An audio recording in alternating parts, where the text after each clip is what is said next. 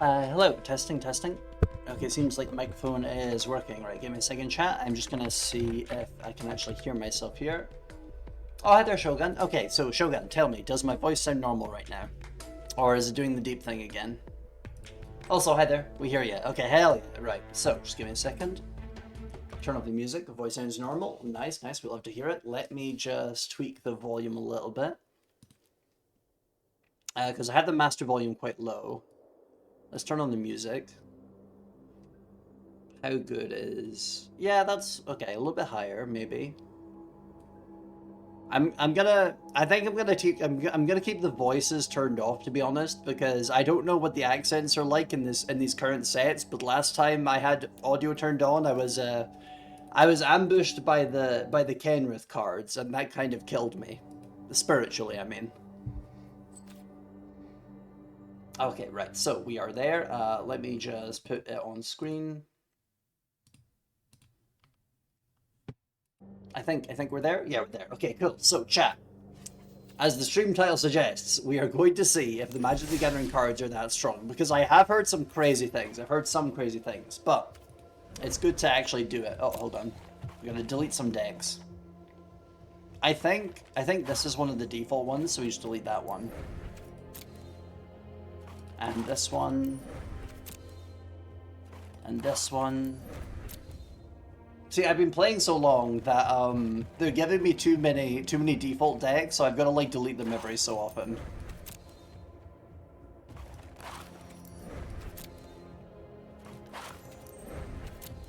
Is there any ones at the top? Okay, this one's a default one.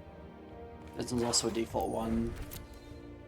But yeah, chat. So I have already opened. I think it was like 10 mythic packs of MTG cards. Oh my god, we're still at the maximum. What is the maximum number anyway? How do I tell? Oh, 101 out of 100. Okay, we'll just have to get rid of more then. We'll get rid of Burb Standard, because that one's like not relevant anymore. This one's one of the default ones. This one's a default one. They should add a button to remove all of the default ones, I feel. For like people who don't need that.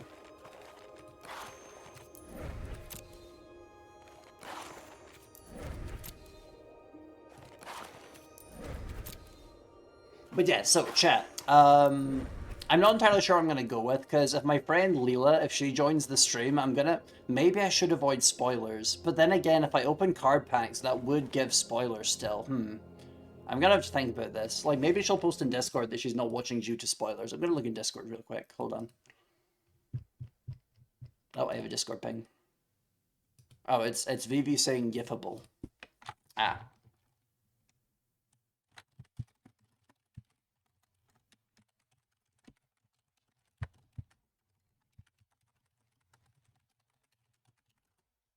There we go. We've shot back. We've shot back, chat.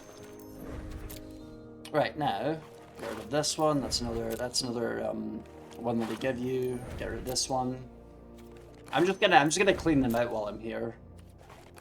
Mono Black Zombies, that's not gonna be usable anymore. Saproling Swarm, I didn't make that one. Okay, what is our limit at now? 86. Okay, 14 more decks is good enough. So, chat. As I mentioned before, we've opened a bunch of mythic packs, so we do have some of the rarer cards. Final Fantasy. Right, what do we have as like options? Because I'm gonna look at this first to try and figure out what to build it around, so we kind of like keep the theme, I guess, of the stream.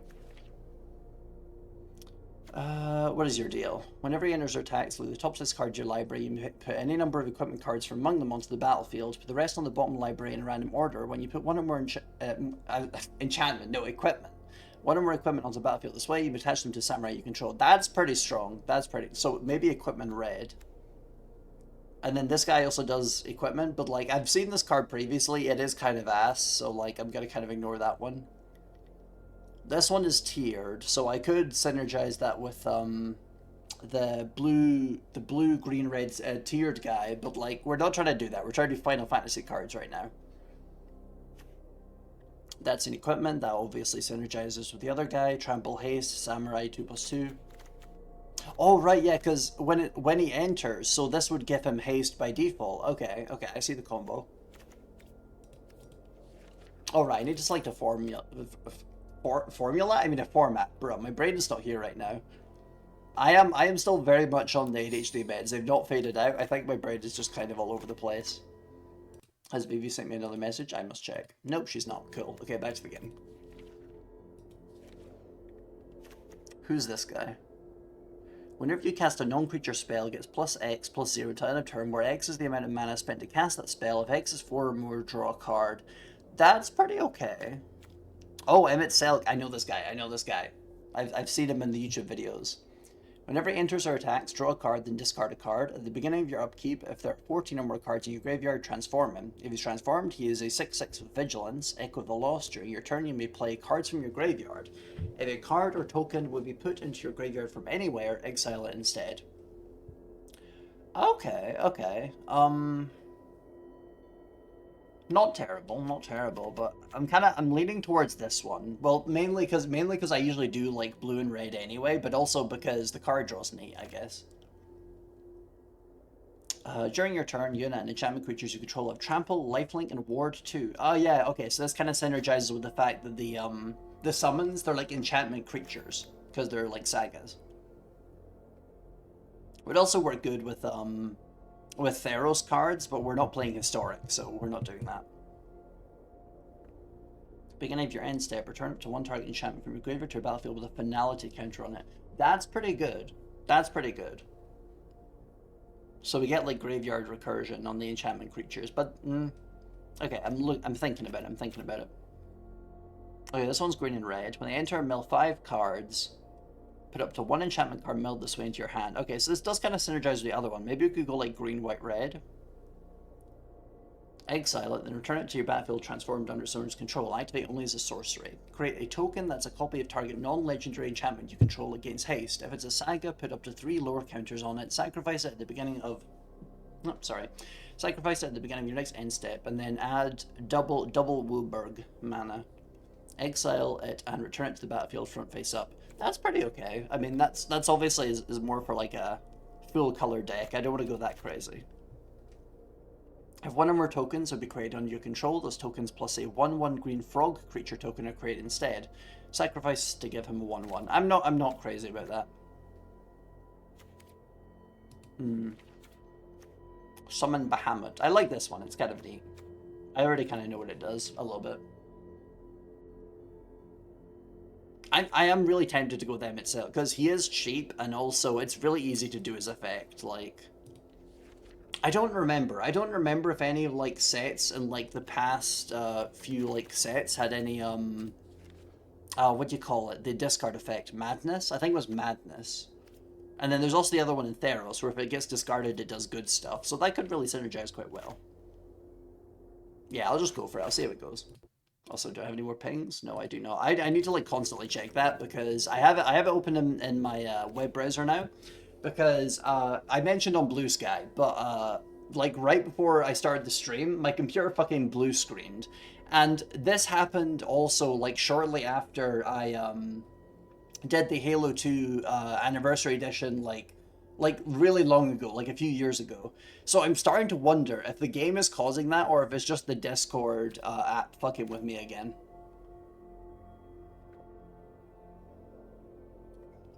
Destroy target creature, gain 2 life. Okay.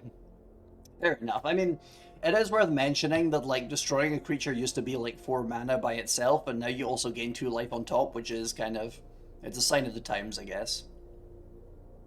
Sacrifice an artifact to a creature. Target creature gets -2/-2 until end turn if this spell is kicked. That creature gets -6/-. Okay, so it's -2/-2 unless you kick. Okay, cool. When this creature dies, create a treasure token.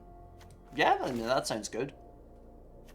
Top 3 cards of your library, put one of them into your hand and the rest into your graveyard. That does synergize with the guy, so... We also need creatures. Okay, so we do have 1 creature. No, we have 2 creatures because he counts as 1 as well, so... Right, how many wild cards do I have? I have 153 common, 172 uncommon, 3 rare, and 22 mythic. Right, in that case, open the crafting thing, so we can see stuff that we could theoretically get as well. And whether there's any other black/blue cards. Okay, I should probably search by that specific type. This is taking a second. Black, blue. There we go. Wait, is it? Okay, it's not lands, not lands.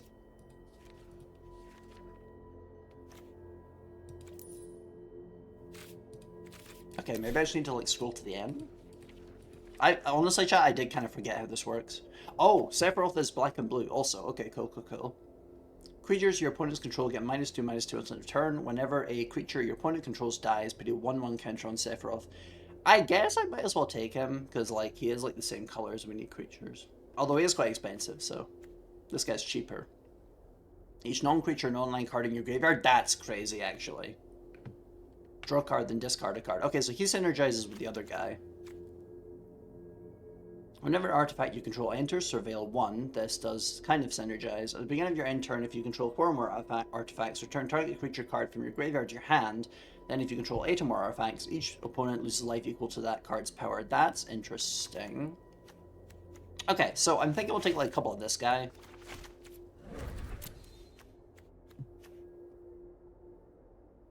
Maybe like one of this guy. We don't want to go like too crazy on it, because that also reduces the number of cards that we get that like buffs him, so. Enters or attacks, reveal 2. At the beginning of your end step, you may pay an exile card from your graveyard. If you do transform, as creature transforms, take an extra turn after this one. I mean, yeah, sure, I guess. Definitely only one, but we'll take it. Yeah, I mean, of course we're gonna throw in fucking Sephiroth. That's like the point of this stream. Right, now... Right, now let's start looking at, like, the non-land ones. Like, everything except for land. No, sorry, except for creatures. Ah, my brain's not working right now. Because we need cards that synergize with this guy, because he could theoretically become really good. So we want non-creature, non-land. Why is there still creatures here? I thought I removed that, didn't I? Yeah, there's, like, creatures, like, not there. Does she have like? Oh, it's because she also is a. Wait, no, because that's also a creature. Okay, I think the search function might be fucked. We gotta ignore that. Exile this artifact at blue. When you cast your next instant or sorcery spell this turn, copy that spell. You may choose new targets for the copy. Okay, that's neat. That's like not too bad. Shiva is technically an enchantment too. Oh, I thought the removing the creature would remove the. Ah, okay, fair enough. Okay, so it's a different kind of search than, like, I was mentally, like, you know, thinking it was. Surveil 1, then draw a card. That's cool, we like that. That's the same as a Ponder, I think, but, like, instead of putting it, like, at the bottom of the deck, you put it into the graveyard, which is good. Getting control of the equipment would be quite good, because I'm expecting with the Final Fantasy cards, there's going to be other people, like, stacking equipment, so, like, countering that a little bit is, like, not a terrible idea.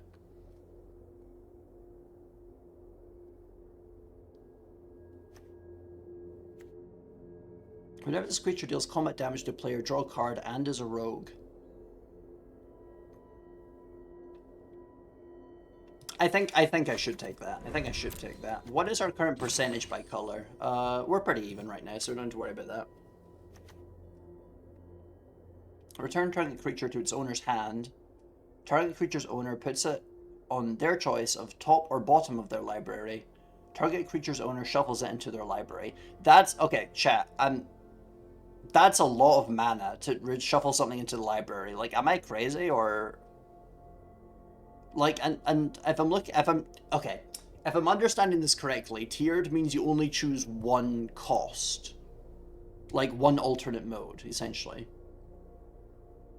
So is that like 6? That's like 8 mana. No, fuck no. Wait, so we just pay the 6? But it says an additional cost on the tier description on the right. I'm totally understandable if you don't get it. This does seem to be a new mechanic, so I'm not like used to it either. I totally understand. Don't worry. I'm dumb. Would be it. Yeah. Don't worry about it. We're all new here. Well, to this set specifically. As an additional cost to cast the spell, sacrifice a legendary creature or pay 2. Counter target activated ability, triggered ability, or non-creature spell. That is kind of tempting because all of our stuff so far is legendary. Like this set is swimming in legendary creatures. The only exception is like the rat. But like I don't think we should let the rat get in the way of that. What is the is there like a blue and black card that is not a creature here? There doesn't seem to be. That's a bit surprising, but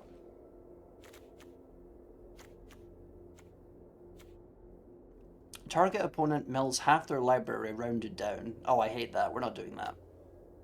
Adding blue is cool though, I guess, but like if the spell is countered this way, exile instead of putting it into the owner's graveyard. Maybe. I mean, it is target spell. It's not like a type of spell. It's any spell. I do kind of like that, and it does synergize with the mage guy. What is our current creatures to non-creatures? 7/6. That's okay. That's okay. When Jill enters, return up to one other target non-land permanent to its owner's hand. Exile Jill, then return it to the battlefield transformed. Target creature can't be blocked this turn. Tap all lands your opponents control. Exile Shiva, then return it to the battlefield front face up. I mean, that's okay. I mean, I'm not crazy about it. Enchant artifact or creature. When this aura enters, tap enchanted permanent. Enchanted permanent doesn't untap during its controller's untap step, and oh, okay, so it's like a lock. It's a lock. Okay. Interesting. Combat tutorial. Target player draws 2 cards, put a 1/1 counter on up to 1 target creature you control. That's good. Three mana for 2 cards and a 1/1. That's kind of crazy, honestly. Like, we don't synergize with +1/+1, but like 2 cards for 3 is insane. Like, I think that's like actually busted. Whenever he deals combat damage to a player, you may exile it, then return it to the battlefield transformed. Each opponent discards a card and you draw a card. Each opponent sacrifices 2 creatures. Yeah, get in there. Get in there. Holy shit. You are also legendary, so that works too.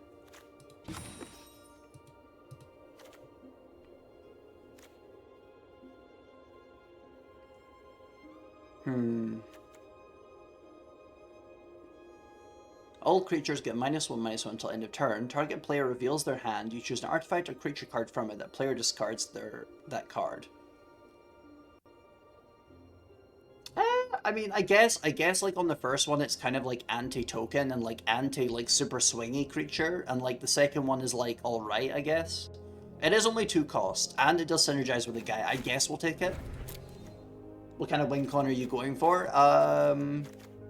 Okay, so there's a few different pieces here. So, Sephiroth gets a +1/+1 by giving things -2/-2 when he enters. This one gives you an extra turn when you transform it, so that's also kind of a win con. Also, it becomes a 7/7, so that's huge too. This guy gets +1/+1 for each non-creature non-land in the graveyard. So essentially, like, our main kind of win con is like either Sephiroth or this guy, and then everything else is kind of like delaying them, and also Emmet Silk. Emmet Silk could also work too, because he only costs 3, and he transforms when you have 14 or more cards in the graveyard, and we have like a million things throwing cards in the graveyard.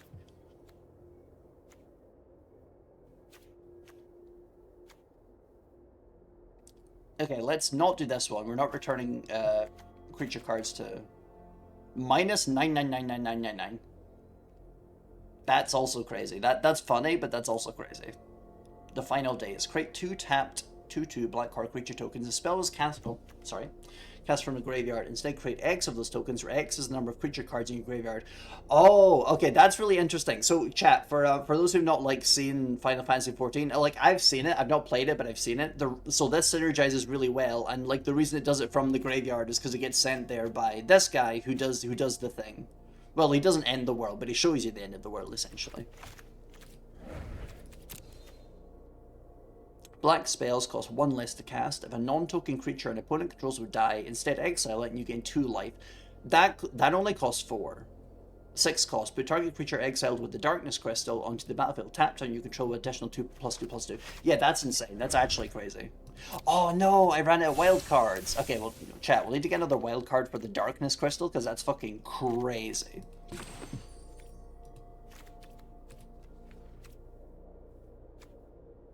Yeah, this one's too rare as well. If we find a mythic, we can take it, but those are like too rare. Hmm.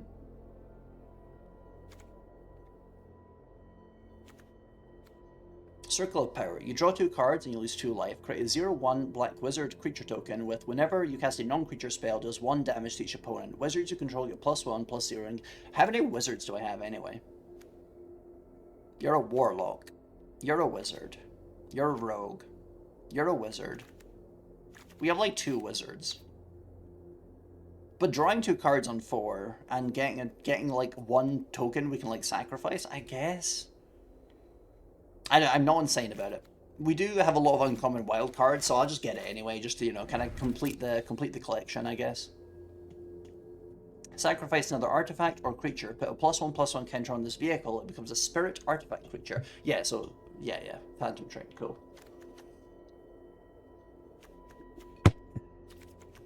All right, we should look for some good blue cards. I think non-creature. Wait, how many creatures do we have to non-creatures? Okay, wait, no, actually, no, never mind. We need more creatures actually.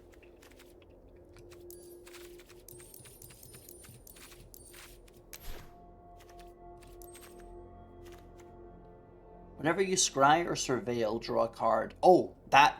Ah, shit. If I hadn't run out of wild cards for rare, that would have been, like, really good with this one. We'll have to look out for that one next. Actually, hold on, chat. I'm gonna open a WordPad document for this. We are looking for Matoya. I forgot the other one. I'll find it later. Whenever you cast a non-creature spell, if at least 4 mana was spent to cast it, tap target creature an opponent controls, put a stun counter on it. Whenever you cast a non-creature spell, if at least 8 mana, put 8 1/1 counters. I don't think our stuff is that expensive, although Syncopate could become expensive. Yeah, none of our stuff's that expensive. We'll ignore that one. Yeah, literally that guy, yeah. Okay, this guy's mythic, so we could get him. XX, copy target activated or triggered ability you control X times. You may choose new targets for the copies. Oh, so it's activated or triggered. Hold on. Because we could copy the draw card. We could copy the... Yeah, this one doesn't really work with that. I mean, it does work with the left-hand side, with the non-flipped, with the draw card, I suppose. And then this one has another draw card. We could also copy that. We could copy that. We could copy the extra turns, but like that would be like an insane amount of mana we're never gonna get. Like, we're not playing green. We're not gonna get that much. We should not rely on that. We could multiply that, but then that would kill this guy. But like, it would also be a win con, I guess. But like that would also be a lot of mana. Yeah, I'm thinking about this one. This one's definitely more of a commander card or a green card, I feel. So we're gonna ignore him. Tap target creature an opponent controls, put a stun counter on it. Draw a card for each tapped creature your opponents control. I don't think we tap enough for that. We do tap a little bit, like it's part of the build, but like... Yeah, no. Yeah, we're not doing that. Yeah, we need more creatures anyway. Yeah. Dark Confidant. Reveal the top card of your library and put the card into your hand. You lose life equal to its mana value. Isn't this a reprint? I believe this is a reprint.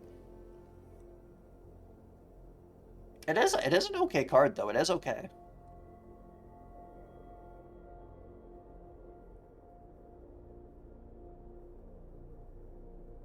I do kind of like this one. Like, it could be dangerous because we do have like some. Although then again, wait a second, because we have because we don't... Okay, so these ones do cost quite a bit, but we have kind of leaned into like the lower end, so this might actually be like a really good idea. I'll put 2 of them in there, I think.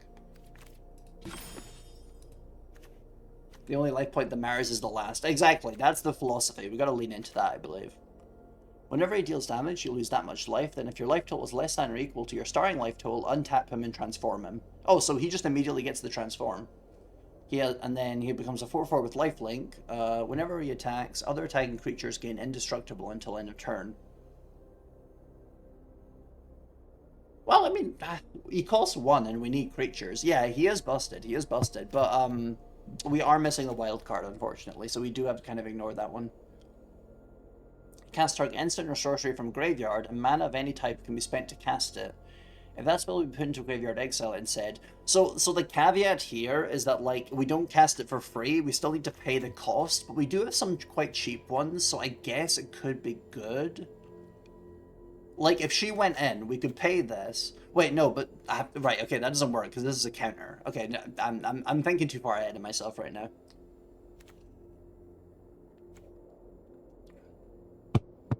We could make him discard a card if we had like 5 mana, I guess. And then if they have any cards that we could afford, because it doesn't say our graveyard, it says a graveyard, so.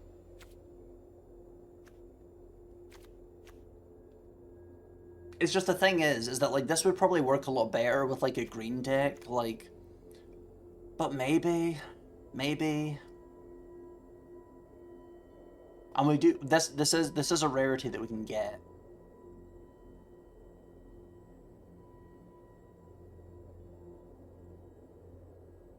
No. Okay, I shouldn't do that. Tapping with a stun counter for 6 is kind of.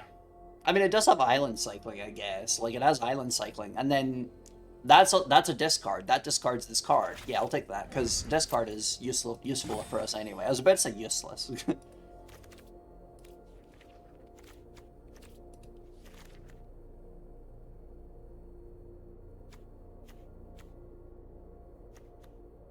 See, the other thing with this one is that it's a guaranteed at least to draw 1 card. If they tap more creatures, then we do get more cards. So that kind of discourages the attack, I guess.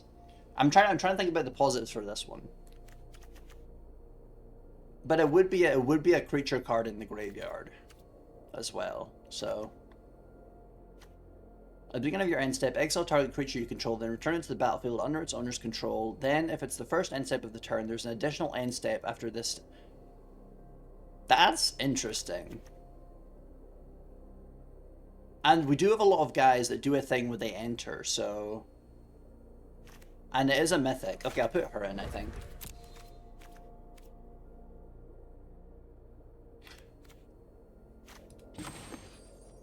Oh, wait a second. What's our proportion to lands? Oh, chat, I forgot. Wait, hold on a second. Okay, I'm thinking. So that's like... That's 28, and we have 24 lands. What?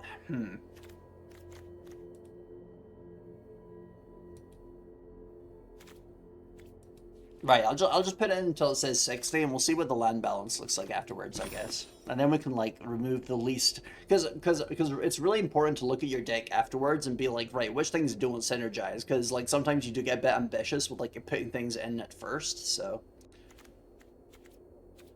Very important, I feel. Or at least in my case, I am a bit silly. Destroy up to 1 target creature. At the beginning of your end step, if a creature died under opponent's control this turn, create a treasure token. Then if you control... Oh, sorry. Then if... Oh, wait, this is a crazy synergy, because Y'shtola, the blue Y'shtola card, it adds another end step. And then this one gives us 2 treasures then, doesn't it? Yeah.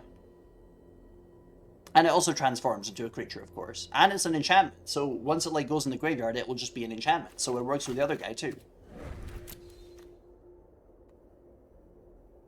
Like, I'm tempted to take 2 of them, because that does like a double synergy. At the beginning of your upkeep, you may pay 1 life. You do draw a card and put... Hold on. Pay 1 life, draw a card, and put 1/1 counter on. That's just really good. That is... it's a shame we ran out of rares. I should have... Yeah, I mean, I wasn't going to look at all the cards before I considered the rare usage, but like, I kind of wish I almost wish I did. Destroy target creature that was dealt damage this turn. Exile up to 2 target cards. Nah, because we don't have the rare, so. Exile the top card of the player's library. Then you may sacrifice another creature or artifact. If you do, you may play the exile card this turn and mana of any type. So this one is pretty good because we could make it trigger twice, and we do have to pay for the creature, but it's not on the turn they enter, and they have menace. So we can also give them the knife, so they can like bypass and draw us cards.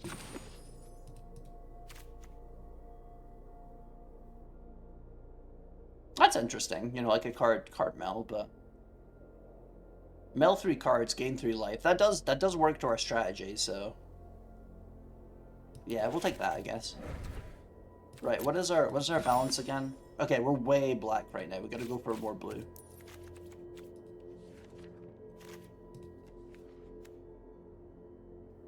Oh, yeah. So this one's the one I wanted, but this one surveils and it flies, so that's kind of like that's pulling double duty for the synergy.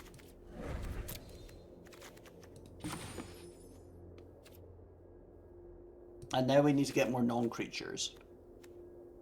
But like blue specifically, non-creatures. Turn off the creature filler.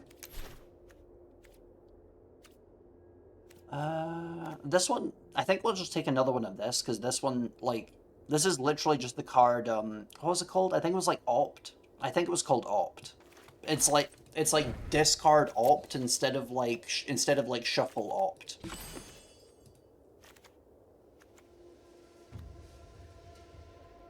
Enchanted wait, hold on. When this aura enters, tap an enchanted creature. Enchanted creature doesn't untap during its controller's untap step. When enchanted creature's dealt damage, sacrifices. That is so specific that, like, the condition to untap them is so specific that it makes this kind of insane. We need to get that. Like, dealing damage to your own creatures, that's like there's a reason why that's specifically the niche of, like, the dinosaurs. Like, most cards do not do that. Like, that's insane, honestly.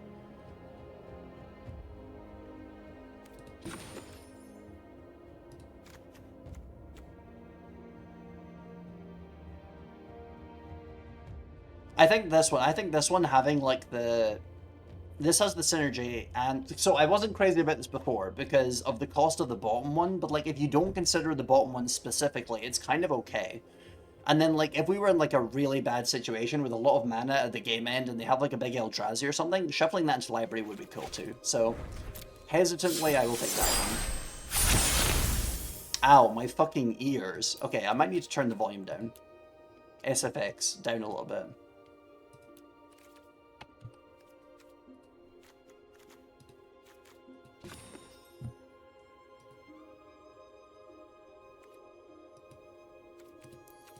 Right, is there any more black lose life draw card? Because we have the Dark Confidant. We could take another copy of him.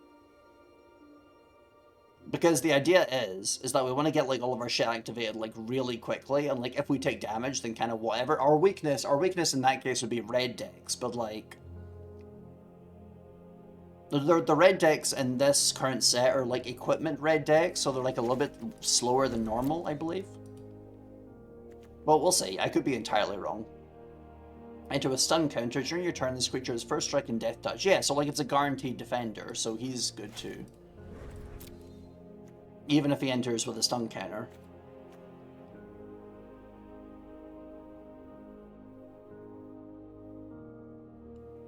Equip by paying 3 life. That's also crazy. +3, +0. But I mean, we're not playing into equipment, so I'm not sure it's like that crazy. Sacrifices a creature of their choice. Create a 0/1 black wizard creature token. Whenever you cast a non-creature spell, deals 1 damage. Yeah, I mean, forcing them to sacrifice and getting a creature and doing like damage with a non-creature, I guess that's good. And then it's also a thing we can sacrifice to our other stuff. And it's also a non-creature spell itself. Right, I think we'll just get one more non-creature, I think. Vincent's Limit Break. Until end of turn, target creature you control gains. When this creature dies, return it to the battlefield tapped under its owner's control and has the chosen base power and toughness. Oh, cool. So, like, if something's about to die, more wizard tokens also means you're pinging more with your cheap spells. Exactly. So, if they're about to die, we can, like, this just means that they don't die, and also we could make them stronger if we have the spare mana. That's got a lot of utility and synergy, so I'll take that. So, our current, this is not the kind of land proportion that I feel comfortable with, but we'll give it a test run. We'll give it a test run and we see how it goes. Hopefully they'll have a bunch of like noob players. Right, we'll just name this like Final Fantasy text. Right, chat. What are you thinking is gonna happen? I'll put a poll in chat. Give me a second. You guys can give me your feedback on how likely you think this is gonna fail. Will Ree win first match? Oh, I completely misspelled that. First match, question mark. Yes. No. I'm not gonna give an option of don't know because that's the coward's answer and everyone will take that one. I'll give you guys 1 minute. So you can make the choice before we get into the match because that would be cheating.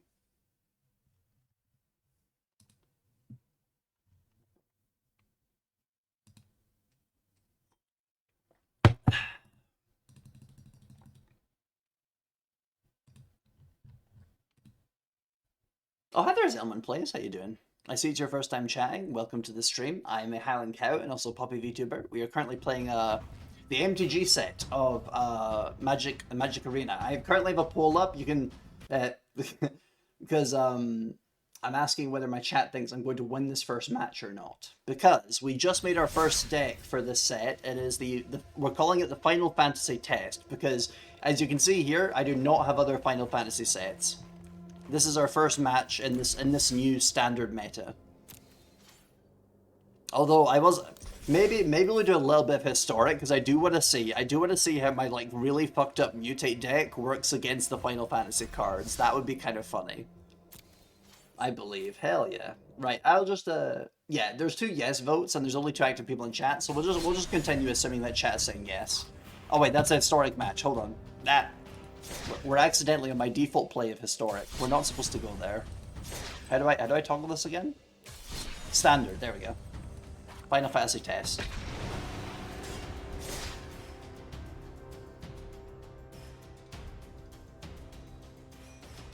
I'm gonna be real, chat. I'm kind of feeling that like it's okay. It's kind of difficult because we're starting at the very lowest rank, so I think we will win. But like I will not be surprised if it gets rubbed in my face. Like I just lose completely. Okay, that's not a terrible hand. Not terrible. If anything really good gets tapped, like if they have like a mana dork, you can tap that, and that'll be insanely good early advantage.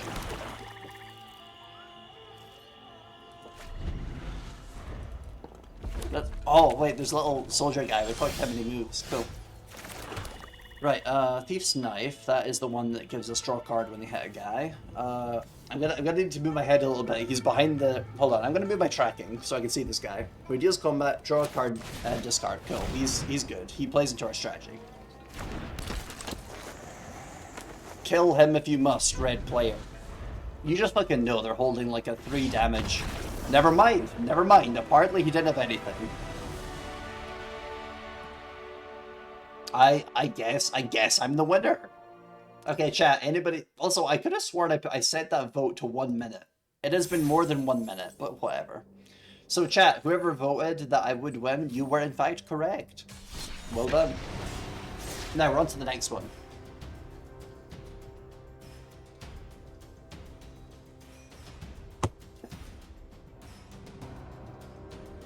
Quite after the D&D set rotated out. Yeah, like, I'm not even joking, that's literally what I did. Like, I quit before they had, like, what do you call it? Non-wizards properties in the arena. I mean, I'm not saying that's some kind of flex, I'm just kind of like, that's the time, you know? Because, like, honestly, like, I'm not one of those people that's, like, super elitist about it, but, like, when it becomes power creep, that's when I start having a problem, honestly. Which is why we're looking at this set to start with. That's a mana dork. That is exactly what I needed.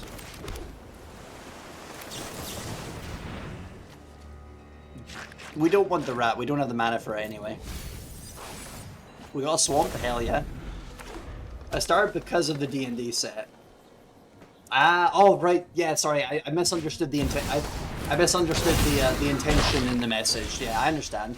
The D&D set, I was actually okay. Like, I was actually kind of fine with the D&D set because it did like kind of still have the same kind of vibes as a normal Magic set. The Final Fantasy one, like, I would be okay with it if it was like just Final Fantasy and it wasn't in Standard. But the fact that it's in standard and it's like so powerful, I kind of understand the complaints, I'm gonna be real. Right, so they're permanently tapped. Send out the Death Touch. Oh, right, he taps. Fuck. Wait. Oh, it tapped with a stun counter. Sorry, this is really fucking loud. I cannot hear myself think. We need to put it back down again. It's gonna be a little bit harder for you to hear now, chat, but like I could not hear a fucking thing I was saying there. Right. But yeah, I misread that. I thought it was just a stun counter. It is a tap and stun counter. That's more fair than I thought it was, honestly. Alright, so this first strikes this guy, so that means that he would not get the trample off, so that's good for me. However, this guy's a problem. We gotta get rid of this guy. I gotta start playing Emmett's out, because he's like our win condition, and we gotta start fueling him. Even if this is very scary. Because he doesn't have the mana dork to fuel this guy yet, so... Milling, gaining 3 life, that does work into the plan. We don't need to, like, defend with anyone and sacrifice them, so we'll sacrifice this one. I mean, discard. Chat, I'm just gonna mention, I use words interchangeably if they're going to the same area, so please do not be confused. I'm not talking mechanically like a judge, I am talking like a very panicked gamer. But yeah, I would say the D&D set, like, the dungeon mechanic, I didn't really enjoy that, but, like, otherwise, the set was quite good, and I was quite a big fan of how they represented the characters and so on. It was quite interesting. Oh, yeah, I forgot this as flashback. Okay, cool, we could do that. This one will give us more life, and... Oh, shit, he's dead. I forgot. Okay, we could play this guy. He's got Death Touch. This one's First Strike and Death Touch. But this one would give us more life, and it would fuel the strategy. Let's just get this one first, though. I love the dungeon mechanic. Yeah, I mean, I can see the appeal in it, where it kind of has, like, multiple routes, and it kind of, like, aesthetically, it fits quite well, and, like, it gives you, because it gives you, like, goblins, even if you're not playing, like, red, and it gives you, like, it's a cool reference to... Wait a second, hold on, it's Death Touch during my turn. My brain just misinterpreted that. I read it correctly, but then my brain later was like, yeah, that's like all the time, but it's not. Fuck. Okay, we just take that. But yeah, it's definitely an interesting mechanic, but I do feel like it was a bit too confusing. I'm trying to think of how to word it with it, like, not in a way that makes me sound stupid, but like it was kind of confusing. Like, you'd just be like mid-game, and then it would be like, right, I gotta check the dungeon, because what's the dungeon gonna do next? How many times is the dungeon gonna trigger?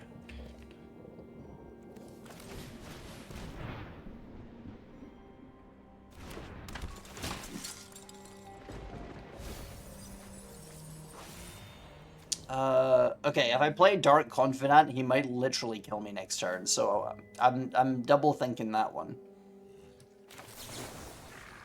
Okay, I was wondering why it let me cast it there, but no, I actually cannot. Okay, right, just play this guy, whatever. We go all in, we go all in. I'm just gonna hold this guy back. He's just a body right now. He's our body. Also, huge D&D and FF fan. Yeah, I played one of the Final Fantasy games back on my Nintendo DS, I believe. It was really good. It was, like, really fun. And, there was another one, but it's on the tip of my tongue. Can't remember. Like, I'm not like a super hardcore, like, fan of the series, but, like, I do appreciate some of the games for sure.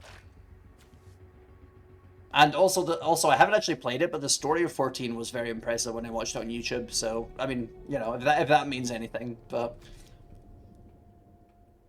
I could just take one from this guy. Yeah, we'll just do that. These guys don't do anything else anyway.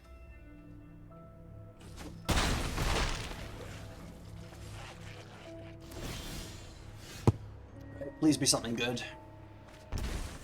Yeah, that's understandable. It did almost kill me. Whenever attack enters or attacks surveil 2, at the beginning of your end step you may pay. I'm not going to be able to pay that, but this is a lot of stats. 14 was okay, I like to live in better. Okay, I'm going to be entirely real with you. Before 14, I don't remember any of them except for 7. Like, the ones that are stuck in my memory are 7, 14, and, like, I have, like, vague recollections of 13 having a funny boss fight.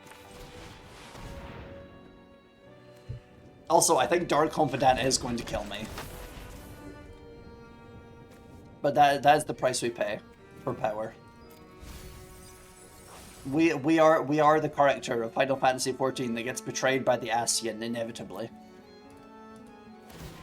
It was the first FFM MMO. Ah, okay. Yeah, yeah. That makes sense, I guess. Yeah. I was quite a bit into D&D initially, where I found some of the lore. I found some of the lore quite interesting, and how like a lot of it wasn't like fully developed. So I sort of worked that into my campaigns and stuff. However, later on, I kind of picked up Exalted, and I found the setting of that a lot more interesting, to be honest. Also, World of Darkness in general, just really good. Yeah, we're losing this one. We'll just let him through. Good game.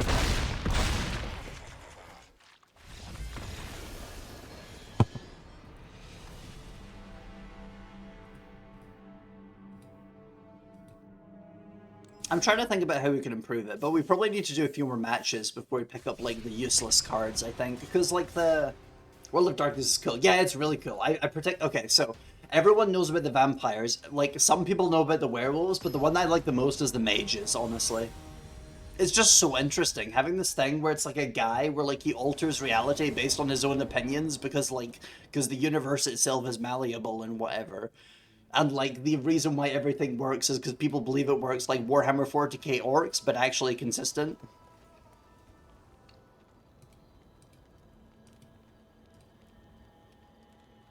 Right, I'm just waiting for this guy to mulligan. Because I'm keeping this one. This one's pretty good as well. Although that does happen often with, like, low-cost decks. You just kind of see, like the first hand, and you're like, yeah, that works for me. But yeah, I'm a big fan of mages. Mummies are interesting. I haven't like learned enough about the mummies yet, but they're really interesting as a concept. I'm not very into the vampires. Like I have a few friends that are like really into vampires, but like I just find it kind of boring and like myopic because the entire point is that like, oh, you're fucked over, and if you succeed, it's like stepping on other people, and I'm like, okay. Like, that's definitely evil. I definitely get that. That's definitely evil. And then there's also the whole struggle of, like, oh, but will you maintain your humanity despite doing all of that? And it's like, I guess there's some interesting elements there. Like, if I were watching someone play it, I would definitely watch the entire session. But, like, the general concept doesn't vibe with me as much. Wrote paper in high school about the relative of reality. Yeah, like, the relativity of it all. Yeah. And then that's the reason why I like Exalted. Like I don't want to assume anything. I don't know how familiar you are with Exalted, but it's made by the same guys that made World of Darkness. Originally it was White Wolf, and now it's Onyx Path. It's kind of honestly like it's kind of like the opposite of World of Darkness, because everyone's playing as like exalts where like they're really fucking powerful, but like there's still like so much detail in the setting. So like you're dropping this guy in with like insane demigod power where he can like parry uncountable damage or some shit like that. But like in like this massively detailed world. So it's essentially like hubris. It's a hubris story. like people get like people play as like a solar exalt, and they realize they have so much power, and then the world just kind of fucks them over eventually. Like not inevitably, you could play as like a different exalt type who's like smarter, or just a really smart solar, but that's kind of the vibe, is like they're kind of hunting down these people, and you have so much power, but like what do you do with it? It's got the same theme as mage, where like if you have a lot of power, you better not fuck up.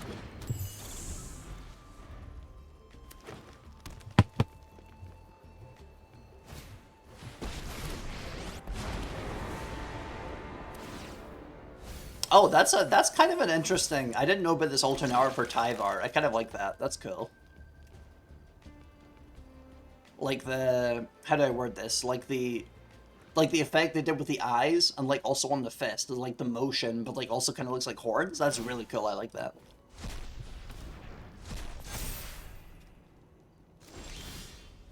I'm surprised they're not... Oh yeah, of course. Well, I mean, they could have attacked with this guy. Wait a second, he doesn't do anything after he's placed. Do they have like a plan with him or something? Personally, I would have attacked, because all I could have blocked with was the pixie.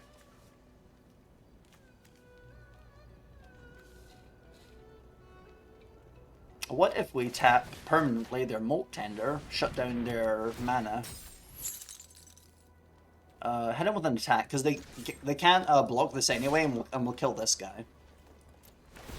And that lets us surveil. We'll get rid of the Pixie.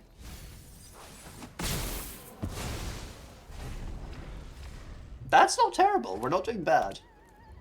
Now we just have to hope they don't drop like a massive creature, because we're not prepared. We do have like 2 Death Touch guys, I guess, but like other than that, we're not prepared.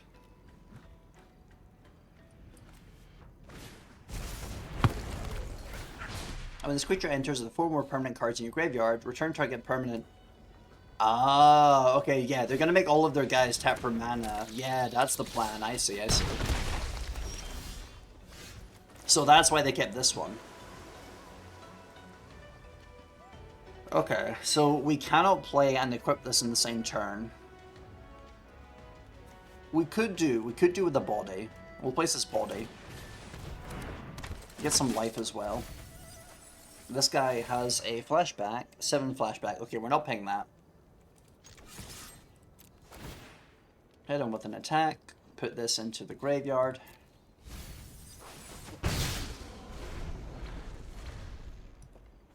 This is going to get really bad, imminently, but if we survive, you know, maybe. Then we're so fucked, chat. We're so fucked.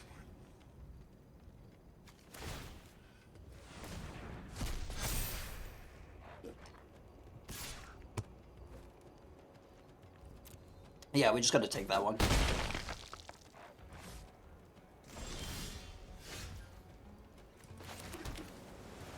Oh. Okay, so we do have a removal instant, so that's only 2 costs, so that's 1 lifeline, I guess. And we get the guy with Death Touch and lifelink.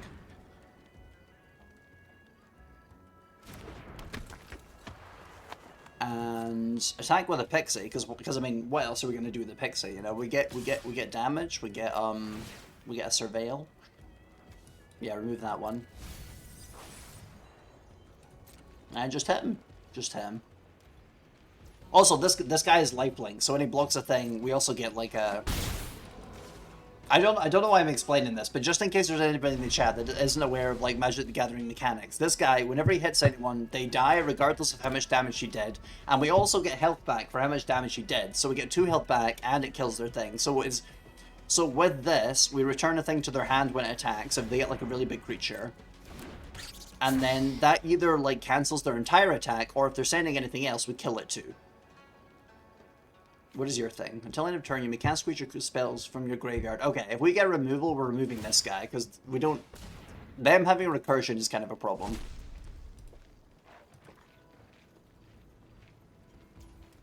Alright, go ahead, hit me. Oh, okay, they didn't... Chat, they didn't hit me. What? Sure, I guess. Dark Confidant, go. Or if we were to pronounce it like a fancy person, Dark Confidant.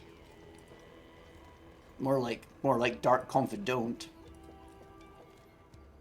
We can tank whatever they hit us with, so we'll do Pixie again. Hit him, do a surveil. Oh, Emmett Selk. Okay, this is literally the guy we're looking for, so we're not putting him in the graveyard, we're keeping him.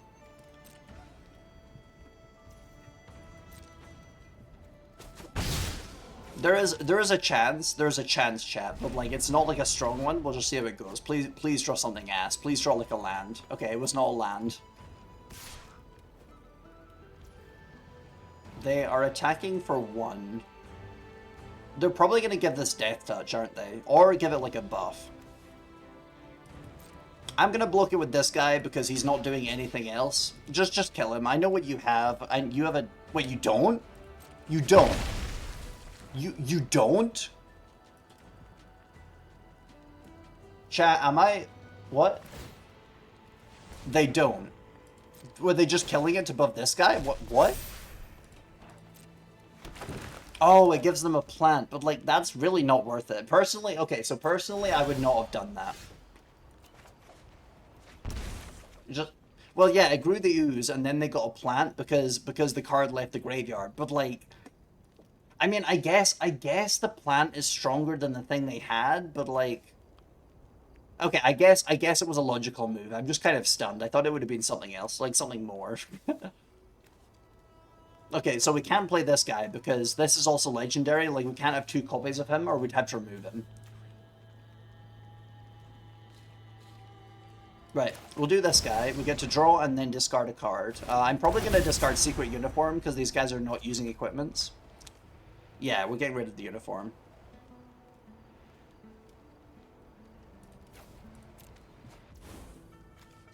And we will hold on to this for their next turn. And we'll use this so we can send another card to the graveyard, getting us closer to triggering Emmet Selk. Whenever deals combat damage to a player, nah, we're way past that point. Like, nah. we need to break them down before we start doing the whole like do damage get thing.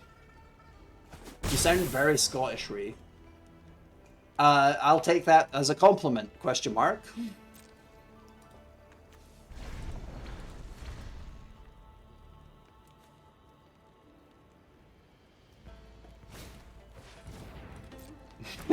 I'm thinking about that sentence, and it's like you weren't lying, and it's like, did you think I was lying about being Scottish? Do a lot of people do that? Wait, no, actually, no, that's true. A lot of Americans do say they're kind of part Scottish. I guess that kind of makes sense, I guess.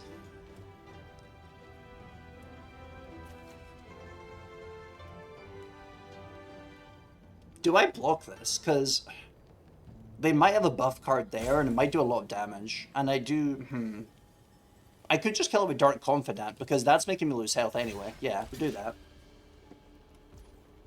Like, confusing me as a Glaswegian? Yeah, trust me, it confuses all of us. Like, if I meet a Glaswegian, I'm just kind of like, sorry?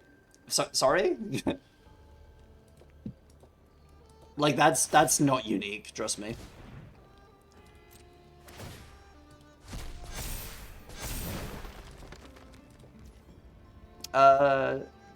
Okay, chat, I think what I'll do is I'll play this, return that to the card now, because that's getting quite buff, and if we play it on our next turn, we'd have to, like, spare the mana, and I've got a lot of plays to make, so get the fuck out of here. I spent 3 years in West Country and heard some stuff that definitely wasn't standard English. Fair enough, fair enough. Okay, Swamp. Now, we can force him to sacrifice a creature, make a 0/1 Black Wizard, with whenever you cast a non-creature, deals 1 damage to each opponent. That's okay, but yeah, drawing cards for damaging people and putting that on the Pixie is good. We can't do it this turn, though. Yeah, it makes its own token, so I guess we'll just... I guess that's useful. I mean, I'm not going to use it much. I'm just going to put it on the Pixie as soon as I can. Right, sacrifice a creature. He's going to sacrifice one of the tokens, or this thing, actually. He gains life when it gets sacrificed. Oh, he sacrificed the token. Alright. That's a choice. That's certainly a choice. Because, like, if he sacrificed this thing, he could have removed it with this and give the plants +1/+1. So I'm just kind of confused about, like, the choices here, but... You know, it's his life. It's his life.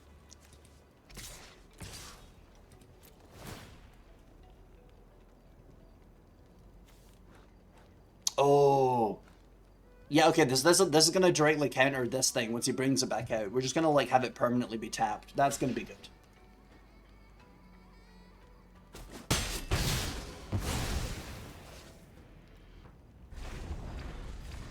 Yeah, and that guy didn't hit directly, so we don't get to draw and discard, but whatever.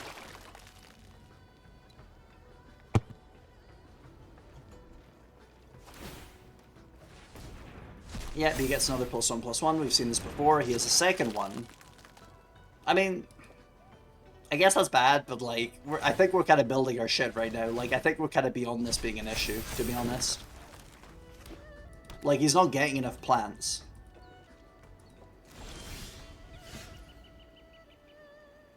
We can't keep any of those things tapped yet, so we'll just play Lock Coal. Because he died, so we'll get another one. Oh, right, I should have put the Thief's Knife on this one. Yeah, I should have done that, actually. Whatever. If we die, then, like, whatever. At the beginning of your upkeep. Okay, so it's our upkeep. So 14 or more cards. Yeah, so we'll just attack with the fairy to keep that increasing. And I think that's... yeah, that's it. Oh, Y'shtola. What's her thing again? At the beginning of your end step, exile target creature you control, then return to the battlefield under its owner's control. Then if its first end step is turn, there's an additional end step after this step. We can afford her right now. I'm gonna keep that on the top. And it's gonna be really good with oh yeah, because we can send this one out and in again and continue getting life, or we could do it with this one. Does it work with artifacts? No, it's just creatures. Okay, so we could also use him to draw and discard as well. In turn. Hey, Pat's the cutie read. Thank you. Oh wait, sorry. I'm not currently in the puppy avatar. I'm gonna do the cow noise. They've got a little dinosaur pet over here. I'm trying to click him. He does a little jump. Okay, they're not doing anything, so just play Y'shtola. I think that might be us won the game now, because, like, there's not really anything they can, like, do. I mean, they can try to attack, but, like, it's really not going to stop us. How goes the Magic and the Gathering? The Magic was pretty good. The Gathering, questionable. When the creature enters, tap target artifact or creature an opponent controls, put a stun counter on it. Nah. We don't need... because that's good for the island cycling, or, like, I don't know, if we really need to shut down one thing, but, like, putting it in the graveyard's more valuable right now. Okay, I'm thinking. 9. Yeah, let's speed up this guy. We'll take him out, put him back in, get rid of a card.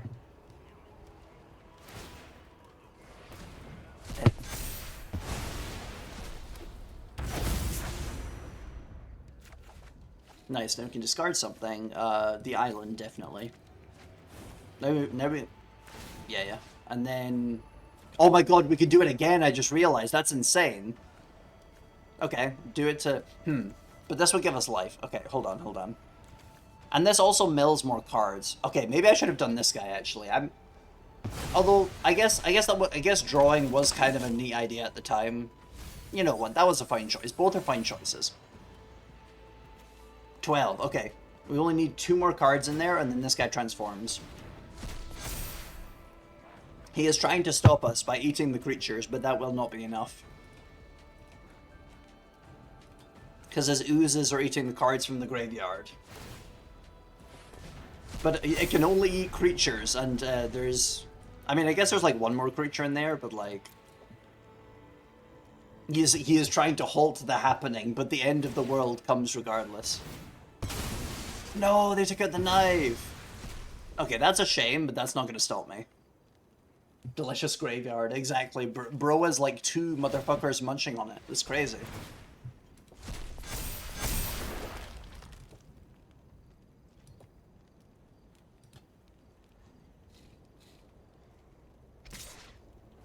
Yeah, he feels forced. He feels forced to do that. Yep, throw your guy into my guy.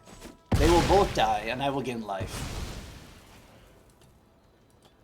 Are you gonna banish that one? Are you gonna exile him? Yeah, it's just gone. He's given up on it. He's given up on the second one. But then it does buff the flowers. By like 1/1.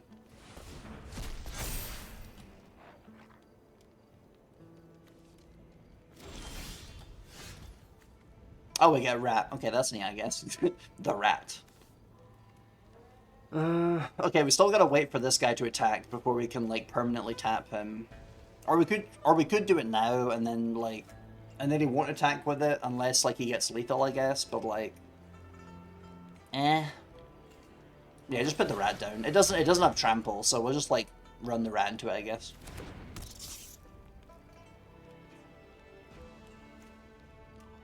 There's nothing special to keep tapped right now, so I'll just end. And then Y'shtola... oh wait, no, hold on, sorry. No attacks. Y'shtola gives me more life, sends these guys out and in again. In and out, just like that American chain.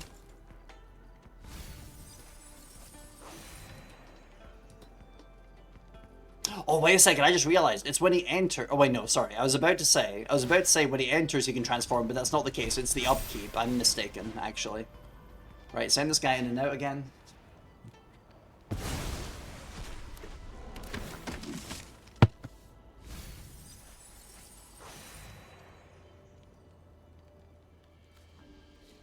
Yeah, so we're currently at 14, but he does have enough mana to eat some creatures out of here, so... But we are getting there. We are getting there. We just gotta survive a few turns, which is pretty easy when we are recovering health at this rate. No, they killed it! That's so crazy. They actually fucking killed it. Like, that was such a good strategy that they had to kill my guy that does nothing except enter and gain life. That's mental, honestly.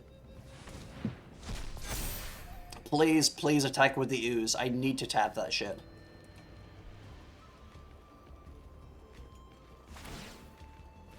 Trade offer. I receive damage. You receive tapped ooze.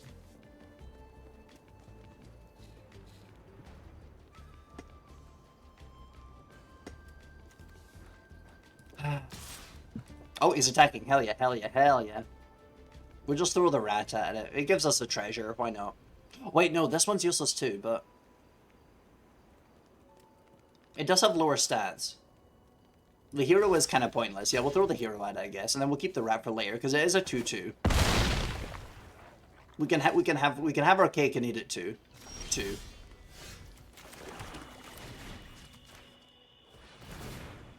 And we deal 1 damage with this. That's a thing, I guess. Cool. So now all he's got is the flowers. Unless he finds a way to damage it, which I kind of doubt is going to happen. Because he's not done it for this one. No, shit, they're destroying the enchantment with the mites. Bam. Okay, never mind. He found a way around it. Okay, but... How many creatures are in here again? Yeah, it's no creatures in there anymore, so... By next turn, I believe we transform him itself. I think I'm going to keep everything untapped. I'm not even going to attack with it. But the Pixie does give 1 surveil. Hold on. Right, hold on, chat. I got to do some math. So our deck is roughly half creatures. Our graveyard is 13. We only need 1 more. However, this can... Yeah, it can exile up to his number of... Yeah, so we got to, like, surveil as much as possible. Because if it's mostly creatures, he could still just eat it. Yeah, surveil that one. Like, destroying a target creature would be good, but, like, at this point, that's kind of, you know, redundant, I guess, is the word. Yeah, and they can't eat that, so that's 14 uneatable cards. So next turn, this guy transforms. Is there any good entry abilities? Like, other than... I guess we could just do that again with him. Just send shit to the graveyard. Because nothing else has an entrance.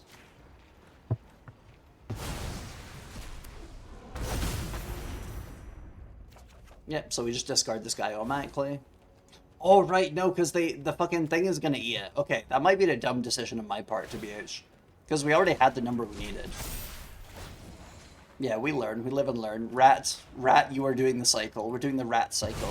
This is my new workout routine. The rat cycle.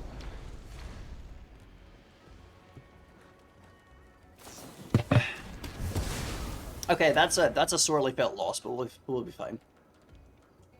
They got rid of my pet cat.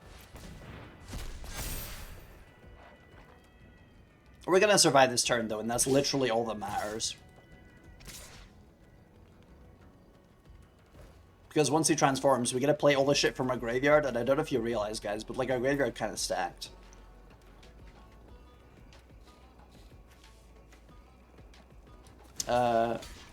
Should we even block this? Should we do we actually have a reason? Hold on, 10, 14. Yeah, we do have a reason to block, I guess.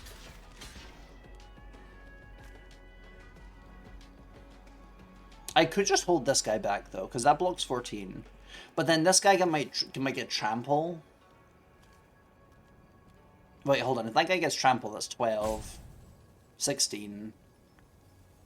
That wouldn't kill me anyway. But there might be a buff card. Fuck. Okay, guys, we just take it. We just say we just go. Conditional Yorkville yippee. Yeah, they're just buffing it unnecessarily, I guess. Oh, wait a second. Wait, was there creatures I missed? Wait, hold on. Wait, hold on. Can that eat non-creature cards?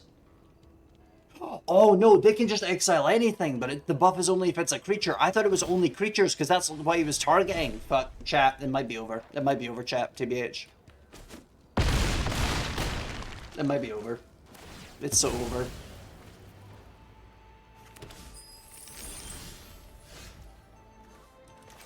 Scooze strikes again. Yeah, I can't believe I got fucking scoozed. Right, I don't know. I don't know if there's a point to attacking anymore, because if we surveil, they'll just, like, take the thing at the graveyard, so... Yeah, just hold on. Just hope we get a good card, I guess, and survive the turn.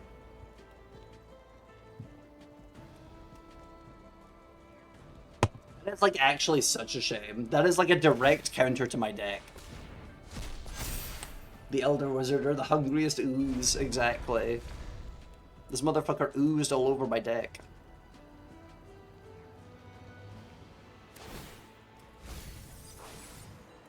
What's our card numbers? Nah, he's not gonna mill out. I was wondering if he was gonna mill out, but he's definitely not. Okay, that's a cool art. I like that. Women. I like women.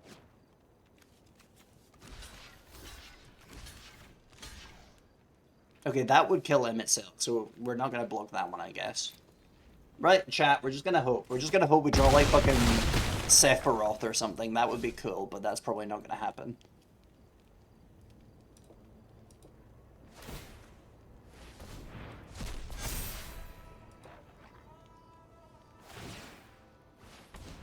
Playing the fucking song. Chat, we gotta invoke him. Da da da da da da. Sephiroth! Sephiroth! Dum dum dum dum dum dum dum dum dum. Sephiroth!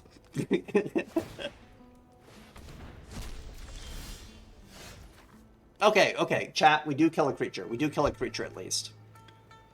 At the beginning of your end step, if a creature died under opponent's control, create a treasure token. Then if you control 3 or more treasures, we only have 1. This would make it 2 though.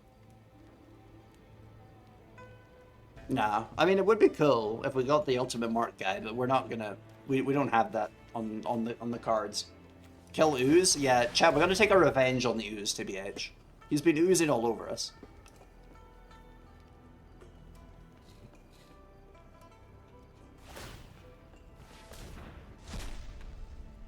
Yeah, just fucking put the Ooze in the bag, little bro. Put the Ooze in the bag.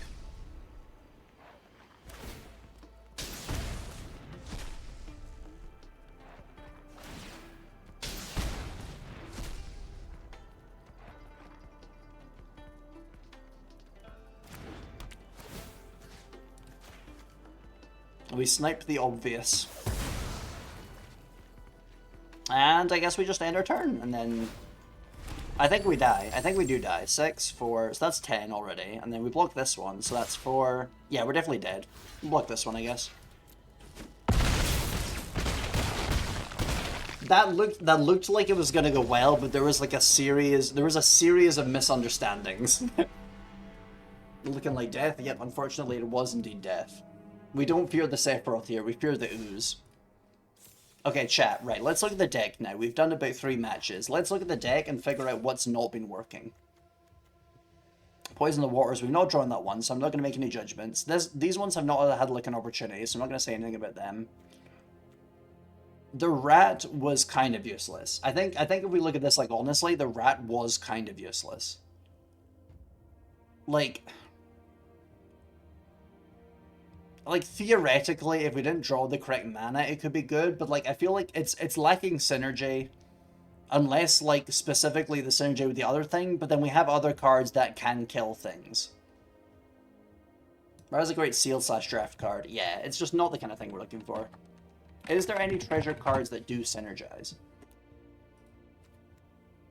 We could add a greedy freebooter. That does cost 1, it dies, scry, create a treasure. That's not terrible. Just a cute little guy, exactly. Oh, actually, chat, we got a filter by Magic the Gathering, because there might be some broken shit in there, you never know. When this creature dies, create a treasure token, exile target card from a graveyard. Okay, now that's a... I mean, this does counter other graveyard strats, I guess, but, like, I'm not really looking for that. When this creature enters, you lose 1 life and create a treasure token. Okay, that synergizes crazy. That synergizes with Y'shtola. That's way better in our strategy. He's just a cute little guy. Exactly. Unfortunately, the world we're playing in has no place for the little guy. Something capitalism. Hold on a second, I've got some pings. Okay, that is nothing. We don't need to worry about that. There's also nothing there. Cool. Right, next match, let's go. You go first. How's our hand looking? Counter, conditional. This costs 2, this costs 3, but 2 black. We do have that though. This costs 4. Okay, this is good. We draw like another land and we get this guy eventually. I think this is an alright hand. Not incredible, but it's alright.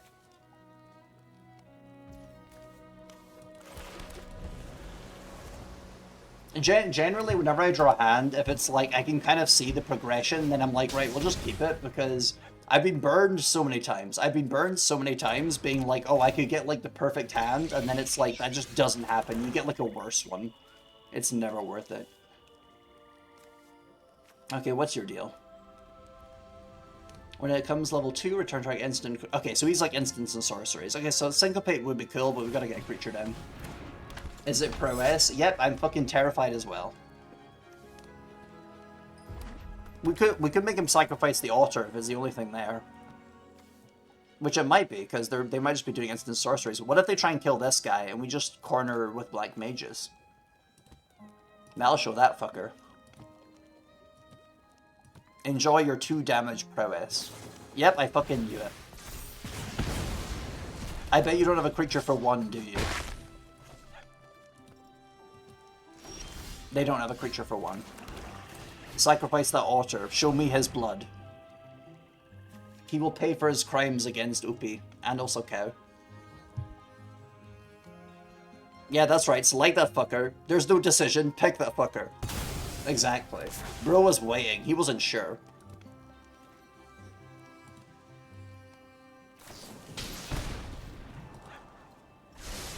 You must be real mad. You must be real mad using Opt without prowess. This guy can't hear a single thing I'm saying, but we love to talk, folks. We love to talk. A bunch of tiny wizards being the best of it or it had to be done, honestly. When it enters, you lose 1 life, create treasure token. When this creature attacks, you may sacrifice another creature artifact. If you do, surveil 2. I didn't even honestly, chat, I didn't even read the second half the first time I read it, but that's like insane actually. It's a second synergy. When it deals damage to a player, put that many incubation counters on it. Remove 3 incubation, create a 2/2 blue drake. Okay, so we don't want that to hit us is our main thing, I guess. Draw 2 cards, but plus okay, we're just gonna get this guy first, so like it's like not safe for them to attack, essentially. And it also gives us a treasure token. So even if they take this out with like a spell, then and if they send it back to my hand, God help them. God help that fucker if he sends it back to my hand. Hatcher's crazy. Yeah, I haven't seen it yet because I haven't played super recently, but it is an interesting card, I guess. They're probably going to give it flying, I assume. That's like the blue-red thing. Okay, they're mousing over it, so they're definitely giving it flying. No, haste, okay. Haste and +3/+0, I guess. Yeah, Syncopate does not work because we don't have an extra mana, but thank you for trying to like fake news me, video game.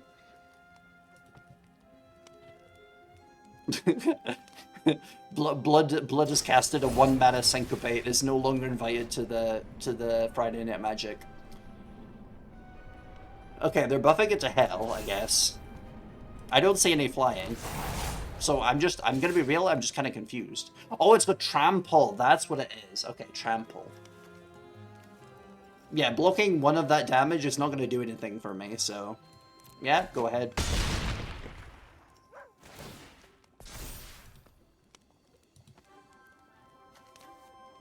It's not looking great, chat. It is looking, in fact, quite terrible.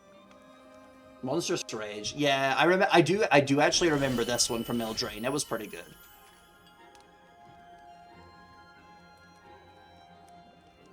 It might be time to draw 2 cards, chat. We are fucking desperate right now. This guy does have Death Touch and Lifelink though, so like unless it becomes flying, which I still suspect it might.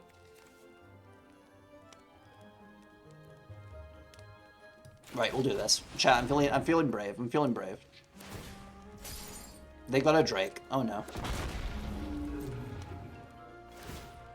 I hate folks who go to unranked with meta decks.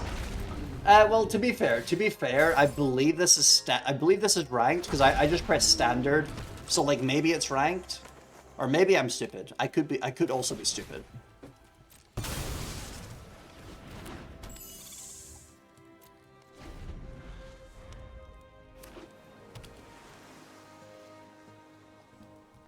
But no, we don't worry about it. We don't worry about it. There has been a couple of close games now, and as long as it's close, I'm not bothered. I hate folks who go to ranked with meta decks. Honestly, valid. We understand the motivations, but we still condemn their disgusting soul.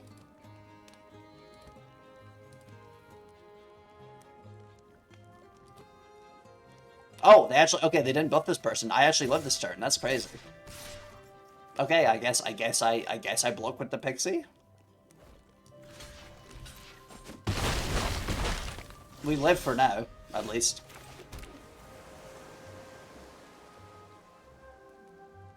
Chat, I think we just got to draw the 2 cards, and also. Wait, what did I do? Oh, player. Right, I'm stupid. Creature. We'll get the lifelink +2/+2, I guess, because none of our other stuff's flying. So. Oh, Sephiroth.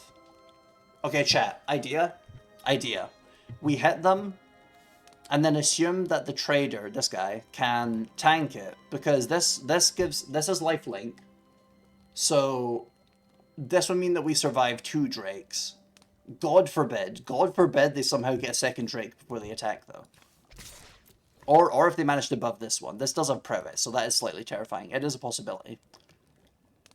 But anyway, we just hit the guy. Draw a card, then discard. What do we get? Okay, tapping a creature and doing a stun counter, like, normally I kind of scoff at that, but, like, right now that might actually be pretty good. I'm gonna get rid of this, because... And it does have...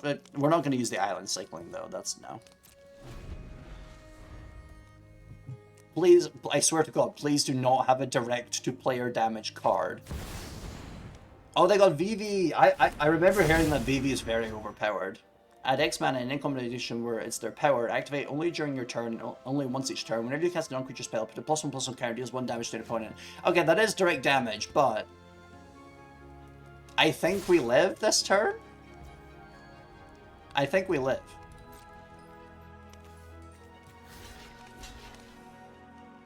Yeah, they're probably gonna have like a red spell or something, give this prowess, because like otherwise why would they attack with it? Unless they're like bluffing, I guess. VV, exactly. We're fucking terrified here. We hate VV, chat.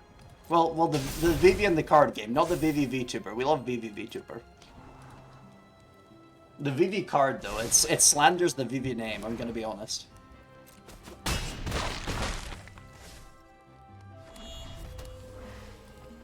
Oh, and then they can do that now, can't they? Because it has 1 power. Yeah.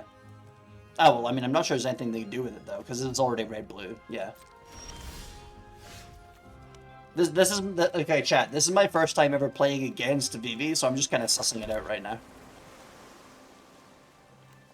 Okay, Sephiroth does go kind of insane here, and they only have 1 mana. So that would kill the Drakes. And then we can attack with this guy, because their shit will be debuffed. Oh wait, but this guy's also -2/-2. Well, yeah, but they can't damage him anyway, so like, who the fuck cares? Okay, chat, we do the theme. Sephiroth!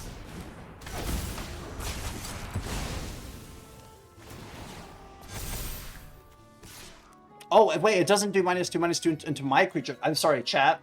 I'm so used to black cards doing -2/-2 to everyone, I thought it would do it to my creatures as well. That was a misinterpretation. Give me life, please.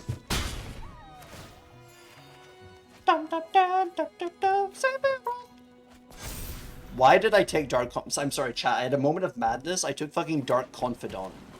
That would, like, actually kill me. I'm sorry. I'm stupid. Please forgive. Wait, what was that? Whenever you cast an instant sorcery... okay, so it's token generation on non-creature. Cool. I was gonna say... Don't say. You will shatter my confidence.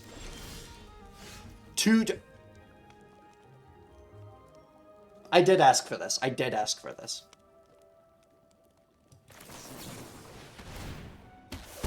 Yeah, deal 1 damage to them, guy.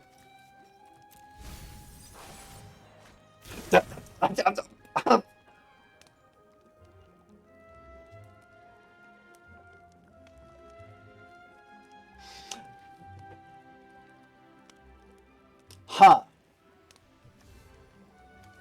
Chat, do I just play the Dark Confidants? Do we just use them as bodies?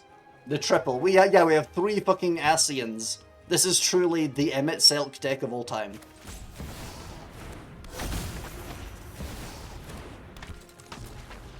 Just fucking hit him. This guy's vigilance. Hit him too.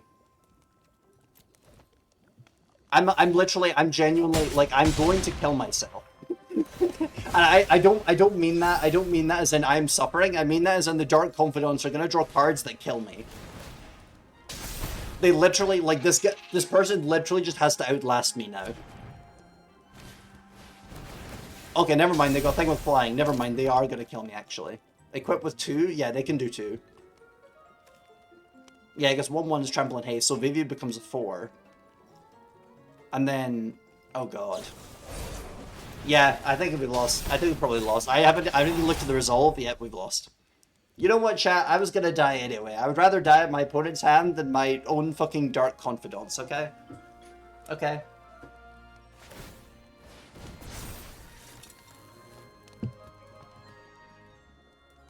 Decent Balatro hand, exactly. We love 3 ancient guilds beyond human comprehension. That will also kill me.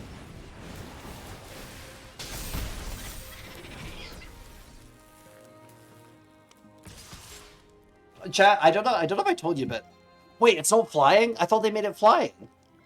Wait, do I actually survive? What the fuck? Am I crazy? Wait, chat, what? Wasn't there a flying thing in here? I'm not crazy, am I? Trample. Yeah, yeah. I mean, trample's bad, but I thought they had a flying thing for some reason. Am I just crazy? I think I'm just crazy. Crazy? I was crazy once. Right, fuck, hold on. We can just kill this. They have no mana. But they could zero... Wait, did they do this yet? Oh no, they've already done it, so they can't do that now. I mean, I guess they're gonna get more otters, but like... At least we kill Vivi.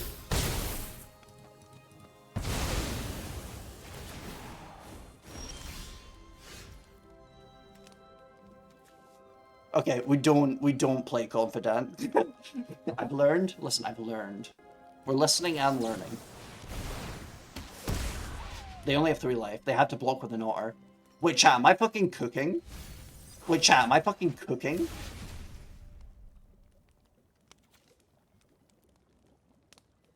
Yeah, he is a good blocker. Yeah, because, okay, chat. Hear me out. So,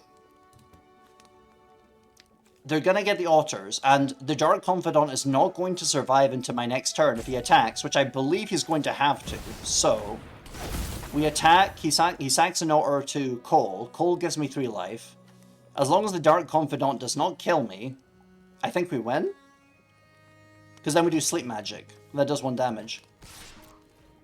Well, that doesn't immediately kill, but you know, you get my vibe. We've got non-creatures. Please draw a land. Please, I need to draw a land.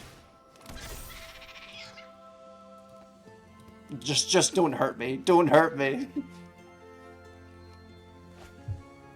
We're trusting in the Asians. This is historically... Listen, chat, historically this has turned out to be a bad idea. So I'm just saying, if I die, this is canon to the FF14 verse, whatever. I don't know what the fuck you call it. Okay, yeah, they're actually gonna kill me. Never mind. My hubris.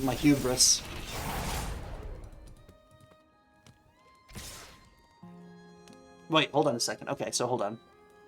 No, I am dead. Okay, I had like a very faulty brainwave for a second, and like, no, I am actually dead. Okay.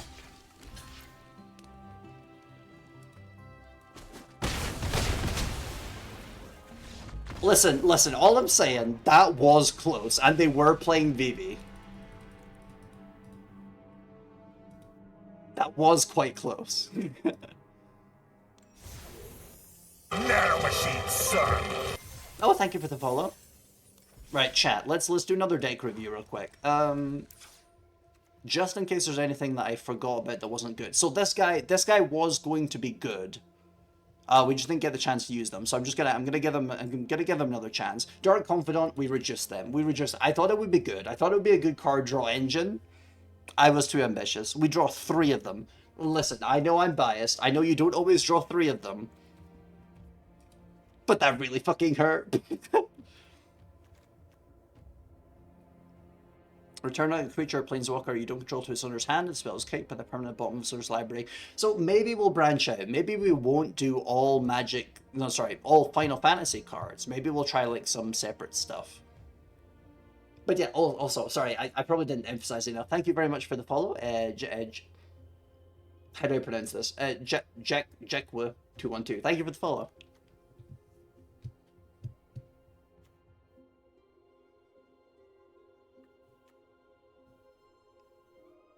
Maybe it's a bit scary. Yeah. Spectral Sailor is a very funny meta deck card, but like I feel like it's not as crazy with what we're going with.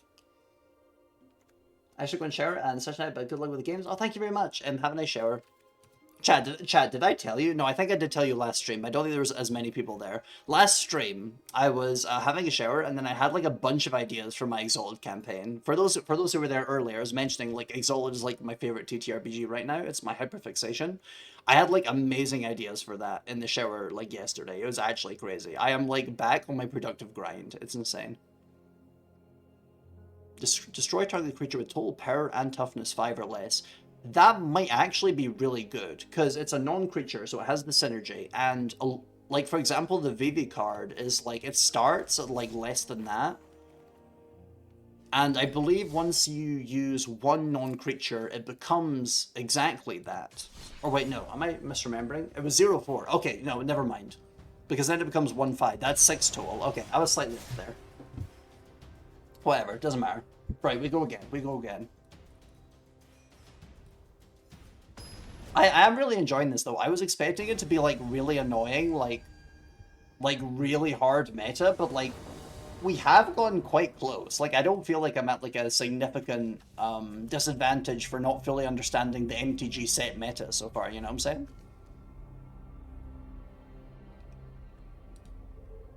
I will say, I did mention at the start while we're doing the deck building, there is definitely some cards that are very power crept, but I've not been, like, unenjoying it. So, I mean, I guess there's that, although, I don't know. I'm not as, how do I word this? Like, I'm not like a jock. I'm not into comics, so I'm not as excited for the Marvel stuff and, like, weren't they doing, like, an Avatar The Last Airbender set? I'm also not a massive fan of that. Although it did heavily inspire Exalted, so I guess, you know. The people that make the things I like do like Avatar. I do not like Avatar myself. It's like, okay, it's got like, it's kind of like, okay, how do I word this? It's kind of like Doctor Who, where like the message in some of the episodes is actually like insanely based, and it's got like some parts are quite interesting, but like the vast majority of it is not like worth my attention, I feel. The same as Doctor Who. Okay, sleep magic does not work here, so we're just gonna hold on to Syncopate by necessity.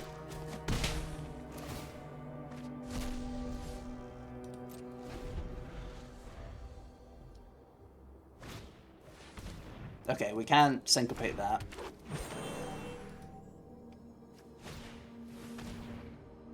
We could Syncopate that. And it is anti-graveyard strategy, and you also gain life when it dies, but it's only a 1/1. Like, I feel like it's a bit of an overreaction. Like, yeah, it's like, it's annoying, but like, it's not that bad. I should say that.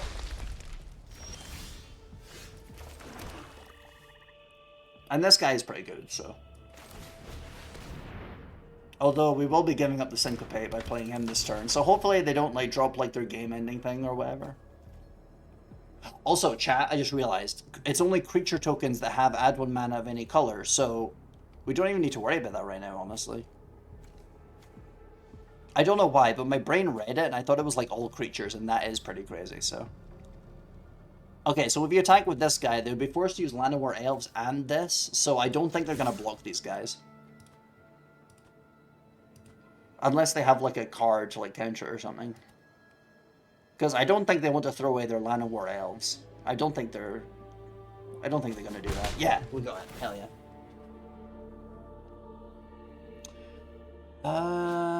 We can't cast this anyway, so we're not going to sacrifice another creature. By the way, chat, for those who have not read it yet, this card, whenever we deal damage, we may sacrifice another creature or artifact, and we may play the card that is exiled by them from the top of their library.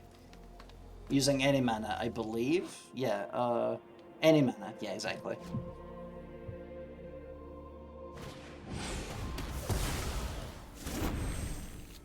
Okay, that's sad, but we take it. Whatever.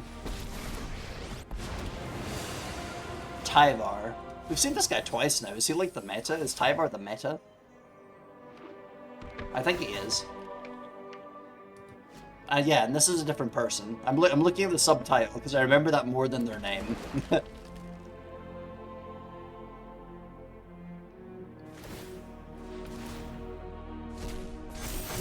Okay, so they got 2 tokens that are generating mana. That is a problem.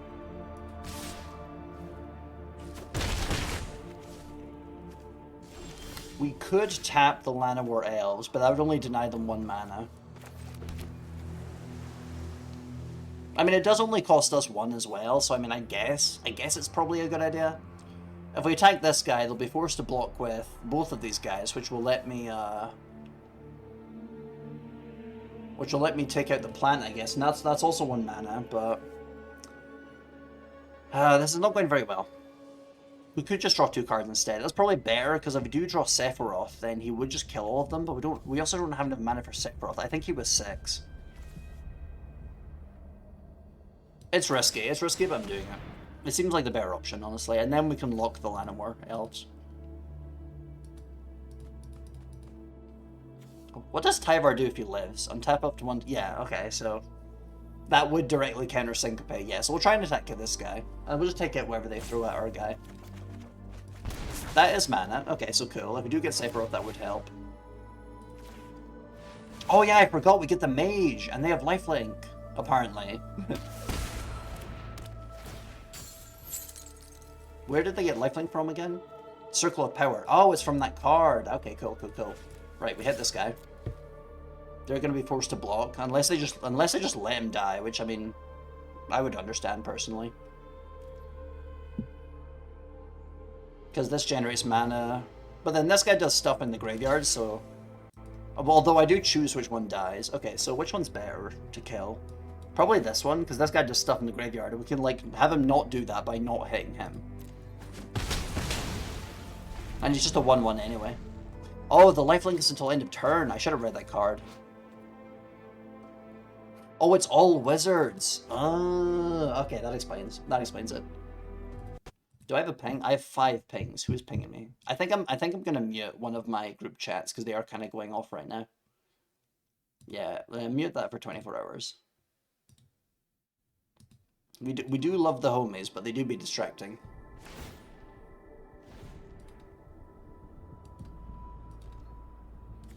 Oh, they got Titan. Okay, that's not good. Right, just take these hits. That might be the first time I've ever seen someone attack with Llanowar Elves. That's mildly interesting, I guess. Right, we can kill this guy immediately, so that's nice. Before he does his thing. And then we get 1 treasure at the end of turn. We'll just hold back this guy. Hopefully, if we draw Sephiroth, this will, like, kill, like, everything except for the flower. But that is, like, not incredibly likely. Okay, they could tap for mana, so we're not going to try and syncopate this. We'll wait to see if they try and cast something else.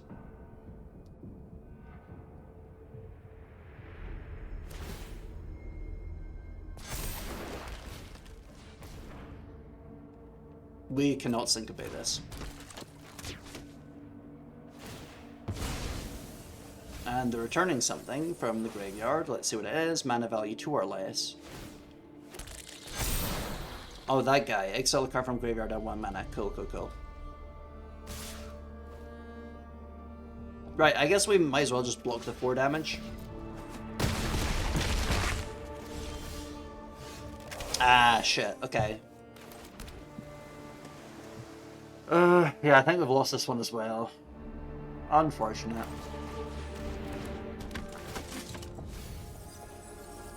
We do get life from that, but it's not going to be enough, I think.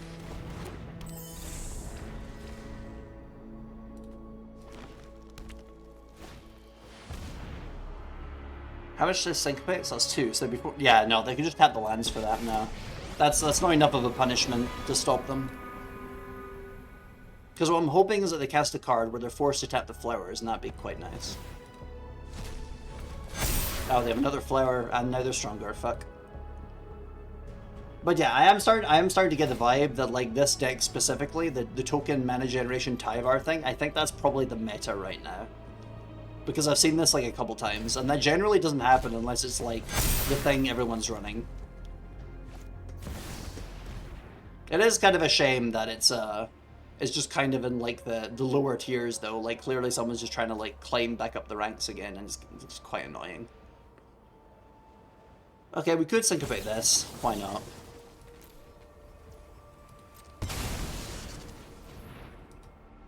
So you'd have to tap 1 land, 1 flower, and they can't tap these ones because they just came in, I think. Oh no, they were holding onto mana. Ah, I didn't notice, but... Right, whatever, we're dead. Return a non-avatar creature card or planeswalker card from your graveyard to your hand. Neat. I need to turn the SFX down again, that's still loud as fuck. There we go. Whenever they play anything, it's like doom, or like a weird like metallic key noise in a keyhole. Best way I can describe it.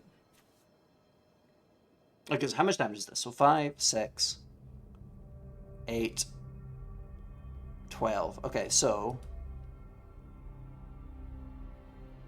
I think I might actually survive this. Hold on. Unless I'm like missing something, which I could be.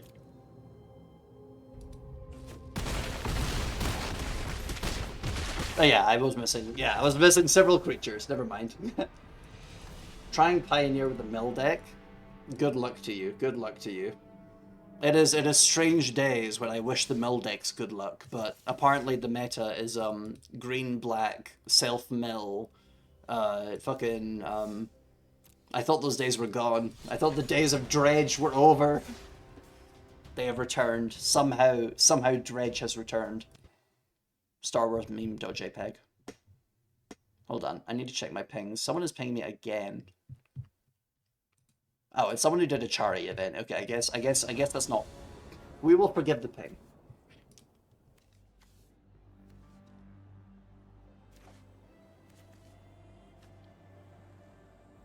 Okay, I'm not crazy about the hand. There is no creatures. But we do have a logical progression of like. But then it only starts at turn 2. Yeah, Mulligan. Yeah, Tom Berry. Chat, we love Tom Berry. How's the deck? It is, it's going pretty alright, although we have kind of figured out right now that the meta is, green-black right now, and we have run into that a couple of times, which is, like, it's dampening the fun a little bit. Oh, this is white. Okay, I'm already happier. It was dampening the fun a little bit, but, like, it's still interesting. It's still interesting seeing these new cards and stuff, because look at this. We have fucking Tonberry. He enters tapped and with a stun counter, but during my turn, he has first strike and death touch. He is the slow man that instantly kills you.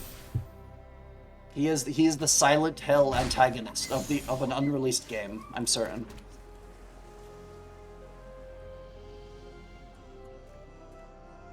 Dark Confident. Yeah, we go all in. We go all in. Give me the damage. Also, Shogun, so they reprinted Dark Confident, as you can see in the Final Fantasy theme. But I put 3 of them on my deck because I thought it would be like a really good draw engine, and I drew 3 of them subsequently, like one after the other. It was so fucking dumb. I'm definitely gonna use it as the stream end clip though, because it is really funny. It was like so fucked up though.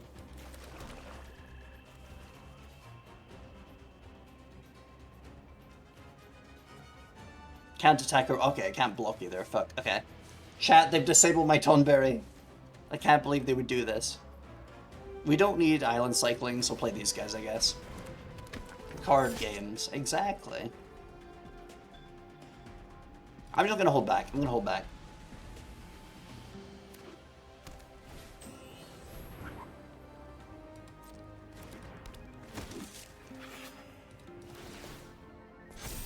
Okay, chat. This is another meta strategy, but this is a meta strategy from several years ago, so you know what? I'm fine with it, honestly.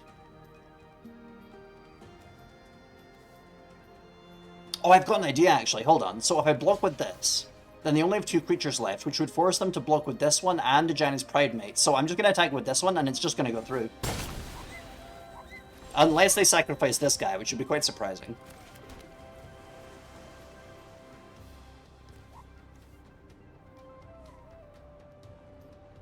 Yeah, we go for it. We go for it.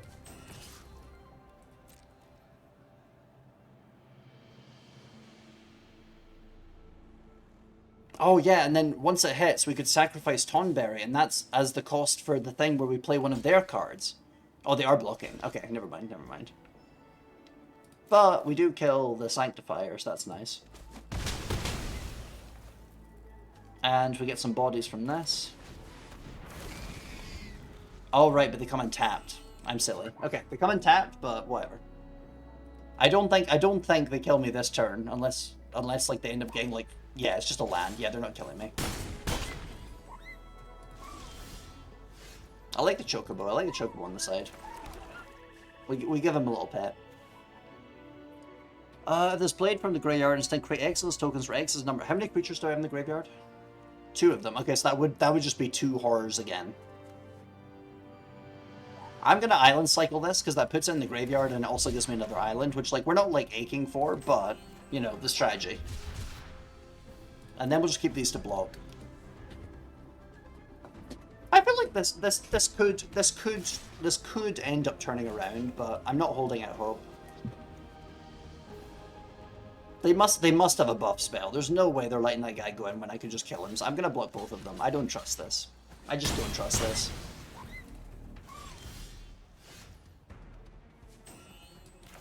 Okay, perfect counter spell. Well, not literally a counter spell. However, they have to sacrifice one of the lions and we get a creature. It's turning around, chat. It's turning around. This motherfucker with his, like, 3-year-old meta deck. Or 4-year-old? I don't quite remember. It was a while ago. I still don't trust you, so you're blocking with that.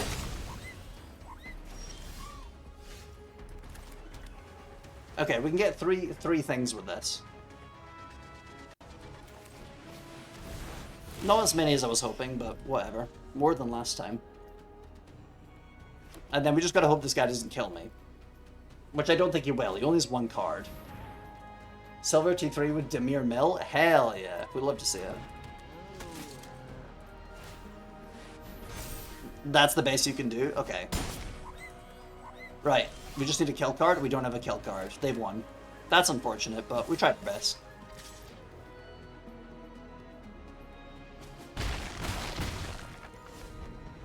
If we drew like any other card than like a land, we definitely would have had that, I feel, but if we had like one of the non-creature like kill thing. Honestly, chat, I need to add more kill thing cards, because that's what we were lacking this time. Syncopate, in theory, Syncopate is good, but it seems like more of like a green-blue card. I think we're gonna have to get rid of it, because, as I'm saying, theoretically, it's really good, but like, that's not like played out practically over the last like 5 or so games. So we're gonna swap that one out, I think.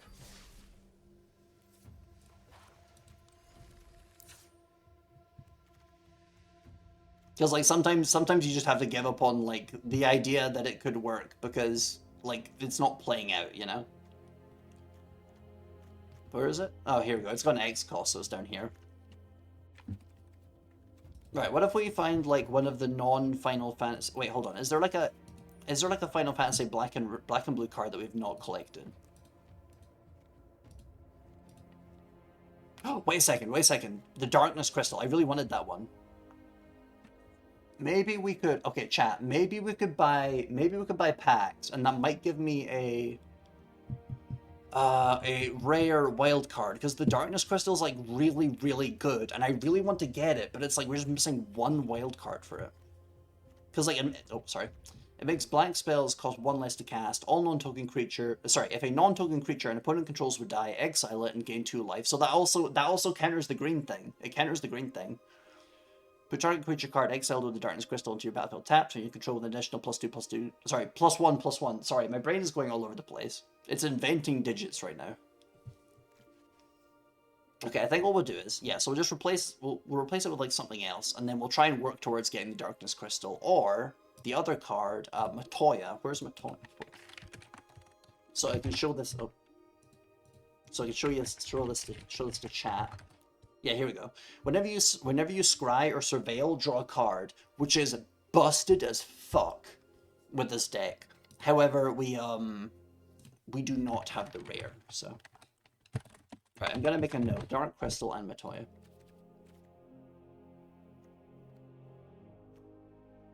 Also, I feel like, okay, chat, I feel like the Pixies, like, theoretically, it's like synergy, but like, they're not doing much. They're really not doing much. Like, I felt really smart. I felt really smart adding them in, but like, they're kind of not doing anything. We need more blue cards, right? What's a good blue replacement then? Also, what's our balance now? 18 non-creatures, 15 creatures. Yeah, we need a few more creatures. Whenever you cast a non-creature spell, if at least 4 mana was spent to cast it, but +1/+1 counter. No, we've already gone over that one. That doesn't really work with the plan.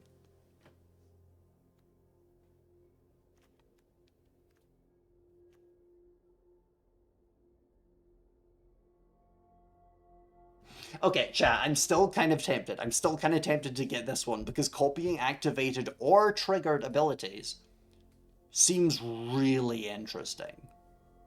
And it can also copy the enemy's abilities too. And we can do it X times.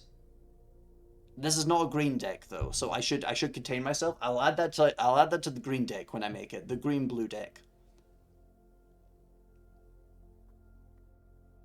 Whenever you cast a non-creature spell, and whenever you draw your 3rd card each turn, no, we don't care. We don't care.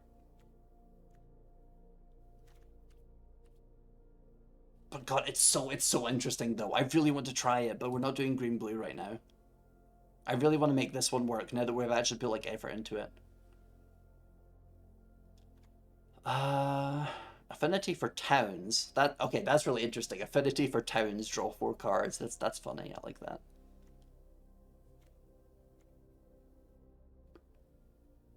Surveil 2, then counter the chosen spell unless its controller plays 1. Wait, hold on. Plays 1 for each card in your graveyard? That's a way better that's way better than Syncopate for us actually.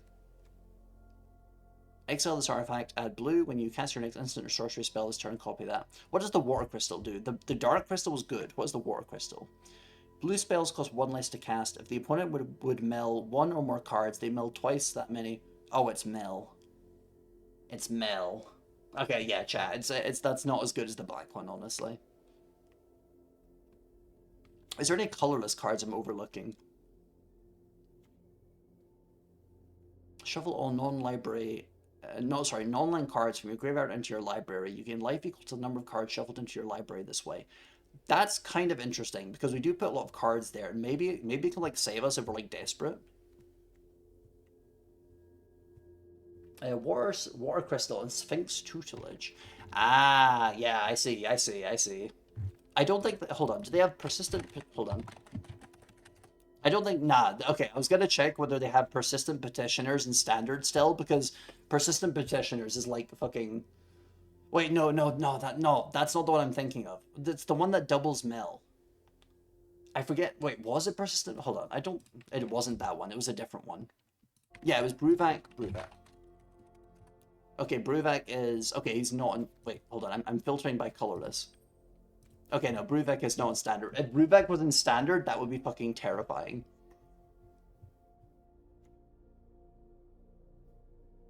I remember back when he was in this game, and like it wasn't even a competition. Like, bro doubles your mill, and you have like a bunch of cards that are like mill half of your deck. Like, what are you supposed to do?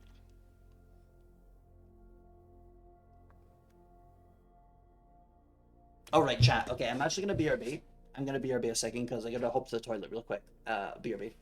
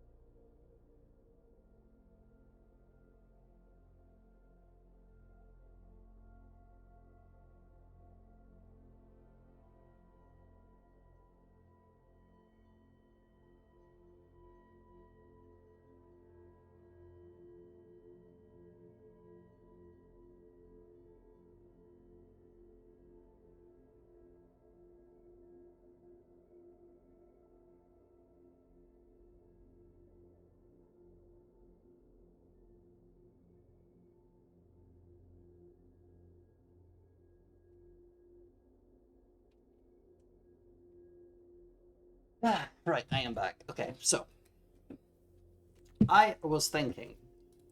I think that Tarkir Dragonstorm is still in standard, and there's some really fucking good blue spells in there. So maybe there's something I could steal out of here, even though it's not a Final Fantasy card. But chat, listen. 90% of our deck is Final Fantasy. I feel like I could excuse this one. Legendary.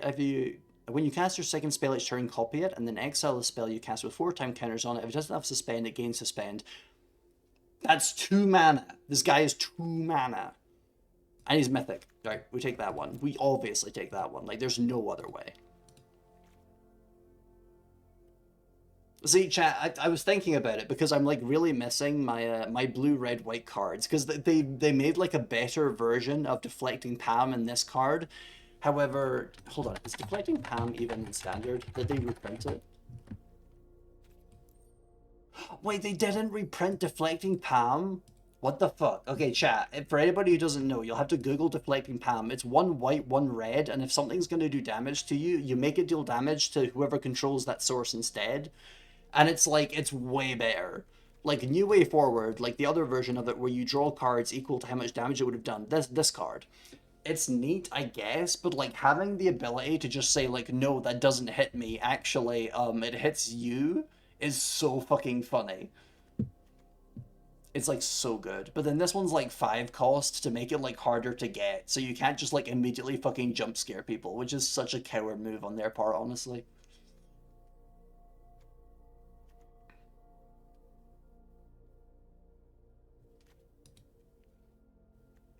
It was such a good card. Is there any blue black ones in Dragonstorm, maybe? Wait, is there not? I mean, I guess it makes sense. There's not like a blue-black faction, but I would have thought there'd be like at least one. Right, what if we... Okay. What if we remove all of the set filters? Wait, hold on. Is there a way to specifically say only multicolor? No. Okay. See, this is one thing I kind of forgot. I forgot about the card search of this game, is that like it's good. Oh, wait, no, this is the multicolor. Yes, I'm so smart. Chat, I'm so smart. Target player mills 4 cards. Cruel Summon of Age's power and toughness is equal to the number of creature cards in all graveyards. Okay, so that would be directly countered by the plant, so we're just gonna ignore that one. Death Touch. Whenever it deals combat damage to a player or a battle, draw a card. Nope, we're ignoring that. Search your library for an instant card or a card with flash. Reveal it, put... Turn target spell to its owner's hand. When this creature enters, each opponent discards a card. Nah. I do kind of like Vortex. Return target creature planeswalker you don't control to its owner's hand. If the spell is kicked, put that on the bottom of its owner's library instead. That's like really good removal, and also like avoids indestructible, although indestructible doesn't seem to be like much of a thing in this set, so I'm not sure how relevant that is. Whenever an artifact you control enters, surveil 1. We're not doing artifacts, so it doesn't really work. Whenever you sacrifice a clue, you may have him become a copy of a creature card exiled. No. Draw a card, then discard a card. Okay, this guy does synergize. This creature becomes a copy of target creature card in your graveyard with mana value X, except it has flying and this ability. Activate only as a sorcery. That's interesting. That's interesting. If I remember correctly, if a creature is acting as a copy of a card that has transform, I'm trying to find an example here, Emmet Silk. So if they transformed, I think they just die, don't they? Hold on, I'm gonna Google real quick.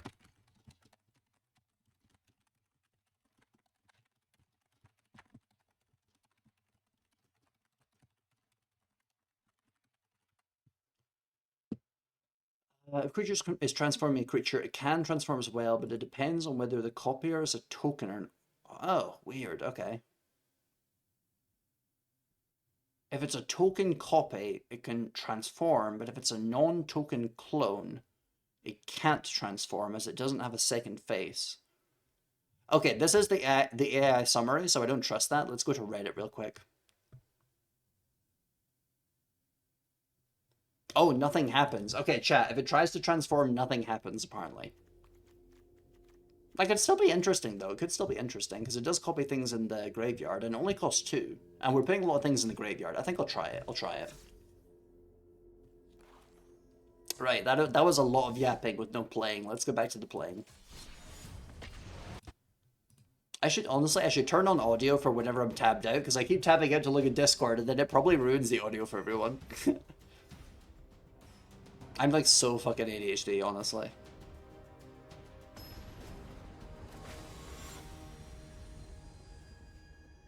Alright, let's see how it goes. Please don't be green-black. We get this guy immediately, that's a good sign. And cut down as well. Holy shit, this is actually a really good hand. We go. Ellery, hi there, Thor. How you doing? Sorry for late. No, totally fine, totally fine. It's I did not announce this one in advance because I was thinking about what to do, and then I decided, and then my computer blue screened, and then I went live late. So, do not worry about it. I am off. I am late as well, actually. You Magic? Yeah, we're doing Magic because we're looking at the Final Fantasy cards. Although I have swapped out a couple of cards here, like for example this one. This one is not from Final Fantasy, but 90% of our cards are. So.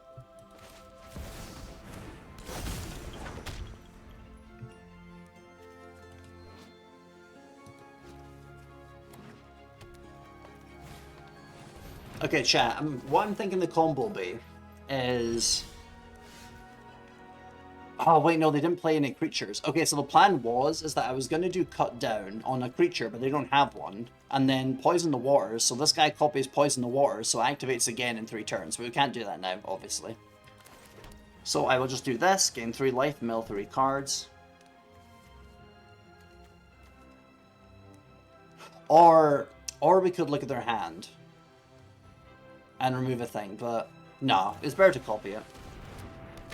Magical coup, exactly. It would also be a good idea to copy Cut Down, however this is a green deck with Beanstalk, so it's going to be big creatures, so it's probably not going to work out anyway.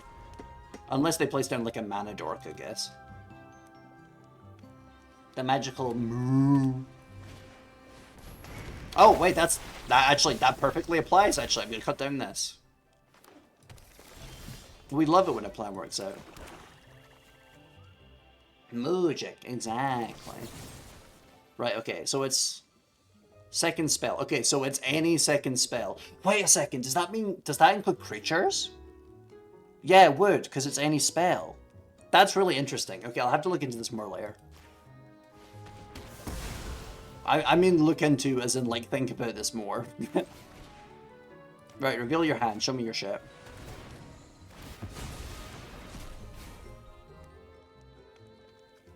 Overlord of the Mistmoors, impending. Whenever this permanent enters or attacks, create two 2/1 white insect creature tokens with flying. That's pretty bad. Bahamut is also pretty bad, but they can't cast Bahamut yet, so we're not going to get rid of that guy. We'll get rid of him later if he's still there in 3 turns.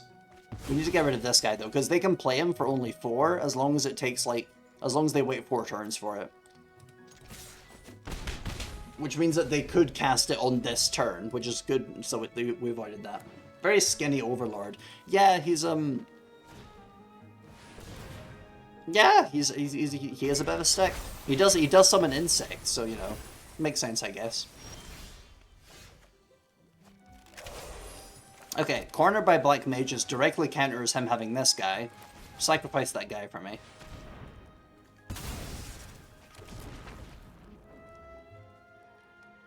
Wait, hold on, I have an excellent idea. Hold on. So if I did that, so now if I cast ice magic, it means that, like, this guy will copy ice magic. So then in 3 turns, if they have a creature we want to get rid of, we can just do it again. That's fucking awesome, actually. Okay. I am going to return this guy to our hand, because he has a benefit when we play him. And then that puts it in with Suspend. There we go. Lord of the Stick Bugs. Exactly, exactly. And then that deals 1 damage, because whenever we do a non-creature spell, it deals 1 damage. Now attack with this guy. We might actually have this, chat. Like, they might have something really powerful stored away that I haven't seen yet, but I think we're doing really well.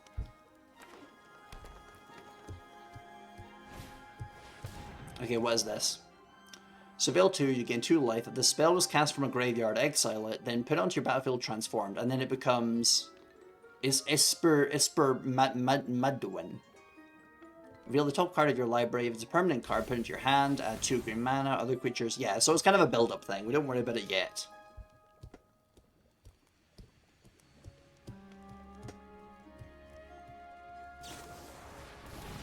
No, they're getting rid of him. No. He was my favorite. Okay, I should hold on to this, because they don't have a creature to destroy with it. So chat, for those who don't know, when this enters, destroy a creature. At the beginning of your end step, if a creature died under your opponent's control this turn, create a treasure token. Then, if there's 3 or more treasure tokens, it becomes the creature on the right side, which is a 5/6, one colorless, 1 black. Sacrifice another creature or artifact. It gets indestructible until the end of turn. Tap it, etc., etc. I'm going to play this one instead. That will give us 3 life and mill some cards, which is good for our deck strategy. And we'll end turn. It is really bad. It is really bad that we had to end the turn without actually managing to attack with anything, because this guy is building up, but, you know, whatever. Big brain movements, exactly. And big brain movements are required to win in Magic the Gathering, unfortunately, which is, because my brain is quite small, I'm crippled in this, unfortunately. I'm doing my best. Right, so two turns until the copy of this recasts. 3 turns until this recasts, and we send shit back to their hand. But yeah, also, hi Pen, I hope you're having a good day. Okay, that's just a tiny creature, whatever. But yeah, so for anybody just joining, we're doing the Final Fantasy cards in the Magic the Gathering arena. It's very interesting, Right, so we can destroy that guy with this. We'll do that right now. Deal 1 damage to them as well. Kill this man.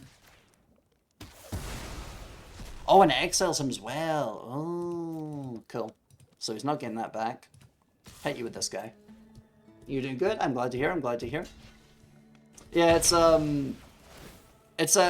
little bit unfortunate that I don't see you as often anymore, because I don't post on, like, Twitter, but I do see you liking the tweets, so that's appreciated. It's just that Twitter is kind of like a hell site now for anybody who, like, is not a right-wing sociopath. Is it Magic right now? How are you liking the cards? I think they're actually pretty good. It's the main complaint that people have about them, which is, like, totally valid, is the fact that, like, some of them are, like, really, really overpowered. However, I am still having fun. So, like, anybody who cares about having fun instead of things being overpowered will still enjoy this, I feel. Right, show me your hand, motherfucker. Bahamut. Okay, yeah, so they're probably gonna... Wait, how much mana for... Okay, so 4, 7, 8. They can probably cast this next turn. Yeah, they have lands. Right, we're gonna have to get rid of Bahamut.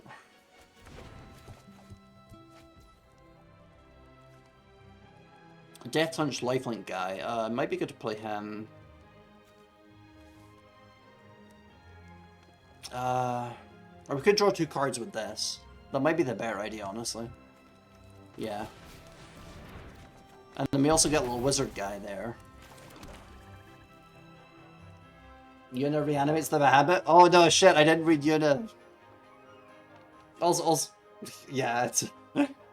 one of my friends is called Yuna. It's inspired by this character. During your turn, Yuna, enchantment creatures you control at the beginning of your end step return. Okay, at least it's during the end step. I mean, it's still gonna destroy a thing, but like, listen, I can cope. Top 2 cards of your library, put one of them into your hand, the rest into your graveyard. Sure, we'll do it. It'll do 1 damage with this guy, whatever. Shout out to Yuna, exactly. Counter target spell, surveil 2. Okay, counter spell would be kind of crazy. Unless they pay 1 for each card in their graveyard. How big is our graveyard? 11. Okay, yeah, even they cannot pay that. Yeah, I'll take this one. One of those powerful FF cards you're talking about? Yeah. It's Yuna and Vivi, and I'm tempted to say Xenos, but I feel like Xenos is probably like more powerful in Commander, maybe. Like, his one is just kind of the fact that, like, you can kill a guy, and then that counts as, like, killing all the other guys. That part is pretty crazy. But, like, in Standard, I'm not sure he'd be that. Maybe I'm wrong. You never know.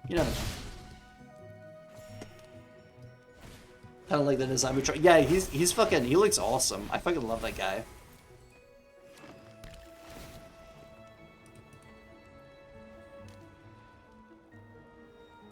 Ah, everything has ward. It's only ward 2. We could still hit it with this.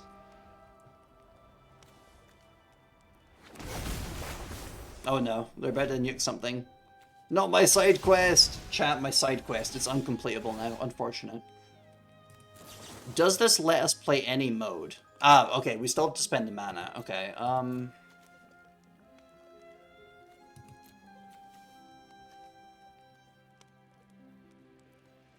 Bahamut is kind of powerful. We could spend all of our money? No, all of our mana. All of our mana to get rid of one of... Wait, they don't have ward anymore. Okay, hold on. Yeah, it's during their turn. Okay. I could return Bahamut, honestly. And then that would, like... Would that cost 0? Yeah, it would cost 0. Yeah, we'll just get rid of Bahamut for 0, I guess. Listen, I know that means they get to destroy another thing, but he does do a lot of damage if we let him stay there, so... And we can also just counter with this, so... Okay, we use this, we can't use that, so we'll not do that. Wait, no, I have a treasure! Fuck, I'm so bad at remembering that, actually. Okay, use this. Draw a card. Target player draws 2 cards, put +1/+1 counter on... Not now. I think I'll wait until we counter Bahamut. Like, she does bring it back, but, you know, temporarily we get rid of it. Again, I'm just trying my best to survive here.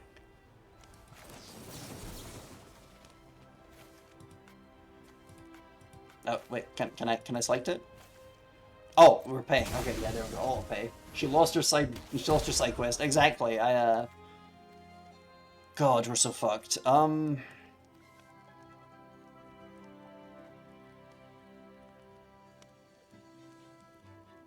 Wait, hold on. What does she do again? It returns, so we can't counter it. Okay, I'm just gonna shove them both in there. Rather be more invested in Yu-Gi-Oh or Magic. It's a really difficult decision, Pen, because if I remember correctly, I think that Yu-Gi-Oh is like doing well financially, I believe. Don't quote me on that, I think it is. So in that particular respect, it is doing better than Magic, because Magic is currently being taken apart by Hasbro, and that's why they have all these crossovers. However, Yu-Gi-Oh rules are like power scaled to shit. It is shameless as hell. I would listen, that's suffering. That is true suffering. At least with Magic the Gathering, like, they have keywords, and it's a little bit more contained. Like, they do still have power scaling, like, you know, or power creep, I mean, sorry. I guess it is also power scaling. What? Like, it also has power creep with the Final Fantasy cards and all the other crossovers they're going to be doing. However, it's more of a comprehensible game. Nano machine, son! Thank you for the follow, Dancing Yay. Okay, I'm just gonna have to draw the cards. There's literally nothing else I can do. I do not have a creature I control.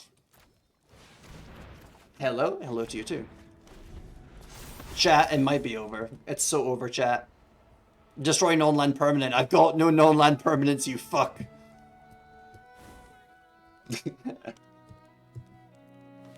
Yu-Gi-Oh! Has a big problem with scaling and balance. New cards destroy the meta constantly. Yeah, exactly. Also, I didn't read this message. Bro progressed too far into the story where side quest is impossible to complete now. Exactly, I made too much progress. It's gone now.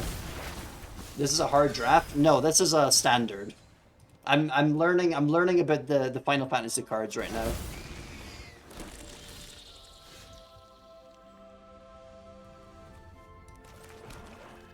Alright, we just draw a card. If it's not Sephiroth, we're fucked.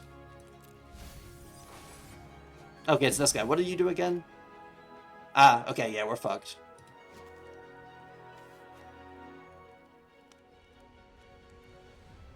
Yeah, I'm just gonna concede. I don't like waste the time. I'll just say good game. Bye-bye.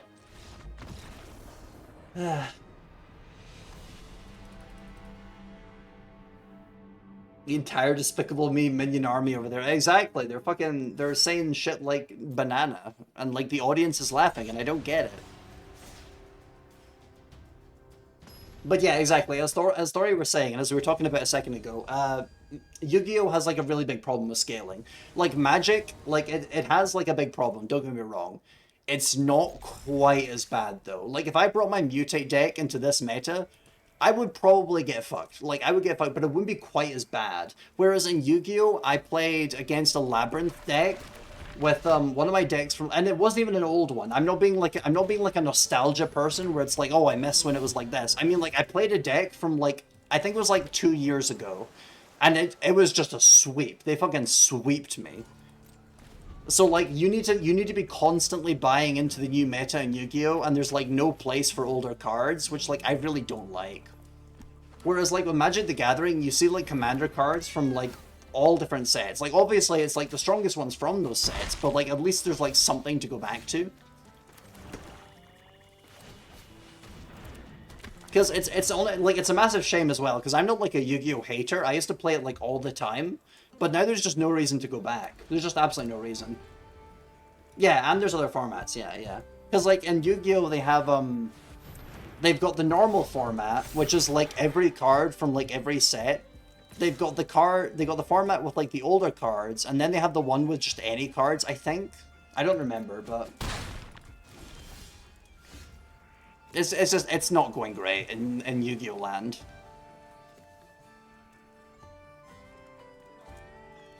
Right, let's just permanently tap this guy. I will draw 2 cards and put +1/+1 on this guy. I'm not going to attack because they could actually kill him and he's kind of the only thing that will keep me from oblivion. Like Modern and Pioneer. Exactly. And they're like...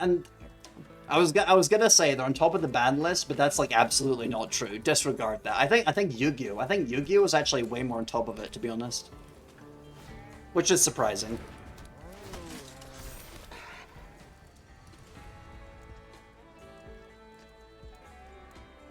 Okay, we can't -1/-1 them because these are all 2/2 now. If we get rid of this cat, they won't be though. Yu-Gi-Oh! Knows how to make money. Yeah.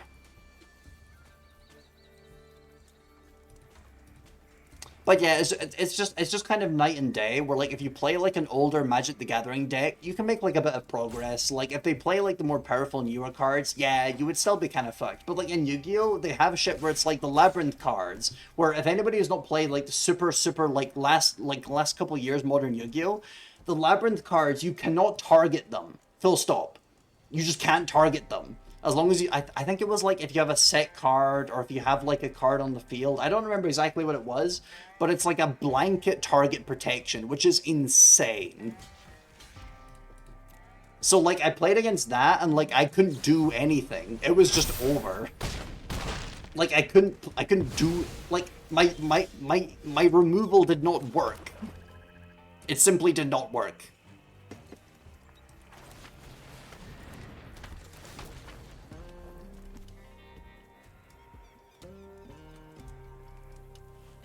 Okay, I'm not sure what order I want to do this in, because if we draw the side quest, we could kill the cat, but if we get the island, we could play Sephiroth.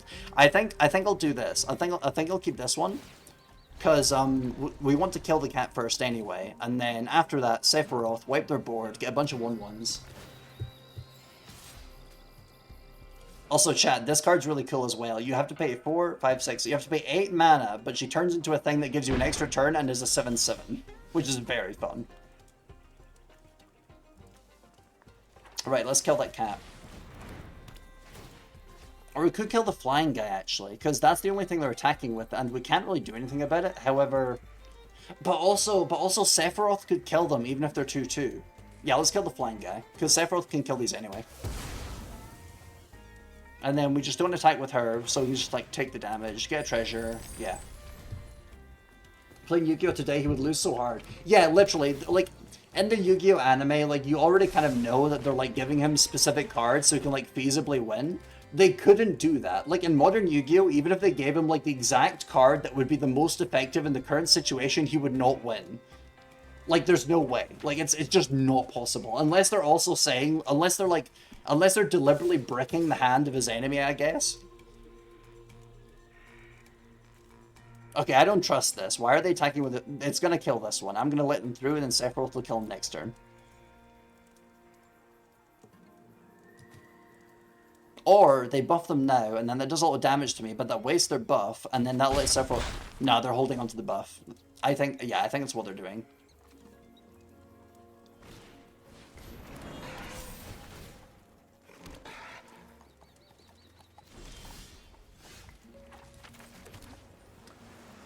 Okay, this is difficult. Okay, hold on, how much mana? Okay, so we have 6, and then a treasure. So we don't have enough to -1/-1 as well. But the buff lasts until the end of the current turn. So that means that they won't be able to use it next turn, or they let their entire field get wiped. So we should play Sephiroth. That is the logical choice. Oh, never mind. Okay, apparently they didn't have a buff. I just kill everything. I was I was expecting the worst, hoping for the best, and I got the best.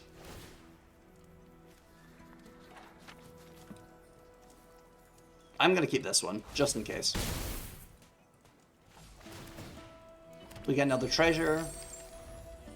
We could... Okay, so we could transform her next turn, and I think that will seal the victory, I believe. There's matchups too, and you have to think about bringing your deck the best. Yeah, exactly. Because in like Magic the Gathering, like if you play like black-red, your weakness is going to be dealing with artifacts. Like unless you have like a really good way around it, I guess. Okay, this doesn't work because he's gonna get exiled. He's not gonna die, so we're not gonna use that. But yeah, it's and Magic the Gathering, like, you have, like, specific niches, like red, black are not, like, amazing at dealing with artifacts. There is some exception. Sorry, enchantments. Red deals with artifacts. You're not great at dealing with enchantments, but,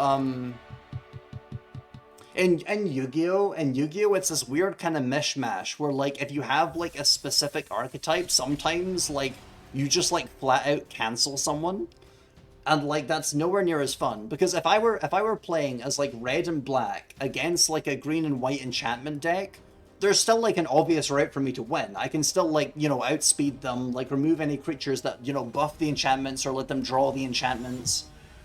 Whereas, like, in Yu-Gi-Oh, if you have, like, a mismatch, you're just kind of fucked. Until they paracreeped into giving black enchantment removal. Yeah, I mean, it was gonna happen. Like, the thing is that, like, the colored pie is, like... It's entirely vibes-based. They're gonna give everything eventually.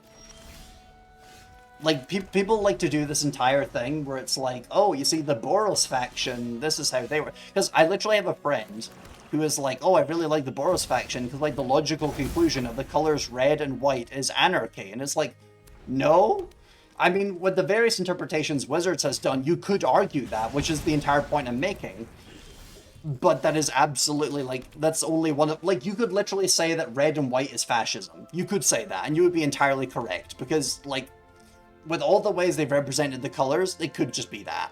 And I'm talking, like, story-wise, not even mechanics-wise.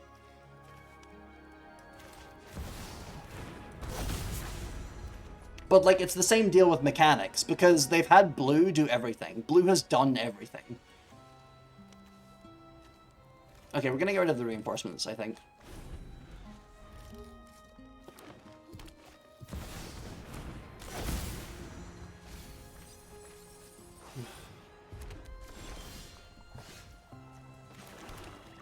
Grill could be all happy fun times. Yeah, I mean, absolutely. You could be like, oh, you know, they're in harmony with nature and they're very passionate about that or something. Whereas, like, the Ravnica appearance is like, oh, you know, they're just kind of like fucking dickheads to people, which is, like, completely different.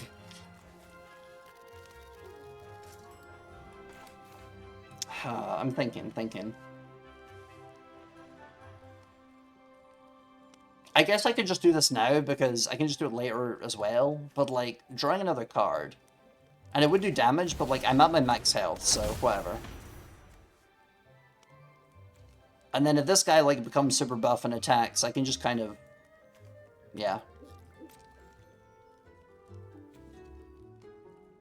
I'll attack with this guy, and then I'll bluff it, so, like, maybe he'll let it through as well. I think... I'll put this guy in the graveyard. I think this one's kind of the weak link right now.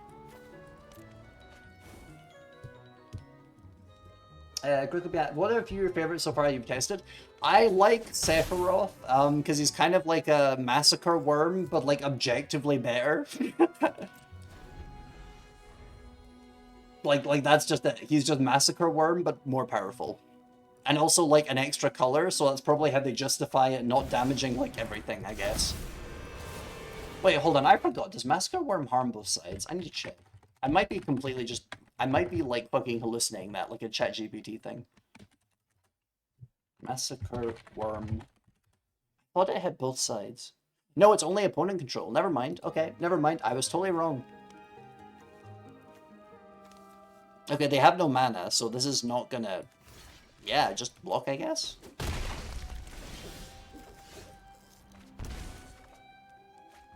2 life. Yeah. Now that I think about it, Massacre Worm might actually be stronger than Sephiroth. It's monocolor and it does 2 life damage, whereas Sephiroth just like gets a 1/1. You know what? That has destroyed my entire thesis. Sephiroth is not actually that powerful. And it costs the same. It costs the same amount of mana. Because if I remember... hold on, let me check. Massacre Worm is 6, isn't it? Okay, it's 6 and 3 black specifically. The 3 black is the limiting factor, I guess.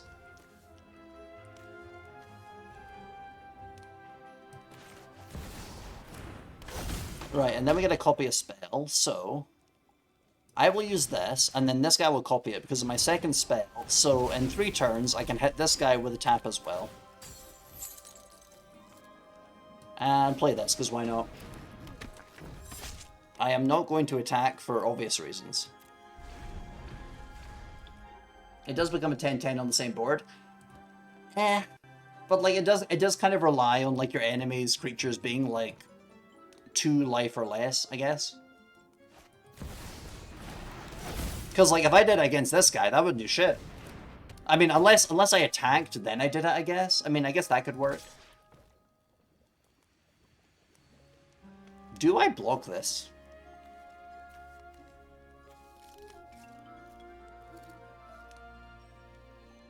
It has trample. Oh, wait a second. I remember. I played this card before. I played as this card before. Yeah, so it's the amount of damage he does. We can put a creature or land card from among them onto the battlefield without paying the cost. Okay, yeah, I should block this, I guess.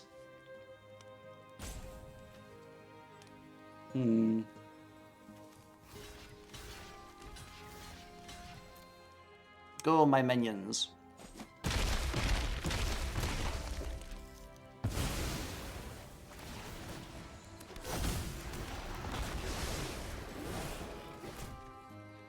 Yeah, so they can transform it in their next turn, but you know, whatever. At least they don't get to play a free creature, I guess.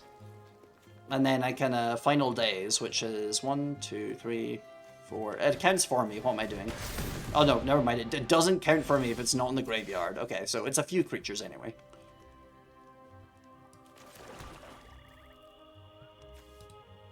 One, 2, 3, 4, 5, 6, 7. Okay, so if I casted that from my graveyard, that would be... Well, I can't cast it from my graveyard right now, so I don't know why I'm thinking about that.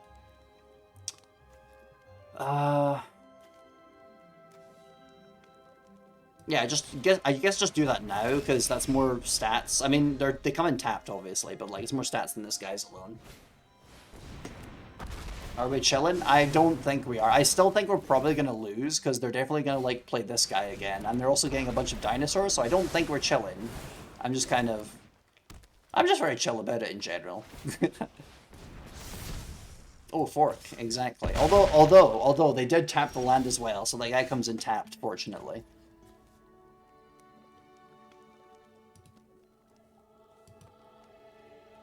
Right, thinking.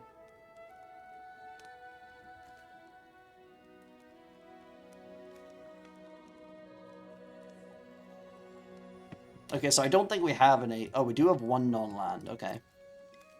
Yeah, so the obvious best choice is this one, however they do come in tapped, so I'm not sure I'm going to survive this next turn. Right, just do it, whatever. Yeah, seven guys. We draw the sweeper? Well, I mean, we drew Resentful Revelation, but that's not Sephiroth, so... Oh, yeah, he's got a 12. Yeah, we fucking lose. And they kill a guy, yeah, so we definitely lost. Well, GG. Gaslight yourself into drawing it? Yeah, I do gaslight myself quite often. I am containing myself right now, because otherwise it makes me look very bad at the video game if I'm like, oh yeah, I've totally got this. But, nah. The current vibe right now is that there's a lot of new people here, so I don't want to look like I'm actually, like, a schizophrenic or something. Like the voice in the back of my head, like, oh, you're gonna draw the perfect card and you're gonna win. And I'm just like, chat, we have this in hand, you know?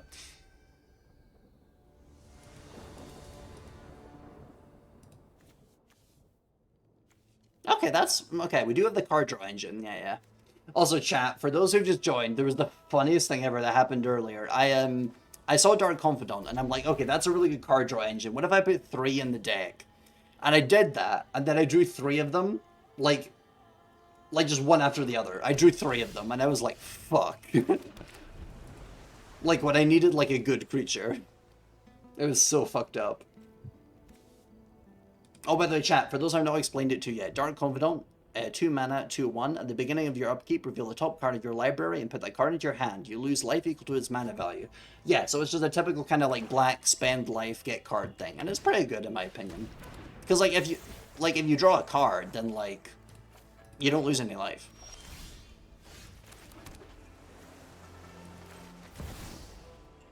Wait, no, I placed down the wrong land. Chat, I might be stupid. I might be stupid. Scientists have not yet confirmed this, but I might be stupid.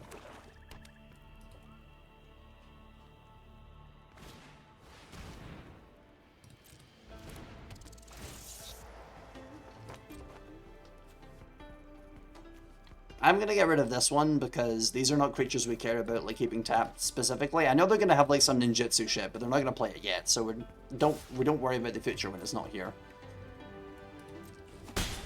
You got this one in the bag? I might.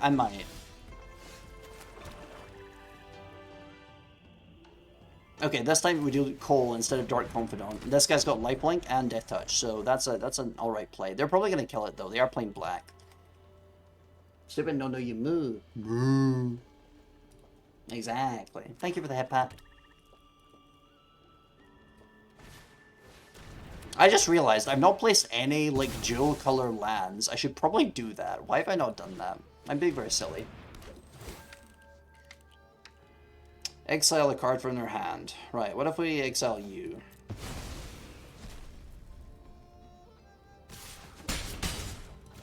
This guy really likes me not having cards. I take offense to this.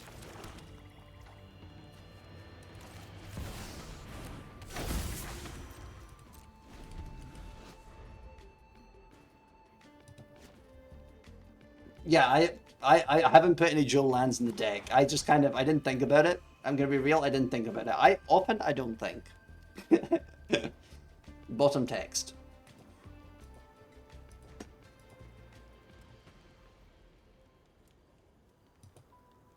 I hope they buff one of these guys, so I just send it back to their hand to be like, fuck you.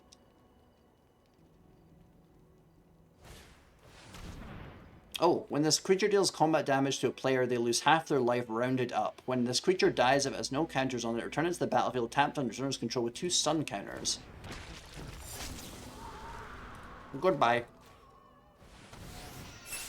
They cannot cast that guy again. I feel like a genius.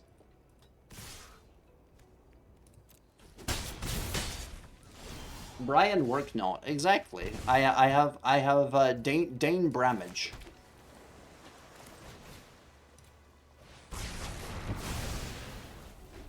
That did kill my guy, but whatever. And yes, I did not think about that, by the way. I thought it was the enemies, but it's all creatures. I'm dead. Fuck. What does this do? At the beginning of your upkeep, each opponent loses 1 life and you gain 1 life. Oh no, I'm getting fucking flashbacks to what do you call it? Sanguine Bond and the other one, the infinite combo. I'm sure they don't have the infinite combo here. ... question mark.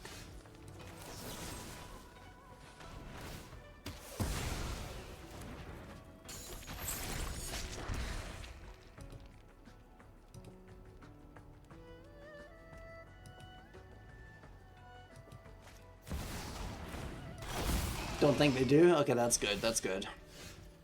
Oh, chat, it's the fucking guy, but we don't have the mana. God damn it. Right. We just GG. We just GG. I think we've lost this one. Even if I played him, it wouldn't kill anyone, so.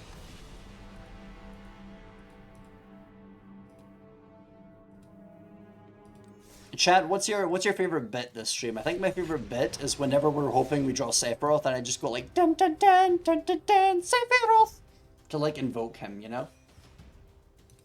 Tough against an obliterator. Exactly, like even if I do get a creature out, like damn, my shit is gone. Also, I think other problem, I think we need to like add higher cost cards. I think that's kind of a consistent issue. We're kind of like none of our shit is high cost. Not invoke him this game. I think we need more, specifically, I think we need more 4-cost cards. Magitek Infantry. +1/+0 as long as you control an artifact. Search your library for a card named Magitek. Oh, so it's kind of like self-searching. That's cool.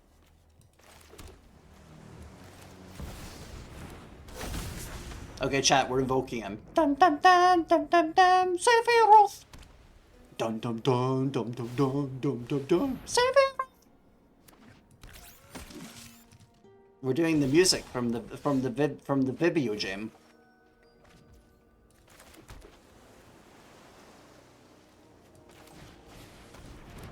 Right off the top, unfortunately not, but we did get this one. This one's kind of like a Sephiroth. You know, it's kind of like a budget Sephiroth. It has menace, and we get to play their shit. That's kind of Sephiroth. I'm lying. That's nothing like Sephiroth, but it's kind of like Sephiroth, isn't it? If I get Sephiroth, it's gonna be so fucking funny because I'll kill all of these. Right, chat's my turn. Dum dum dum. Oh my god, it actually fucking worked. Chat, we got Sephiroth. We don't have the mana yet, but we have Sephiroth, and this guy will give us a treasure.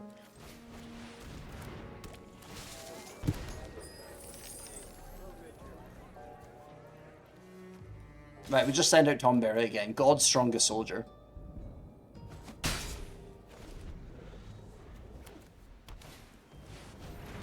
It actually worked, and I didn't even do the song. I feel like this is like counter evidence. This is counter evidence to the theory that it works, unfortunately. Right, chat, we do it. Dun, dun, dun, dun, dun, dun,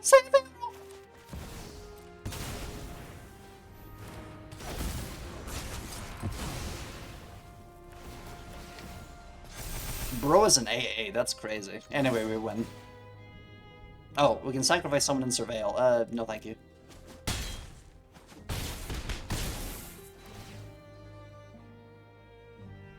No.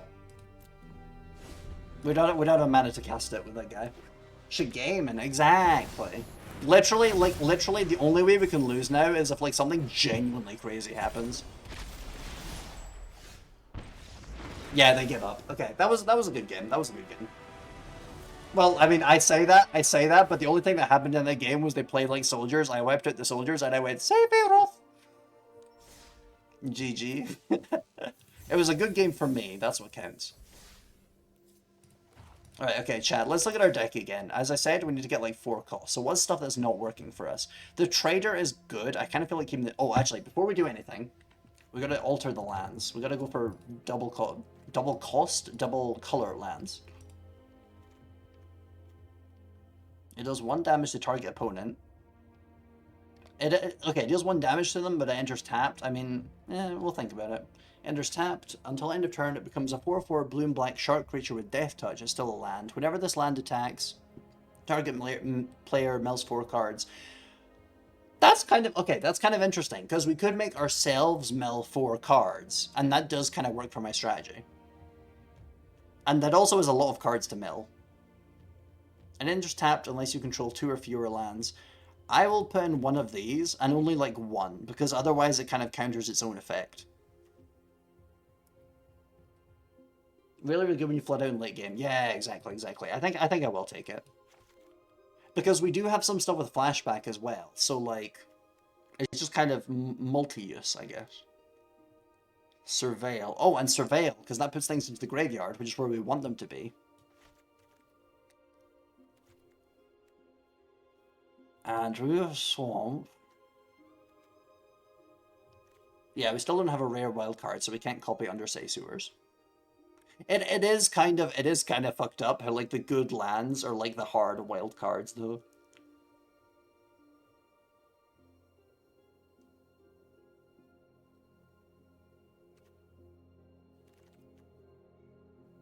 Like this one's rare.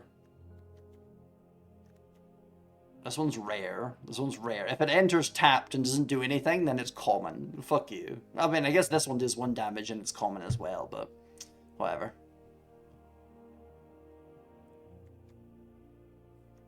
Because I'm complaining about that because I'd like another Surveil land, but I can't get one. I guess I could just take another one of these. Yeah, whatever.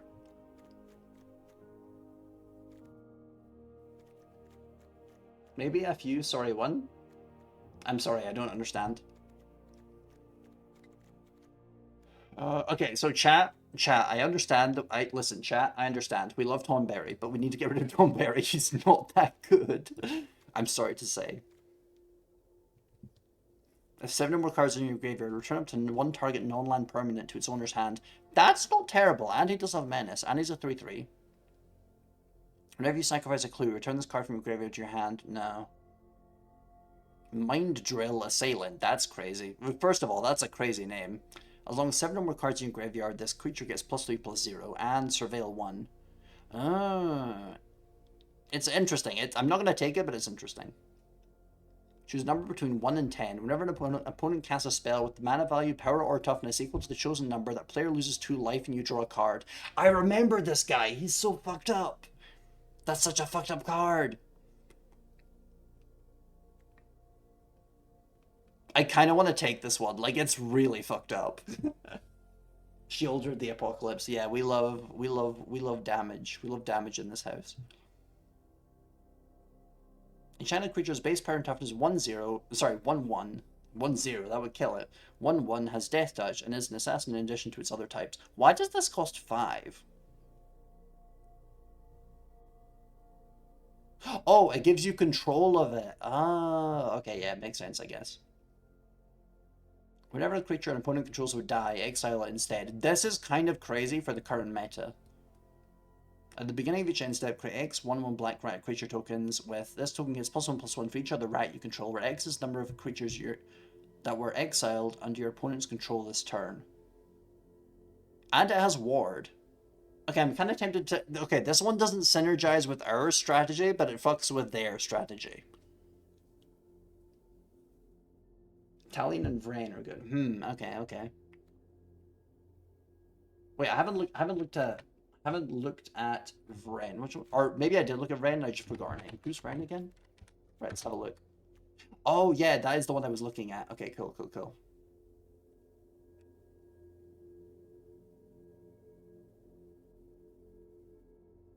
I think, okay, chat, I think I should take this because, like, wait, hold on. Why does this why does it say red? What? Did I miss something? Huh?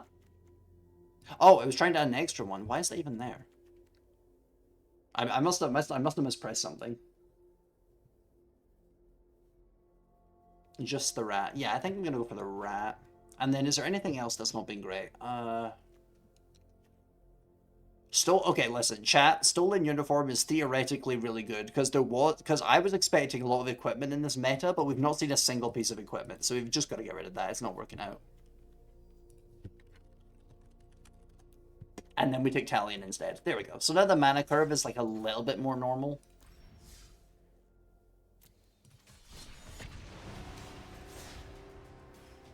Because, like, I'm actually... Okay, so chat, for context, I'm really surprised because the commander deck for Cloud Strife is, like, an entirely equipment-based deck. And there's a bunch of cards that interact with equipment in this specific... in these new cards. So I'm very surprised that, like, I've not seen a single deck use equipment. Like, not, like, a single one. Well, I mean, there was the red one, I guess. But, like, that doesn't seem to be the meta.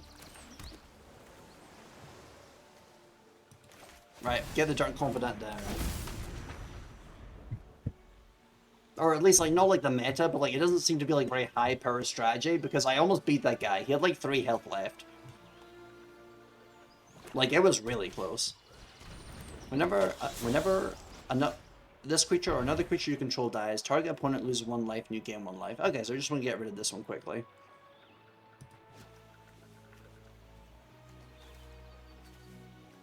Right, so cut down only costs 1, so we could do Restless Reef.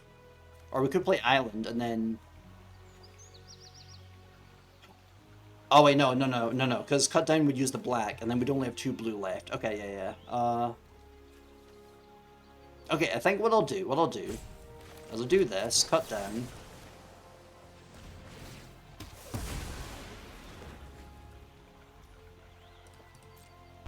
Island cycle him. That puts him in the graveyard. That serves dual purpose. And this counts as... Yes, this counts as an island! So we get a dual color. Chat, are we cooking? Are we cooking, chat? I think we're cooking.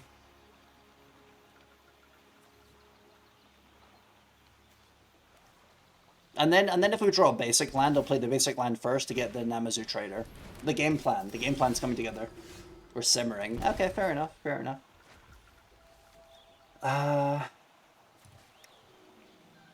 There's not like a massive need for the Restless Reef right now, so I'll put this one in first to surveil. Land. I will get rid of the land, because our maximum mana is 6, and we're like, once we play this guy, we've reached that. Actually, we have a swamp. We have a swamp in the Restless Reef. Yeah, we can already get to that. It'll just take a few turns, but... I think we'll play this one. What are you? Okay, we're gonna attack because I don't think he wants to get rid of this one. But if we lose this guy, then like I'm not bothered either way. No, we're fine. Okay. We get some din exactly. And then in the next few turns we'll attack with this guy if we play him. Sacrifice Dark Confidant because we're already kind of we're ahead. When you gain life, target opponent loses that much life. You'll have to get rid of that guy.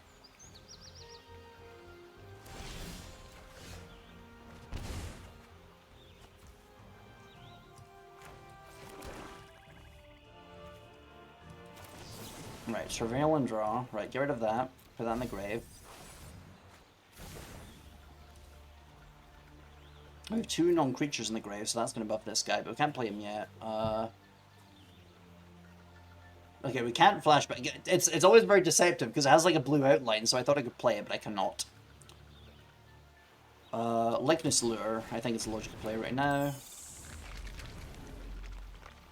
Attack with this, because he's shown that he's hesitant to sacrifice this guy, but he would have to block with that guy, so... Because this has Menace. What is your card? I could sacrifice it to play a Swamp, but that seems like a very dumb idea. We're not going to do that, I feel. I could have sacrificed Dark Confidant, but there's nothing that's going to, like, immediately kill me, so...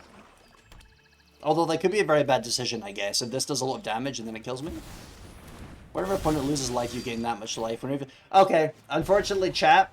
I'm not mad at chat. However, chat was unfortunately the wrong. There is an infinite combo. I'm not giving this one a good game because anyone who uses an infinite combo, like, I will not say what they deserve, but you know what I mean.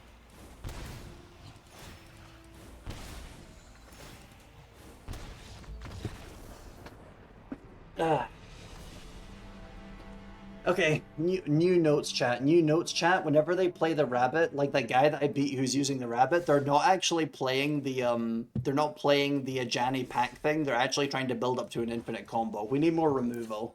This meta has an infinite combo. We need removal. We're gonna remove Likeness Looter. It was just kind of a card I took on a fancy. We need a removal.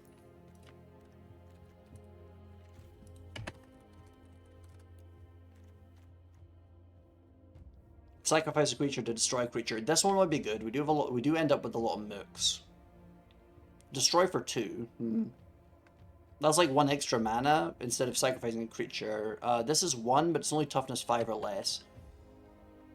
They don't deserve it for emoting. Yeah, like it's always the weird ass freaks who are doing like the infinite combos who are like, oh, good game. Hello, hello, good game. Hello, your go, good game. It's like, bro, you are not a human being.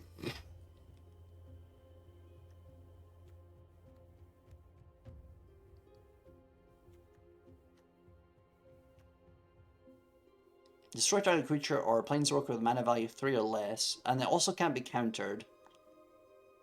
Including by the ward ability. Ah, okay. I'm glad they added that because I didn't think it would work for ward. Go for the throat. Amber Triumph. Yeah, good point, good point. Yeah, because it does also work on planeswalkers, true. Yeah, that's a good call, actually. I do that. Thank you.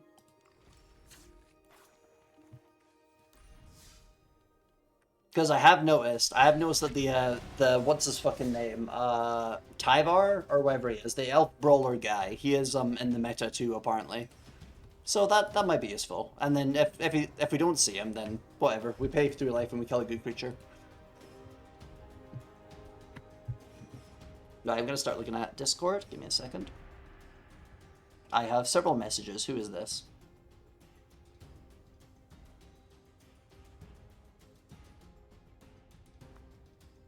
Ah, okay. It's just my dad letting me know we need something. Cool. Right, back to the game. Oh, there's a Discord? Oh, sorry. There is a Discord for me, the VTuber Ree, and there's also like my Discord in general that I was like looking at to see if I had any messages. If you would like the Discord for myself, then I will post it in the chat. Give me a second. I should add like a command to the bot that advertises the Discord. Although then again, I feel like that would attract a lot of bots. Maybe I should only like post it whenever someone mentions. I will shoot a quick invite here. Right, there we go. If there's anybody in chat that wants to join. Oh, it's okay. Yeah, okay, yeah. I see it with your YouTube. Yeah, I tried to add it everywhere, but I don't know if I... Thanks though. Yeah, no problem, no problem. Wait, hold on. Was that the link to the right Discord? Chat, I need to check this real quick, because I had a previous Discord on, like, another account, and then that one got taken down due to, like, these complicated fucking stupid-ass Discord automated bot reasons, but... Okay, no, we seem to be fine. We got Opies and Highland Cows. Exactly, it's crazy. There's so many. Right, it comes in tapped, but we don't have any one cost, so we'll just play it. They got a fucking bird. Whenever a land you control enters, put a bomb on the counter. I'm just watching the Discord now. I'm seeing if the person's joining so I can tell whether that was the right link I gave. Okay, they are in. Okay, cool. It seems like I did give the right link. I will give them a Himmler. Right, back to the game. I used Twitch link and went to wrong Discord back then. Yeah, it was... God, it was so fucking embarrassing when I realized that my links were still going to that one, and it's like, bruh. I do not want them going to the Discord, where, like, fucking Discord itself nuked my account. So there's just, like, this one fucking Nazi guy who convinced me to, like, accidentally delete my account, posting fucking racist-ass memes in there. Fucker. Yikes. Yeah, fucking... Listen, if anybody ever ends up having like an actually successful alternative to Discord, I'm jumping on that shit as soon as I can. They fucking nuked my account and like did not listen to any of my support tickets. It's fucked up, bro.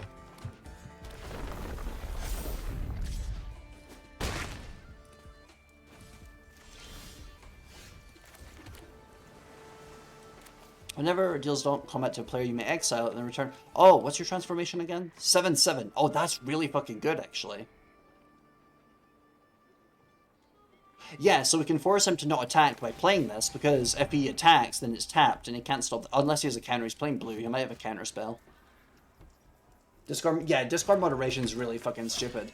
Like, cause the thing that was so maddening about it was the fact that there was like this YouTube video with like it's like several million views, and I thought like, oh, there's this video with so many views. I'm sure Discord's going to look at this and take a look at my support ticket, because clearly this was like not real. This was not like a real thing. I did not do anything.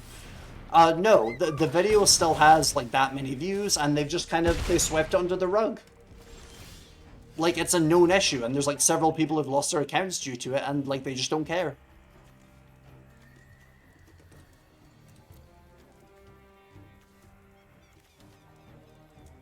Right, our last resort, the guy with Death Touch and fucking Lifelink. This went a lot worse than I thought it would. I did not know the Chocobo meta was this strong. I'm joking, by the way.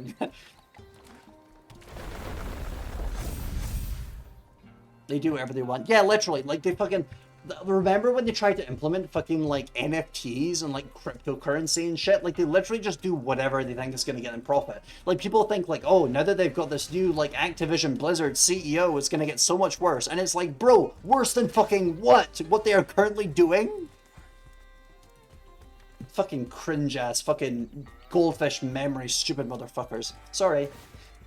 I'm getting angry.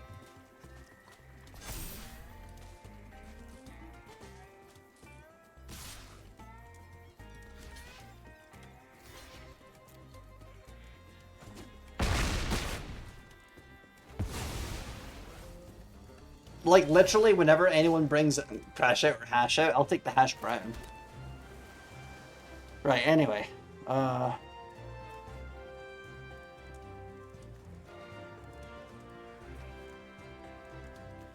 Okay, so we have 6. That costs 4.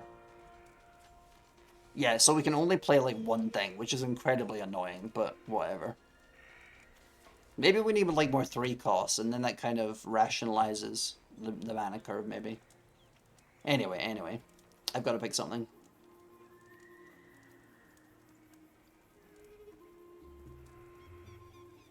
Wait, hold on a second. Oh, okay, so we need to exile something for it to work, and we don't have anything to kill things with, so it's not going to do anything. Okay. Right, I guess this guy. But yeah, anyway. So point is that, like, people seem to think that it's like, oh, you know, like, Discord is like, it was so good, and then they had, like, the president guy, and it's like, bro, were you literally... And it was literally my friends saying this as well, which makes it even crazier, because they were literally around for this happening. Like, it feels crazy. There's a way to see the... Oh, yeah. I know that you can see the curve, but I'm thinking more in terms of, like not in terms of, like, the number curve, more in terms of, like, adding more 3s, specifically. But, like, that's kind of a... That might not be, like, as much of a fix everything as I think it is, so we're gonna ignore that thought. It's very silly. 4, 5, 6, as a 7. Yeah, see, because the thing is that, like, without having 8 mana, I can only cast 1 of these each, which is, like, where the problem is. Unless I play this guy, because he gives us a treasure, I guess. I like Discord only because I mix with chat rooms like thing more Facebook and other social media, but yeah, because like Facebook has like its own problems, and so does like Twitter. Everyone knows fucking Twitter's problems. Twitter's fucking it is going down fast. But yeah, it's so annoying because like Discord was like the one place where I could be like, oh, you know, like I'm here with my friends or whatever, and then they just fucking delete like 5 years of all of my social interactions because like I don't have friends outside of the internet, so that shit's just fucking gone, bro.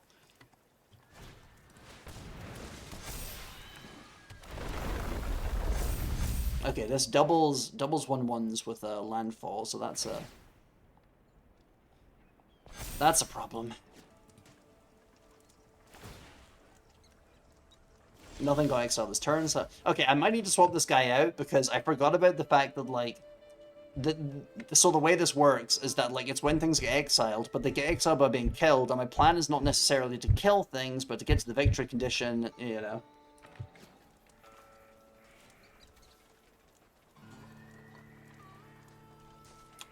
None of our guys are wizards, so we can't give them lifelink with this.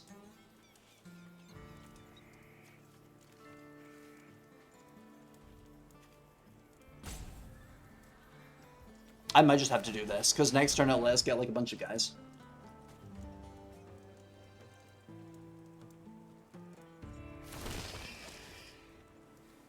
And surveil and draw a card. Right, it is the best we can do. Thief's Knife, draw a card when you deal damage to a player.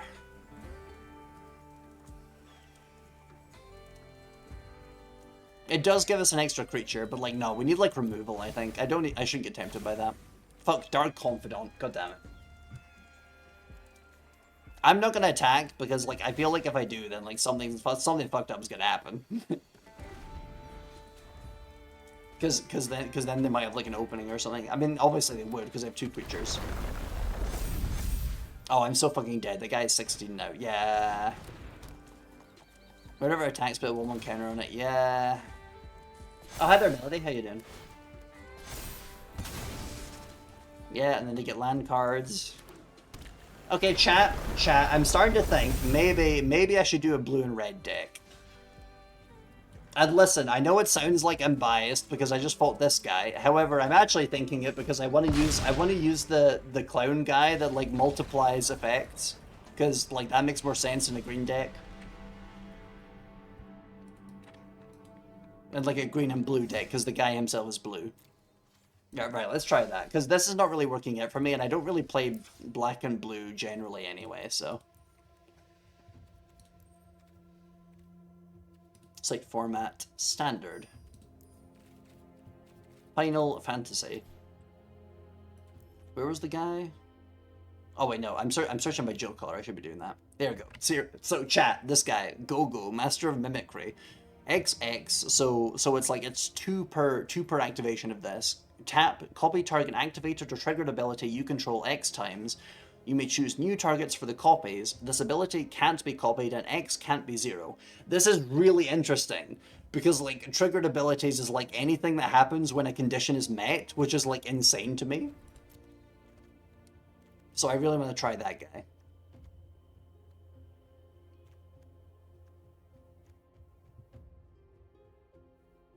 And it's not specifically creatures either. It's any activated or triggered ability. So it could be like equipment, it could be an enchantment, it could be anything.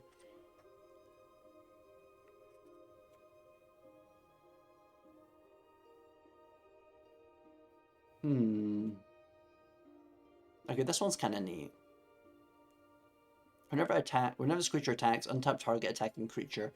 I mean, I don't know. Maybe we'll do artifacts. Maybe we'll do artifacts. Enters, you may cast target instant or sorcery card from a graveyard, and mana of any type can be spent to cast a spell. If the spell be put into a graveyard, exile it instead. Interesting. But yeah, also, hi Melody, we're doing, we are playing, Magic the Gathering, because I'm trying out all of the, Final Fantasy card thingies. What is the green crystal?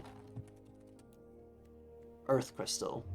If one or more +1/+1 counters will be put on a creature you control, twice that many are put on instead. 6 mana and tap. Distribute 2 +1/+1 counters among 1 or 2 target creatures you control. Okay, I'm not crazy about that. We can ignore that, I think. Wait, is there no blue and red multicolor in this set? Or are they just not legal in standard? Wait, what? Chat, am I crazy? I could have sworn that... Wait, I'm searching by crystal, that's why. I'm sorry. Sorry, chat. Ignore that. I am stupid. Look at the top 6 cards of your library. You may put a land card from among them onto your battlefield tapped, put the rest on the bottom of your library in random order. One green, blue, tap. Exile target card from a graveyard. If a creature card was exiled this way, create a food token. Okay, that is an artifact, so that does synergize. And he's an uncommon, so we can get that guy. I just a wee bit. Exactly. I'm surprised. Listen, chat, I'm kind of surprised. Like on the themes, blue and green works, I guess. But I'm kind of surprised that the robot is blue and green to start with.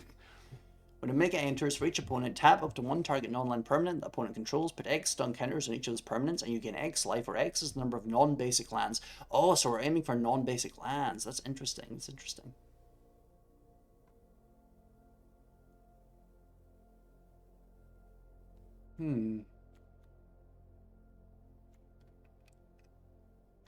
It's a shame, again, it's a shame that we don't have any rare wild cards right now, because we could get like this one, because this one seems kind of neat. I'm also surprised that Omega is uncommon. Like, that's like a big character in the game, but yeah, whatever. I don't really care that much. I've not like actually played it.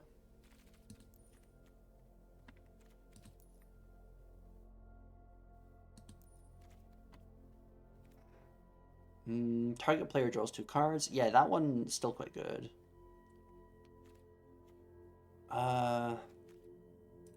What did the other crystal? Hold on. What did the other crystals do? Because we know what the black one does. We know what the blue one does.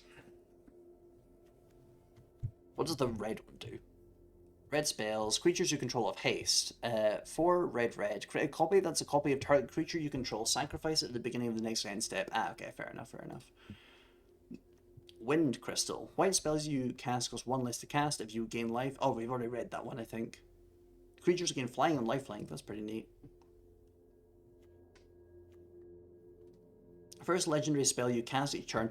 That's crazy. Okay, hold on. Each legendary spell you cast costs 2 less to cast. I'm definitely taking that. Chat, I think this might be like maybe like a blue, green, white deck, I think. At the beginning of combat on your turn, if you control 2 or more other legendary creatures, you may transform. That becomes crystallized Sarah, which is an artifact, and that also synergizes. The first legendary creature spell you cast. Yeah, so it still has that effect. Legendary creatures have +2/+2. That's really good. Wait, hold on. What rarity are you? Chat. They made her like rare, the rare rarity. I can't get it. Fuck. Okay, we need to win games. We need to win games, and then we get more.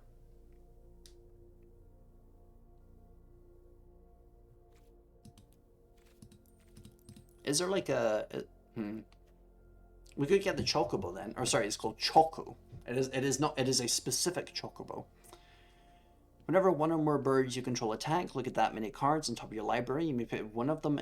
Sorry, you may put one of them into your hand. You may put any number of land cards from among them onto the battlefield tapped, and the rest into your graveyard. Whenever a land you control enters. Oh, okay. So this is kind of like the commander of the Chocobo deck. Interesting.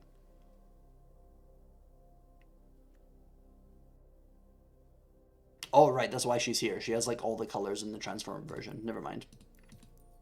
Is there any green and white? Whenever she attacks, you may remove a lore counter from each of any number of sagas you control. Put a +1/+1 counter on her for each lore counter removed this way. Nah, I feel like leaning into, like, the sagas and also artifacts would be kind of insane. But Yuna is really strong.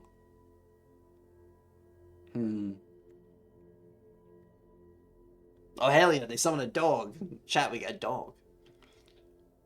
Angelo Cannon, she fires the fucking dog at them. That's crazy. I think I've actually seen like a gif of this, of the dog getting fired at enemies or whatever. Another target creature you control gets +1/+1 until end of turn for each creature you control. That's not bad.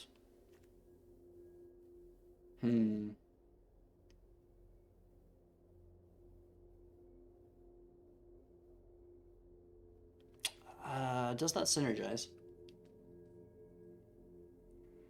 I mean, I would make a really strong creature, and it is only 5, which in like green is not like quite as much as it is in other colors. Yeah, and it's uncommon, right? I'll take one of them. Firing my dog laser, exactly. This is my signature weapon, I feel. I am, in fact, the projectile. At the beginning of your end step, each opponent mills X card. Now we're not doing mill. If an artifact you control, yeah, here we go. If an artifact you control enters, put 1/1 counter on Titus. Whenever Titus attacks, tap target creature an opponent controls. That's pretty good. That removes the defenders. And he's also uncommon, so he works. He's also legendary, so it's like extra synergy. Also, chat, I really fucking love this card. Not for its effect. Well, actually, no, it is partially for the effect. But I mentioned this on Discord. Absolute Virtue. This is a reference to a boss fight they added in I think it was, what is XI? Is that 13 or is it like 11? But anyway, point is that they added this to one of the MMOs, and like it was a really difficult boss, but like people found ways to like actually beat the boss, even though it actually turned out to be unbeatable, and they got so mad at those players that they actually just fucking banned them. I'm really surprised. I'm really surprised they made this into a card, considering that it makes them look like dumb as shit. But also the effect is that you have protection from each of your opponents because they can't fucking kill the thing. The spell cannot be countered either. I guess maybe they go over the fact that it made them look like absolute fucking dipshits. Artifact creatures and heroes you control. Oh, is there like actually a hero type?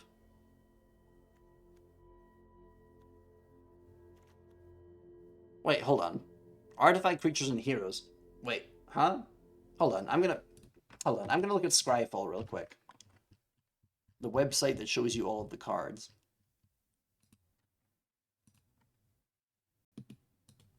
Wait, no, chat, I just realized. That's the tokens. That's the tokens they make in the set, the hero tokens. Okay, yeah, we're not using this. We're not using this. But also artifact creatures, and this is an artifact creature.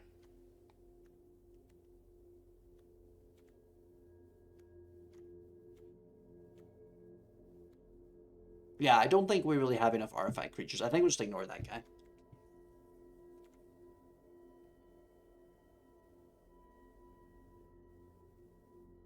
He can get artifacts back, but like that would involve going into black, so that's kind of overextending a little bit.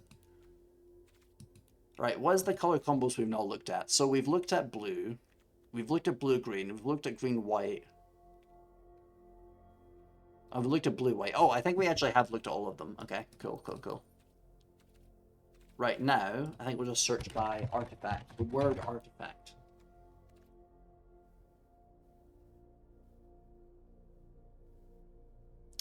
Equipped creature gets +1, +2/+1, has ward 1, and is knight in addition. Yeah, that's okay, but at the beginning of your upkeep, look at the top card of your library. If it's an artifact or creature card, you may reveal it and put it into your hand. If you put a card into your hand this way, create a food token and transform this enchantment. When it's transformed, it is a land that has 1 white, 3 colorless mana, and tap to sacrifice an artifact to put a 1/1 counter on each creature you control. Yeah, this one's really good for searching, I think. Magitech Armor. When this vehicle enters, create a 1/1 colorless hero creature token. So that's the guy that pilots it. So crew 1 does 4/4. Yeah, I mean it's an artifact. I guess that because we're not doing like hero synergy, it does feel like it's missing out a little bit. So we'll have a look at other stuff first. Equipped creature gets +1/+1 and has whenever this creature attacks, you gain 1 life. Whenever she attacks, look at the top 5 cards of your library. You may reveal an artifact card from among them and put it into your hand. Put the rest on the bottom of your library in random order. Okay, so that's when she attacks. Okay. It's not when she enters. During your turn, equipped creature is flying. As long as you control 2 or more artifacts, this creature gets +2/+0. Whenever 1 or more other creatures and or artifacts you control die, draw a card. That's really good. Also, chat, I'm just going to mention, this is what I was saying before, but like the characters being just kind of vibes based, and eventually every color will have every ability. Because the fact that this guy has an ability where it says, whenever one or more other creatures and or artifacts you control die, draw a card. That is literally like a black ability. Whenever a creature you control dies, draw. But this guy also has it. This one is exile target non-land permanent, and also you can tap it for mana, so that's really good, so I'll put that in as well, I think. And it's also an artifact, so massive synergy. White spells cost 1 less, and if you gain life, you gain twice as much life. Okay, so I'm not crazy about like the doubling life, however, making white spells cost less is really good because we have so many of them. Oh, but it is rare. Okay, we can't make it. The devs hated people being absolute virtue in ways they just didn't like it. They finally showed how you're supposed to beat it. It was basically impossible if you weren't playing it at locally servers. So the strat was literally only possible for the devs. Very stupid. Yeah. Because they literally like did like a video like explaining like this is how you're supposed to do it, guys. And like I just can't get over the fact that they banned people for like actually like beating it because they didn't do it in the way that they wanted because like it was unbeatable otherwise. It's so dumb. Like normally I'm not the type of person to like shit on developers, but like that was like such a bad decision. Like it's actually insane.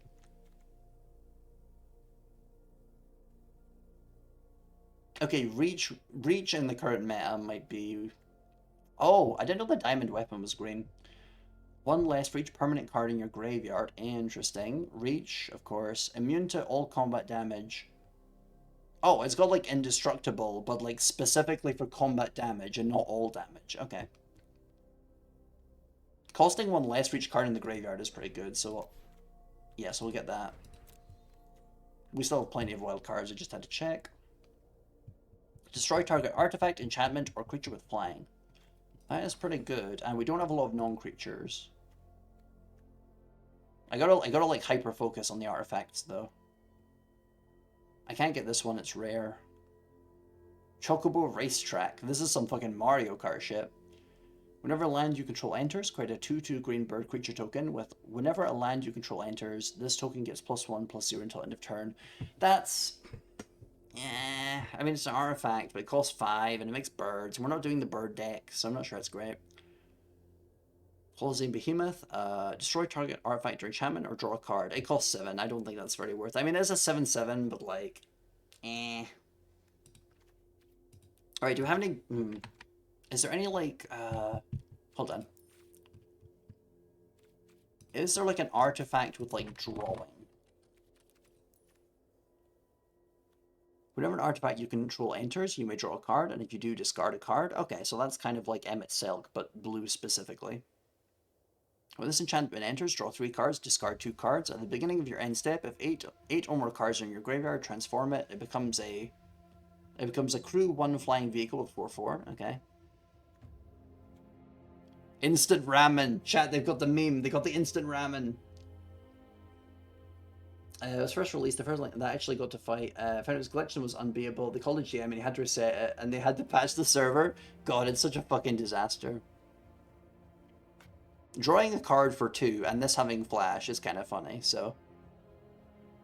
Also, chat, for those who don't know, the reason why this is, again, this is another one that, like, kind of, like, takes the piss out of Final Fantasy, so again, I'm quite surprised they have it, but they had, like, an instant ramen advertisement in the middle of their game, so that's why this is here. Again, I'm very surprised they took this, but, like, they actually made it a card, but, like, I guess that's good. It's good that they're kind of self-aware, I guess. Sacrifice this artifact. Draw 2 cards. Activate only if the opponent was dealt damage by a legendary creature this turn. Oh, we have a bunch of legendary creatures. We should add, like, one of them. Just one, I think. Whenever this creature attacks, draw a card, then discard a card. Eh. Or maybe I should add 2 of these, because it's an artifact, it does synergize, and it's draw.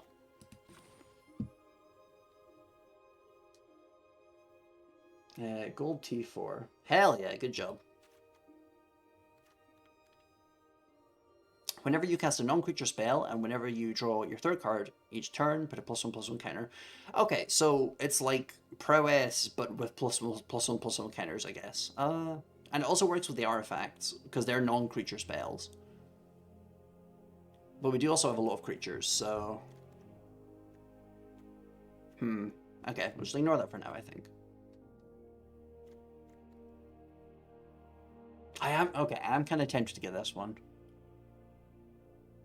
Because this does put cards in the graveyard. We do have a couple cards that benefit from that. What is the colors we're currently missing? Green and white. Okay.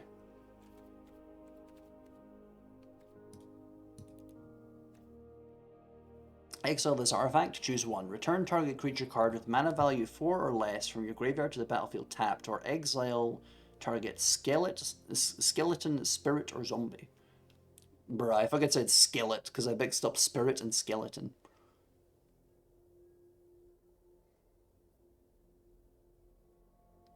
This is pretty good. It's like, we like a bit of recursion. Wait, hold on. Was white the one we had the most cards of? No, okay, that was blue. That was blue. I was worried for a second. I was like, am I fucking up again? Blue. When you cast an instant sorcery, copy that spell. Nah. Oh, this is an artifact. Okay, so, flying. You may look at the top card of your library at any time. As long as the Lunar Whale attack this turn, you may play the top card of your library. That's interesting. That's interesting.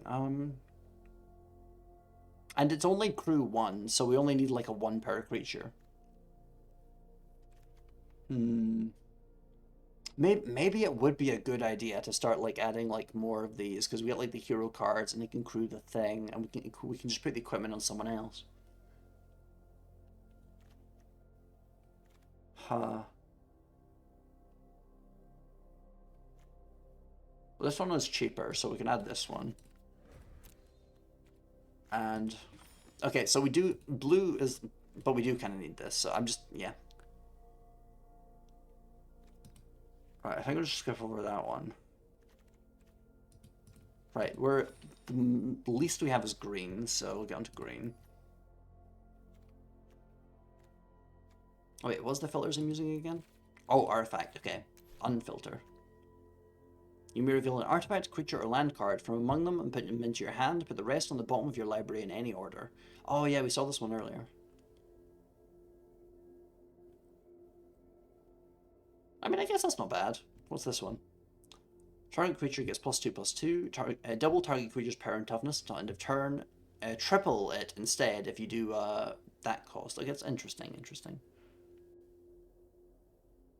At the beginning of your end step, if this creature didn't enter the battlefield this turn, return it to its owner's hand. That's so fucking funny, actually. Tifa's only a 2 cost. I thought she would have been more. Whenever land you control enters, double her power until end of turn. Okay, we're not doing landfall, so we're not going to play into that right now. Whenever you cast your first human creature spell each turn, that creature enters with an additional +1/+1 counter on it for each dog and or wolf. I don't think we have that many dogs and or wolves. Well, this one makes a dog.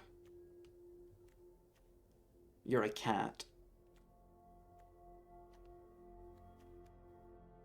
You're not a dog. Yeah, we'll just ignore that one, I think. When this creature enters, mill 4 cards. You may put a land card from among them into your hand. If you put a town card into your hand this way, you gain 2 life. Okay, so I want to get like town lands. I hope they're not rare. They probably made them rare, didn't they?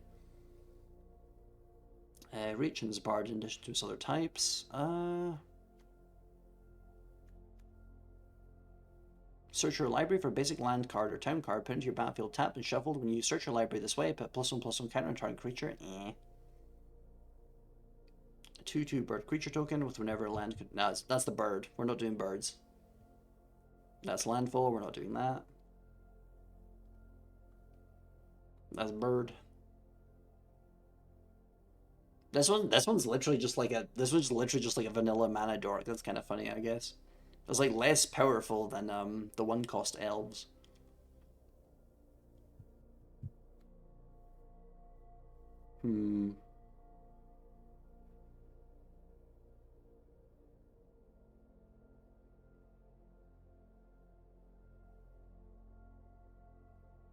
This one is pretty good for getting more mana as well. But it's rare, so I can't fucking get it. Oh, it's so annoying.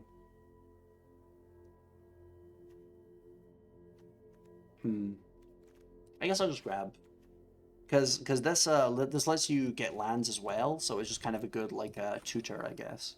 Well, not like literally a tutor, because that's like looking at the deck, but you know what I mean. You know what I mean.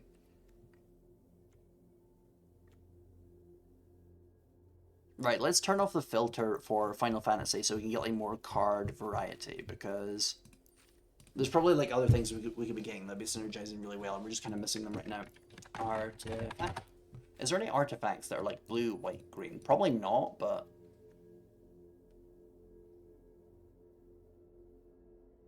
Oh, they reprinted Atraxa as Sephiroth. Interesting. Creatures you control have Vigilance and Surveil 1. Exile this card from your graveyard. Return any number of target artifact cards with total mana value 10 or less from your graveyard to the battlefield. Activate only as a sorcery. That does synergize really well, so we'll shove that in. Mana balance is currently okay. Pay 1 life to add blue, blue, green, red, and then you can add like white or black by itself. Put 7-1, it becomes a creature. Nah. Yeah, these are like full multicolor ones.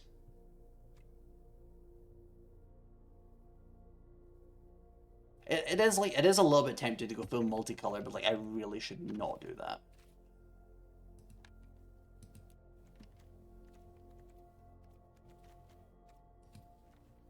Alright, let's look through the other multicolors that don't mention artifacts. Whenever you cast a spell from anywhere other than your hand. Oh, I don't think we do that. Yeah, I'm thinking. Yeah, I really don't think we do that. Whenever you cast a creature spell with mana value 4 or greater, you draw a card, gain 1 life, and put a 1/1 counter on this one. Add X mana of any color where X is their power. Spend this mana only to cast creature spells with mana value 4 or greater. I think we do have a few of those, actually. Yeah, so we've got 1 diamond weapon, 2 omega, 1 of this girl, Graha, Tokazia Dixite Mentor. This is a vehicle, so it doesn't count. Okay. She inking, guys. Exactly, I'm thinking. I think it would actually be... We don't have, like, a lot of sources of, like, sending shit to the graveyard, so, like, I don't know. But, like, we are sacrificing some stuff, so maybe diamond weapon's not a terrible idea.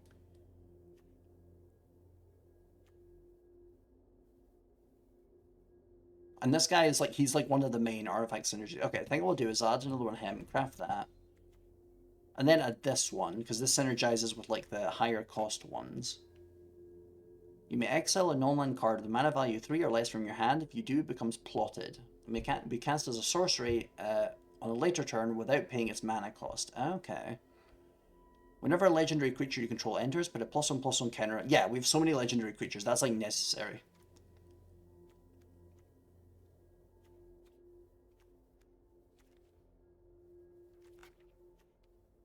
Okay, I think that's, like, all of, like, the 3-color ones. Now, maybe... Is there any good green-white ones? Number of creatures? Nope, we don't care about that. I think usually it's like blue and white that are focused more on artifacts, isn't it?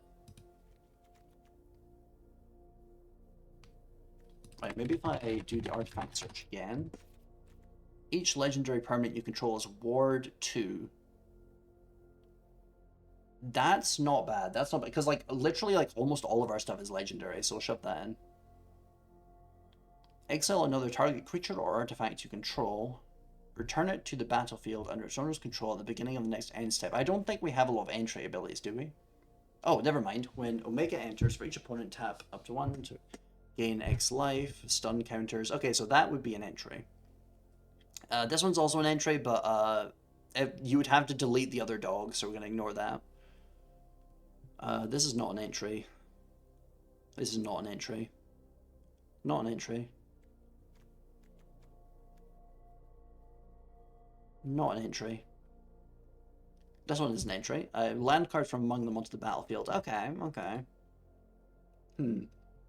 Maybe. And it does have ward. I guess ward is nice. And it can also be activated at instant speed if they're going to remove something. Although I do have a lot of 3 costs. Is there anything like really expensive so I can kind of like balance out a little bit? Double Strike Prowess. When this creature enters, for each opponent, put up to 1 target non-land permanent the player controls into his library third from the top. Okay, so Double Strike and put a thing onto the third of the top of their library, a 2/5, and with Double Strike and Prowess. Okay, that's not bad because Prowess is Prowess is whenever you cast a non-creature spell, it gets like a +1/+1 until end of turn. Along with getting rid of something, that's not bad. Affinity for artifacts, you draw 3 cards and gain 3 life. That's really good synergy. So I think I'll add like 2 of them actually, because it's such good synergy. Okay, I'm running out of green again. Chat, I keep neglecting green. I've got to stop doing that. Sacrifice this artifact. Oh no, that's black. We're not using that. Right. Get rid of the multicolor, but still search by artifact. Okay, we could get this person that makes non-creature artifacts into 4/4 artifact creatures. That could be a thing.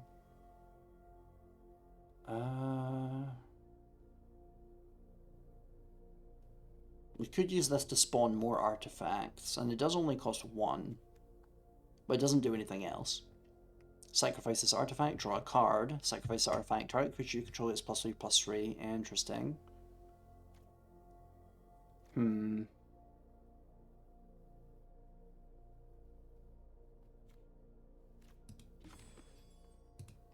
We do have a pretty equal ratio of creature to non-creature. I think I will take... because this one... I don't know, like... Because whenever people play this, it's just kind of like a stalling measure, and it's not even legendary and doesn't synergize. I don't know. Wow, that guy looks freaky. Patchwork Beastie. Creature can't attack or block unless there are 4 or more card types among cards in your graveyard. At the beginning of your upkeep, you may mill a card. Interesting. He's also an artifact, so... has reach, can't be blocked by more than 1 creature. Sacrifices equipment, draw a card. And that only costs 1 as well.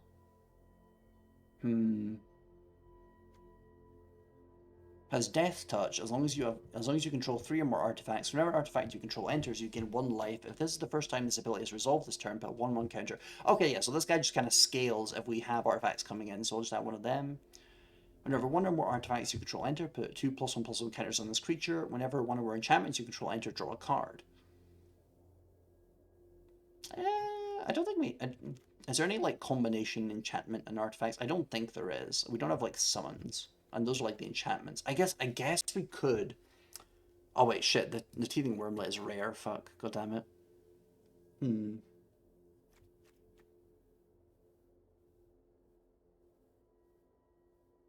Because this could be really good. Is there any... Hold on. What is the... Okay, we just type in, like, summon. It should show us it. Yeah, here we go. Search your library for a basic land card, put it onto the battlefield, tap, and shuffle. When you next cast a creature spell this turn, that creature enters with additional +1/+1 counter. Draw a card if you control the creature with the greatest power or tied for the greatest power, and this only costs 3. Is there like a more expensive thing? Create a 2/2 bird. Creatures you control gain trample. Also, chat, I don't think I need to say anything. This card just looks kind of inherently hilarious. They just have like a fat chocobo. And it says at the bottom, there's the flavor text, a pleasingly plump summon. Interesting. Return all land cards from your graveyard to the battlefield tapped. That's really good, but it's rare, so we can't use it. We could use this to get, like, land creatures, and it's flexible, so we could do it as long as we have at least, like, 3 mana and 2 of it is green. And it's mythic. Okay, I'll add that. Yeah, we could do, like, a couple more green ones, and that's us finished. Yeah, I'll try this one. When this creature enters, you may search your library and/or graveyard for a creature card with no abilities. Reveal it and put it into your hand. Oh, that's weird. Okay, I don't want that. It's like it's weird in like an interesting way, but like it doesn't work with what I'm doing.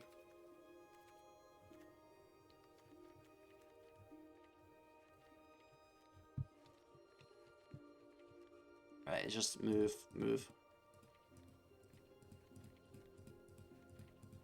A lot of cards in standard. Right, okay. No. No. Nope. Search your library for up to 2 land cards. They each have a basic land type. Put them onto the battlefield tapped and shuffle. Look at the top X cards of your library, where X is the number of basic land types. Among lands you control, put up to 1 of them on top of your library and the rest on the bottom of your library in a random order. Huh. Okay, that's complicated. Okay, Oh, right, okay, so it rewards you for having, like, more different lands. Now, we're only gonna have, like... I guess three is a few, isn't it? Yeah, maybe. I don't know. Yeah, this is that card that we were fighting against before, where, if it hits someone, we get to look like that many top cards of our library, and we can put it on the thing for free, so that is tempting. Yeah, I think I'll take it. Like that one, like it's really hard to remove as well because if you kill it, it becomes a land, and then that means that we get another land as well. So it's just kind of a win-win, really. Right, now let's look at the lands. Wait, hold on. Did I set a thing wrong here? Are my filters fucked up? Land. Okay, that's weird. I don't know why it's not letting me like search up blue, green, white lands specifically, but okay, whatever. Wait, is there just none? Is there just none in standard? I just realized that just hit me. Wait, is there no blue, green, white lands in the entirety of standard right now? Weird.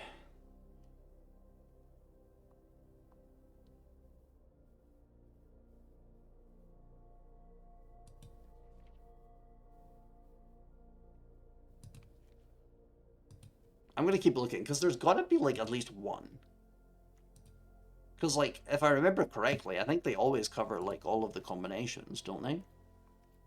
Or is this like chat? This is fucking me up. Like I've never seen I've never seen standard in a state where like I'm going crazy. Where the what? Do they just not have one? That's crazy. Okay, we'll just have to. Not always. I guess. It's just that like for the longest time they had like lands that cover like every possible combination, so I'm just kind of shocked right now. I guess we'll just have to like go for the best dual lands.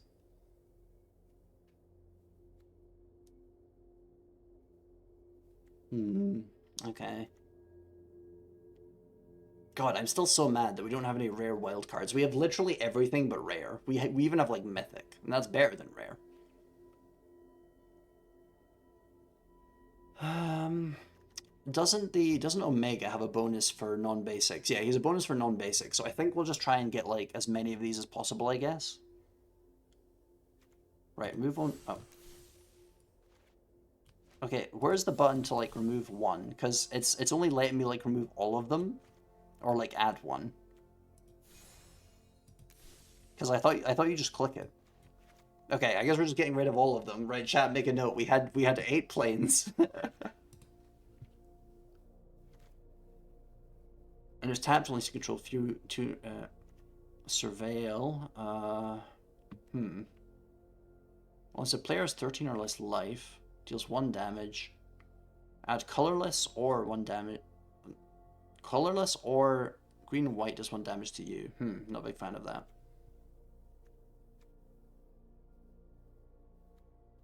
This land becomes a 3/3 green and white llama. We get a llama, that's crazy. Whenever this land attacks, other creatures you control will get +1/+1. Sure, I'll take that.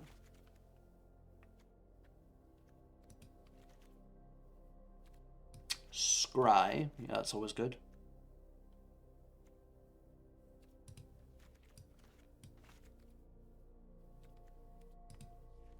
Right, so that's three green white ones. They'll do like white blue ones. Right, this is a combination land and sorcery. Target opponent mills half their library. Nah. We don't like mill. Oh, one that you can sacrifice to draw a card. That is pretty tempting. Because eventually it does become kind of useless. Okay, chat, I'm gonna Google this real quick. I'm gonna Google how you get rid of just one land.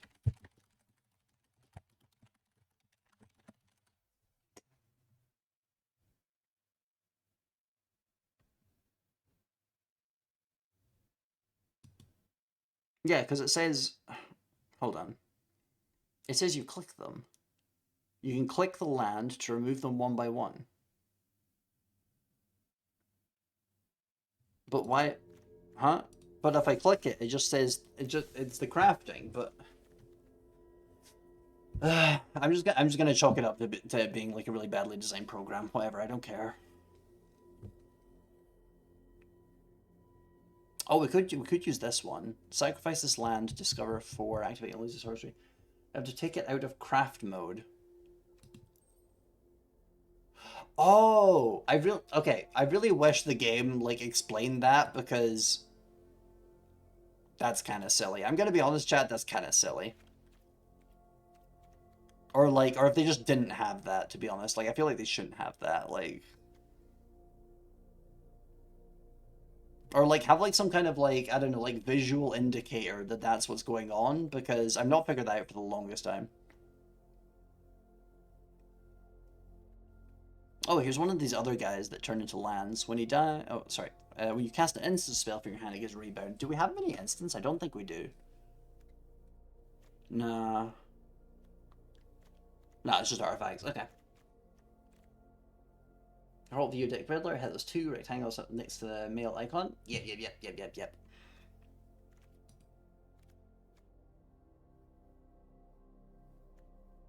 You may reveal a soldier card from your hand. Okay, that's really interesting, but it doesn't synergize with us. So, surveil, tapped unless you control 2 or fewer. I don't really like taking these ones because they kind of screw me over all the time, but I guess like in the rare circumstance where it actually works, I guess I'll just take it. Scry, whatever.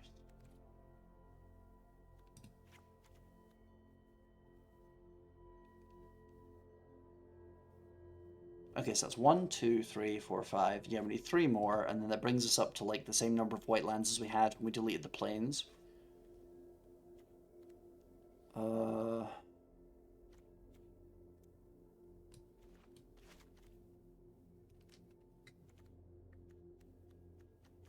Two more.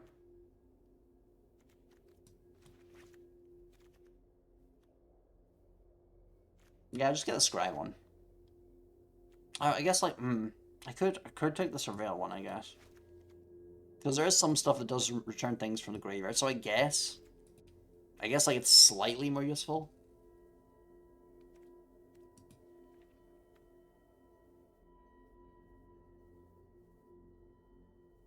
Okay, then that was white blue. God, I'm actually so bad at maths. Top right, sorry. Oh no, don't worry about it. I already found it.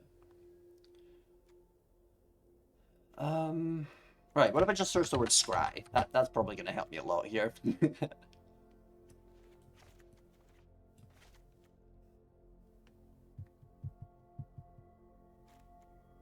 And then we can remove forest and island for that. Just continue adding more of those. Add one of these.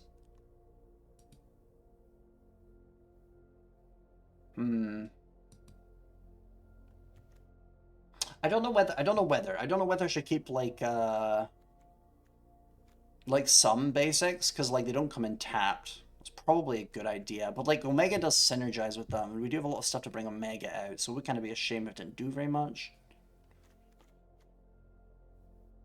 Yeah, and it's the number of non-basic lands. It's not the number of types, so...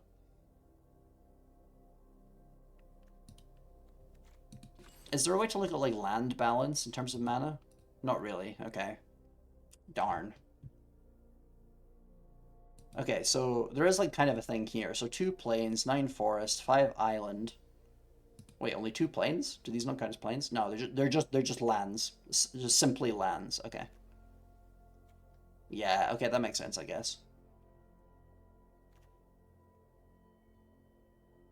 I guess I'll just try this. I'll try this.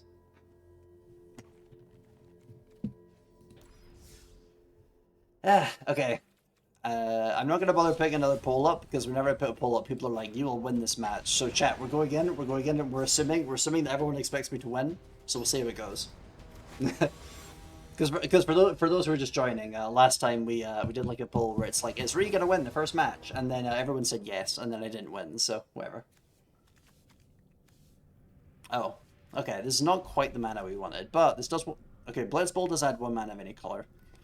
Do we mulligan? I think we mulligan, honestly, yeah. When we demand it, hell yeah. Okay, this is a lot better, I think. I think we'll put the diamond weapon back in, because that's kind of like for build, like, you know, you build it up. And we don't have the build up yet, so. Scry 1. Forest, dry line, yeah, I think it's probably a good idea if we keep those. Because it's kind of like flexible for how much mana you have, and it gives us more mana in general, so.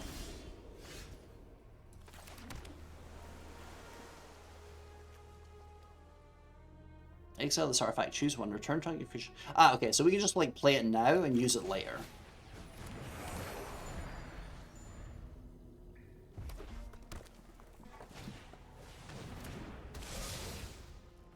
They have a mage.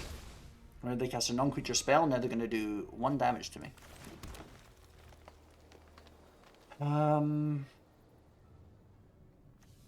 If we use this, then we could play her next turn. Or we could do this. That'll put a creature on the board, so they can't attack, and it'll give her ward when she does come in. Or we could just play this, which will give us 1 mana of any color, and then. But then that would kind of waste the synergy like that we have on the other cards, for when the artifact enters. If we do draw those other cards, right? I'll just play this one. I mean, this is also an artifact, so it does also kind of waste it. But I mean, whatever. I have to overthink it.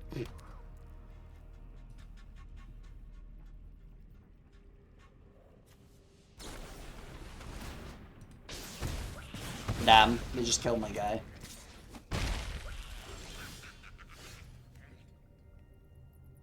Oh, nice. Okay, land fetch.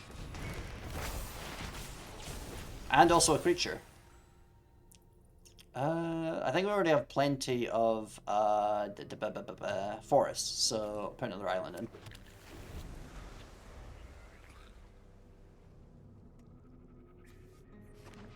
What's the difference between think it over and overthink it? I couldn't tell you. I couldn't tell you. That's why I have to keep telling people don't overthink it. You know, that's because we don't know. I sound like fucking. I sounded like Philomena Kunk when I said that. It's crazy.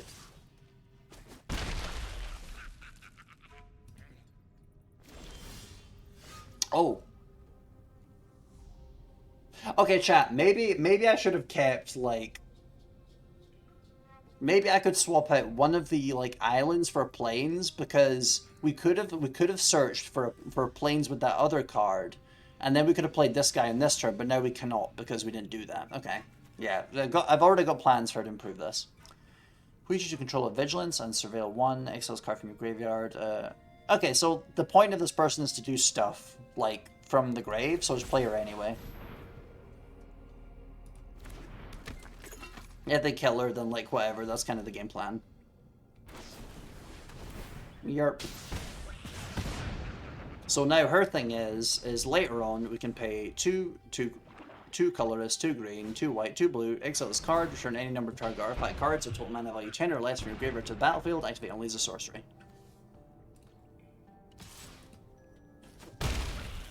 But yeah, this is not going great. Yeah, it's definitely time to make the Dryads, I guess.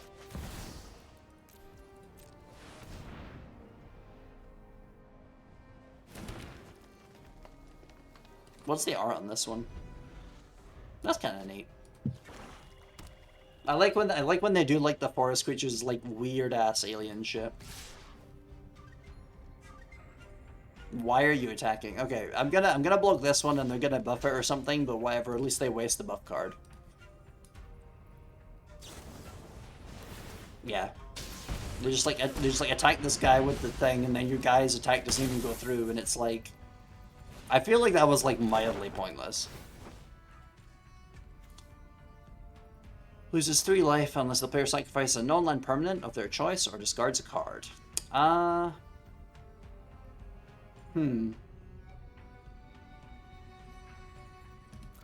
could get rid of the Phoenix down, because the game plan is that we'll just kind of get it back later, so.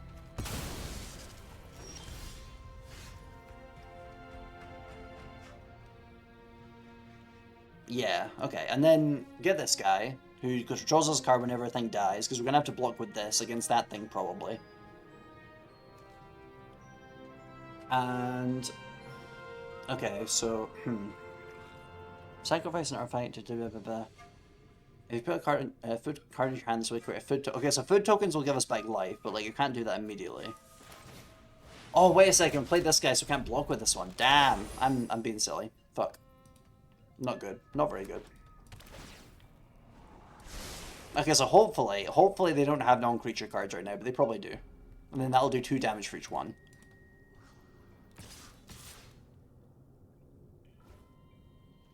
Right, I block this one. Spend your non-creature cards.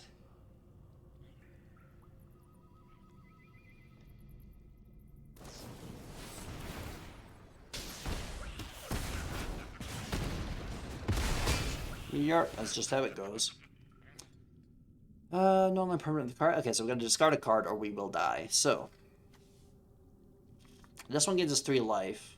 Does cost 7 though. And has affinity for artifacts, but we don't have any artifacts up right now, so I'm just gonna get rid of that for now. It's not like immediately useful.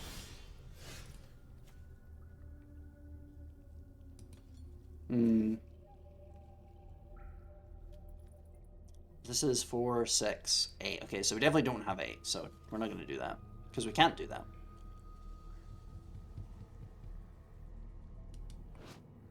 How do I say? Yeah, here we go. Food. It costs 2 to gain 3 life with it. Okay, so if I played that, I'd have 2 left.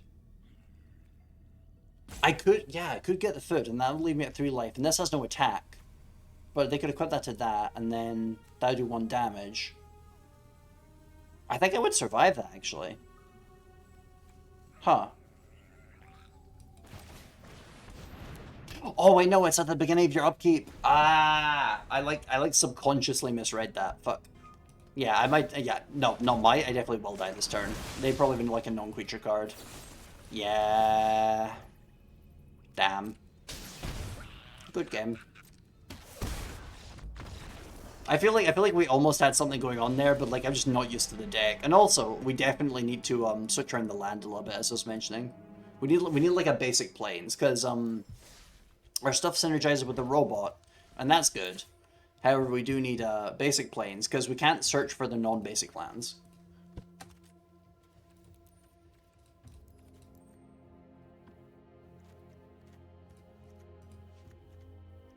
Yeah, just kind of even it out a little bit. There we go.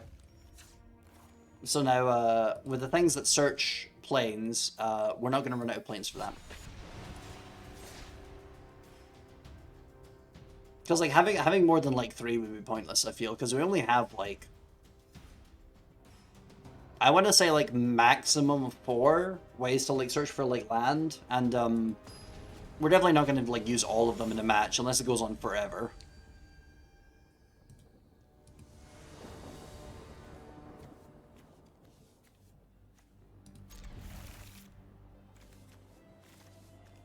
Right, cool. We can scry immediately with this one.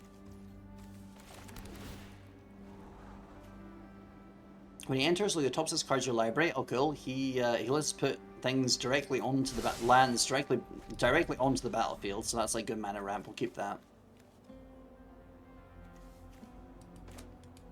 I think next turn we'll play this one because it lets us get a free creature, and they also gain us life. So.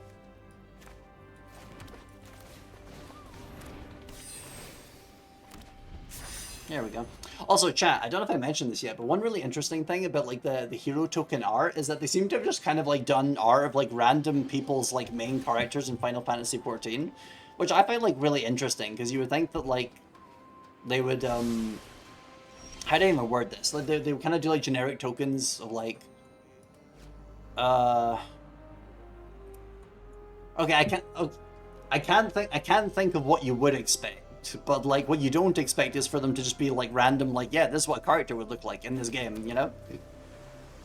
Theoretically. Whenever legendary creature you control enters. Okay, so we'll do this, and then we'll use it to like plot this guy.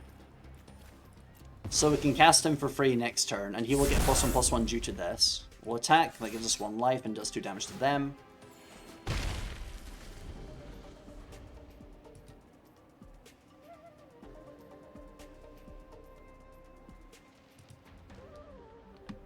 So this guy is black, blue, red. Interesting.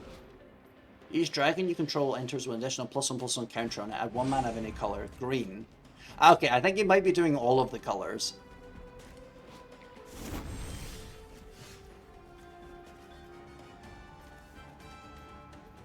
Right, so I'll play this guy. Then he gets... Yeah, so we can look for a land, put it onto the battlefield tapped. That lets us scry. We're not going to use another one of him, so I'll put that to the bottom. This one lets us surveil, so we use this one. When this creature enters, mill 4 cards. You put a land card from one limb into your hand. If you put a town card, nah, we don't need that much like land gathering ability. Right, attack the person. And then if they play like a really big dragon, we can like get rid of it with this because this exiles target non-land permanent. Or we could get rid of the globe as well, because that does give 1 mana and it gives the dragons a +1/+1. I guess we'll just see what the most immediate threat is, because if they don't play a dragon, I'll get rid of the globe. Ah, they did. Okay, they did play a dragon, but it's not that bad.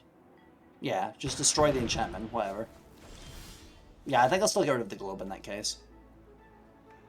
Whenever an artifact you control enters, put +1/+1 counter. Whenever he attacks, tap target. I'm kind of tempted to play this guy before this, because that would be like optimal, but like I really should get rid of this before they can use it a lot. Yeah.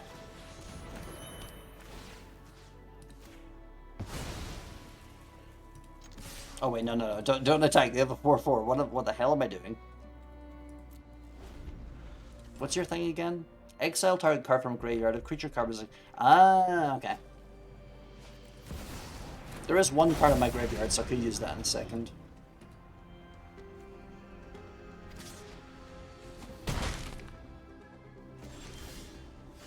Oh, we got Omega. Hell yeah. Okay, so we can afford to do him. So this means we can tap this dragon and then put 4 stun counters on it, which means it'll take like 4 turns to take all of them off, and it won't be able to attack. And I gain X life. That's really good.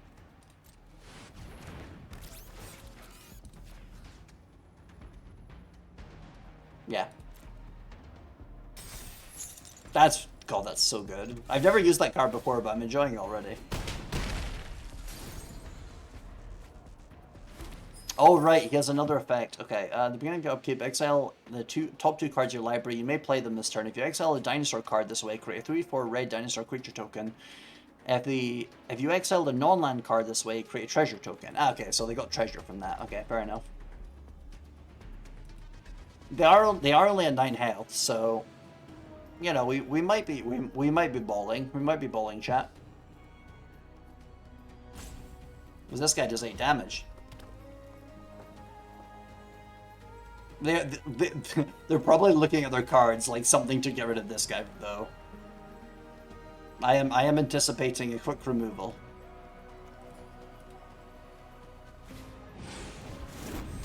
Yeah, because that gets rid of him, that's true.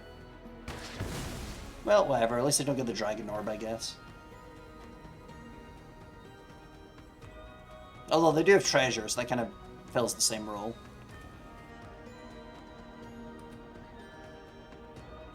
I feel like they're not going to attack. Yeah, that's sensible, because they're at such low health. Right, okay. I kind of feel like it's too late for this guy now. Because we didn't get to play him early, and now he's not going to get like much benefit from like the +1/+1s. Like, we really need things that'll just like help us take this guy down now. Whenever one or more or the creatures and or artifacts you control die, draw a card. I think I'm just going to do that, because it means that they're going to get punished for removal. And also, if they kill one of my guys while I attack, I get another card. So, like, kind of a win-win, really. So, we will actually attack this turn. Oh, wait, hold on.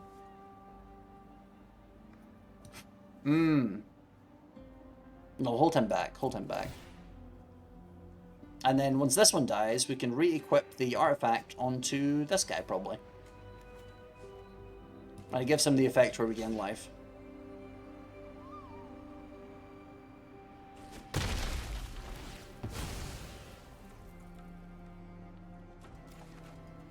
Here we go. When this enchantment enters, draw 3 cards, then discard 2 cards. At the beginning of your end step, if there are more cards in your graveyard, transform this. 3. Okay, yeah, that's not enough. Yeah, because kind of my main problem right now is that, like, they are kind of building up. We want to kill them before they can do that, but, like, we can't quite make it. See, this is what I was saying before about, like, wanting to have, like high-cost cards, because, like, Otherwise, like, you do quite okay in, like, the early game, but then, like, later on you just kind of, like, run out of steam. I need to look for more, like, high-cost green, white, blue combined cards. At least this guy has reach, so we can block the flying ones, I guess. As long as they're weaker.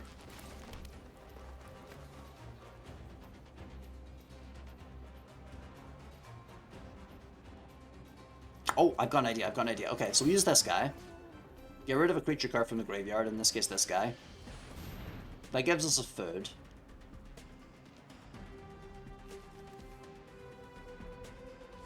Oh, I should have played this guy first. Wait, could I even have... Yeah, okay, so... Wait, no, I could have afforded... Chat, I might be a little bit stupid. I might be a little bit stupid. Because we could play this guy, and then we could have got +1/+1 on him due to the artifact, but I did it out of order, but whatever. I mean, a +1/+1's not going to, like, decide everything.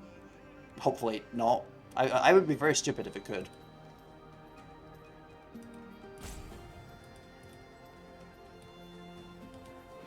Right, just waiting for them to decide something, apparently. Right, okay. Sacrifice food. Then that dies, which means that this guy draws us another card. And that is a land. Okay. Mildly disappointing, but whatever.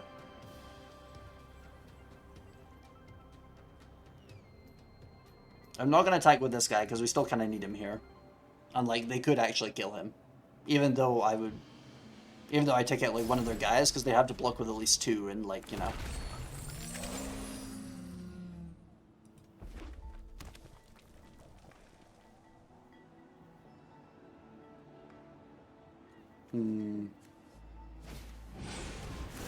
Oh, they're destroying something. What are you destroying? Probably the thing holding the orb, I assume. Yeah. At least we draw another card for that. Another land. God damn it. Well, I mean, at least that means our next card is less likely to be a land. You gotta look at the positives.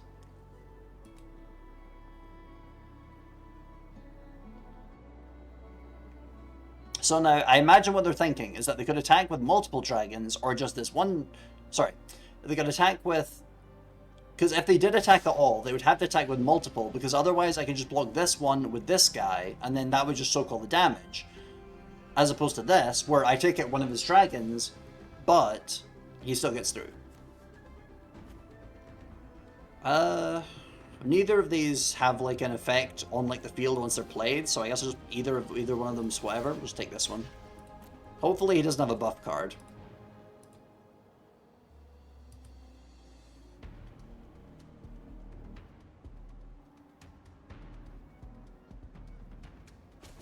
He does not.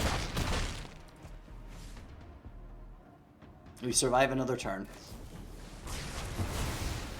Oh, he killed his own dinosaurs and my own guy. Okay. I mean, that is definitely a problem, though. Right, draw more cards.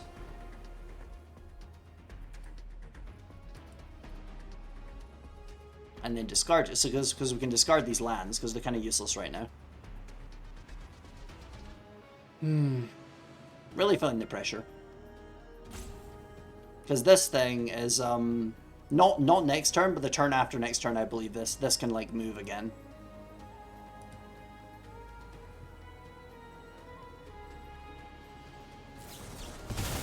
Oh, they're countering it, okay. Damn, I can't really do anything about that.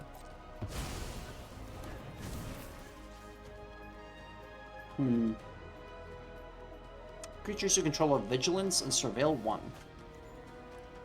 Yeah, I'll do that. So I can give this guy Vigilance and then attack, I guess, because I don't have the mana left to make a food out of a creature. And it's not going to do much for me anyway.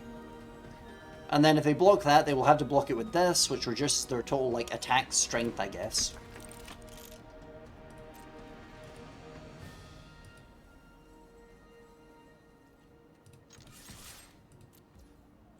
And he knows that I have no mana, so he's probably just going to lay it through, honestly. It's just because, like, I have nothing else I can do with this guy, because he's not flying or has reach, so he can't do anything about these. Never mind, he's blocking with the dragon, apparently. Okay. Sure. That's certainly a choice. I don't understand it, but that is a choice. I mean, he's definitely winning anyway, so it's probably not going to affect much.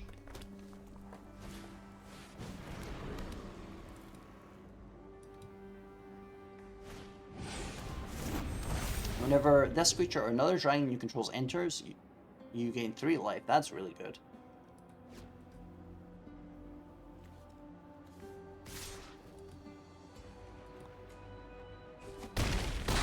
Right, chat, we gotta hope that we get something really good this turn. No, that is in fact a land. That is not very good. Okay. Ah, right. We could surveil, but that doesn't draw a card. We could equip this person that gives us 1 life. It's not enough. Yeah, we're just gonna say good game and end. Yeah, okay, so game plan. We're gonna add a lot more high power cards, maybe less lands, because like we do have a lot of land searching. We ended up having like more lands than we needed, and we continued drawing more. So maybe we swap out because I noticed I had a couple in here that yeah, this one doesn't have any special effect and it enters tap, so remove that one. Because the other ones have special effects. Yeah. Yeah, okay. Move forest. Yeah, and then add more high cost things.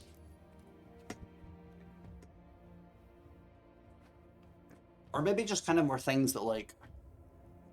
Because like, for example, if we got this one, along with more high cost things, I feel like that'd be a good strategy.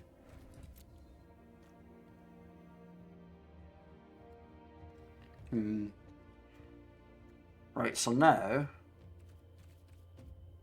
Okay, so it's got to be mana value 4 or greater, so we'll set some filters. Mana value 4, 5, 6, 7 plus.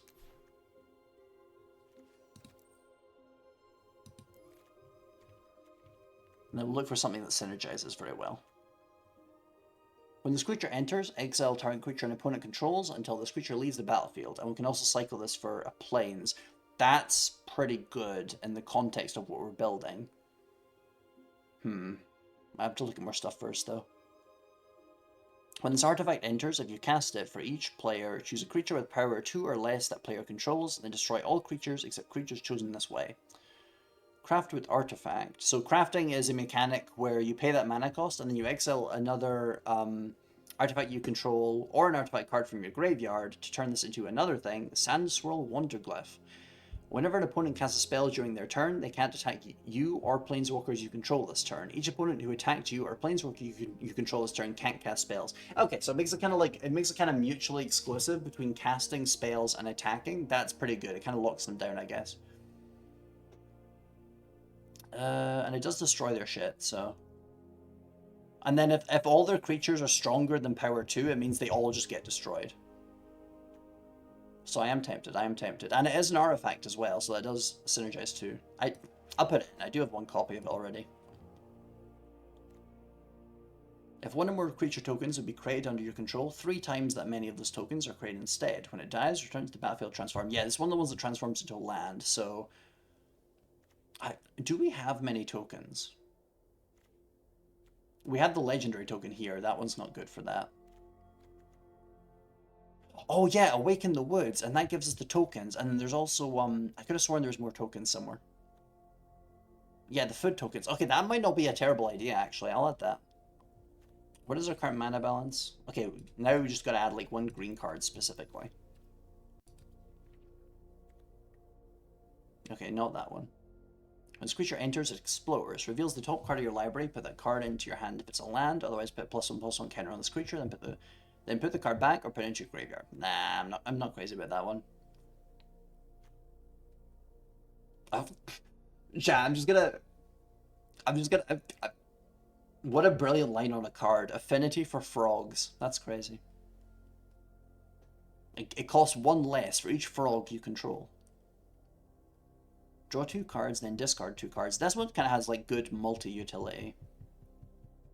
Whenever you cast a Whenever you cast a spell with mana value 5 or greater, put +1/+1. Yes, that kind of synergizes with the idea that we're gonna have like a lot of really expensive creatures. So yeah, I think we'll add that.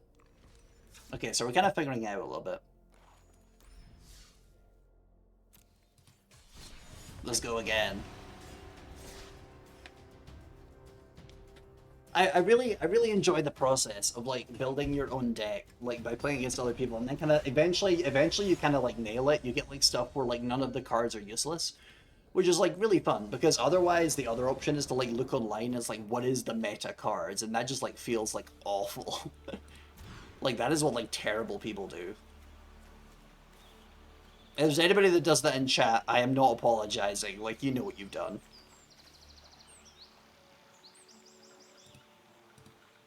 And you probably felt terrible about it too. Scry 1. Where do we go? Cannot afford him. To the bomb.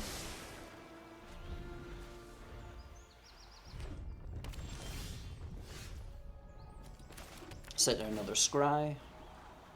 Forest? That's... Because we could cast this one next turn. I think I'll send that to the bomb, because we can already afford the stuff that we want. Only watch other people play them, haha. Honestly, Thorier, for the best. For the best. It can be quite frustrating. Would not wish this on anyone else. Whenever you cast a creature spell with mana value 4 or greater, you draw a card, gain 1 life, put 1/1 counter. Okay, so that just directly combos into like how we're gonna play this guy. Or we could play this guy and do this next turn, and it gives him a +1/+1.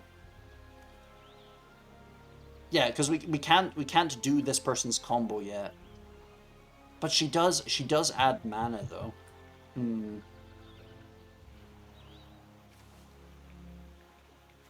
I think I'll play her, because then that means that we have 4 and then 5, and then we're really close to getting it.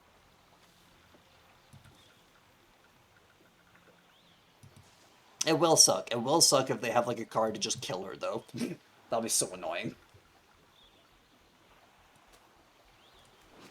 Also, they have Giada, Font of Hope. We really hate this card, chat. I'm just going to tell you what this does. Every other angel you control enters the battlefield with an additional +1/+1 counter on it for each angel you already control. And she also adds white, which gives you the ability to get more angels, of course. So it's going to be like a bunch of shit that we can't block, and is also really powerful, which is generally not very fun to play against.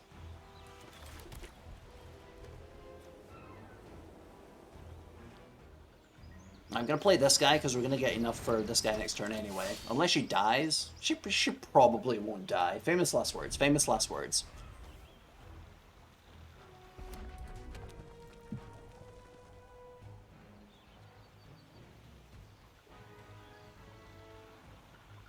Wait, will we have enough? Hold on. 1, 2, 3, 4, 5, 6. Oh, it won't be enough. Damn it. Okay, whatever. Yeah, I think they're going to cast another angel. Yerp. And they get to do 2 damage to someone, so they're going to kill him. Unfortunate.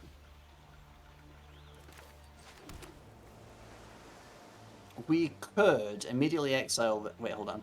Is there any card types? Nah, no card types we can kill there. So, we could immediately use this, get the guy back, but like it's not really going to do very much because like, how do I word this? Like, he can't block them, so it doesn't do anything.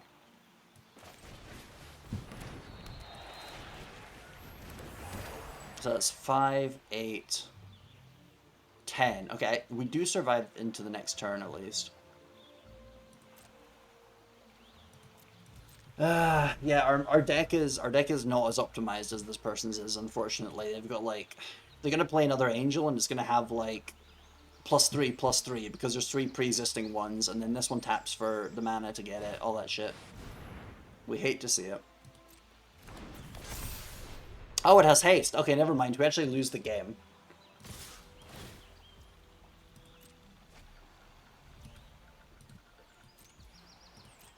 I'm not gonna give that one a good game because Giada decks kind of suck ass to play against. Like, I don't like them. You're not fun to play against if you play a Giada deck. It's like, oh, I've got like stacking mana ramp and like a bunch of like +1/+1s, and you can't block them because they're all flying because they're angels.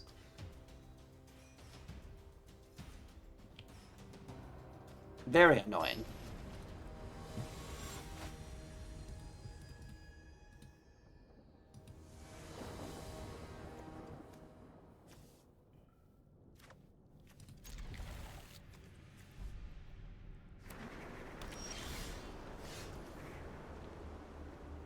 Play this one first, we get the scry. I think I... No, we can't actually afford that one because it's too white. Okay, so we'll shift that to the bottom. Because our mana pool is blue or green, blue, blue, green or white, so maximum 1 white. What are you? Lifelink. Whenever another artifact you control enters this creature... Ah, so they've also got Artifact Affinity. That's cool. Right, what is your deal again? Whenever creature attacks, untap target attacking creature. Okay, that's neat. So that will make you a 2/1. Yeah, I'll just play this one instead. This one's like a better blocker. They're probably immediately going to play an artifact, and then this one will become like 3/1 or whatever, but... No, sorry, 3/2, I mean. But, well, if they don't, then...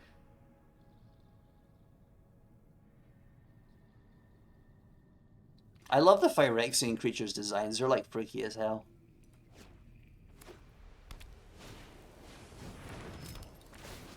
Whenever a equipped creature deals combat damage to a player, create a treasure token. Oh no, we are fucking in for it, guys. Hold on. It's only if they hit me, so I guess I'll block it.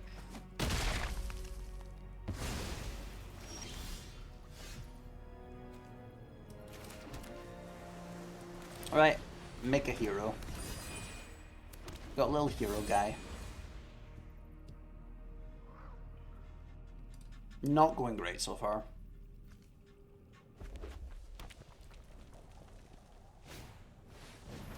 At least if we have managed to play this one, that will definitely kill that guy because he's got more than 2 power now.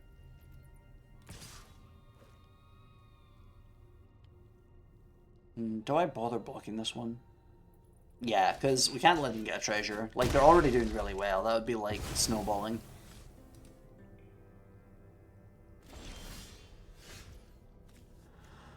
Okay, right.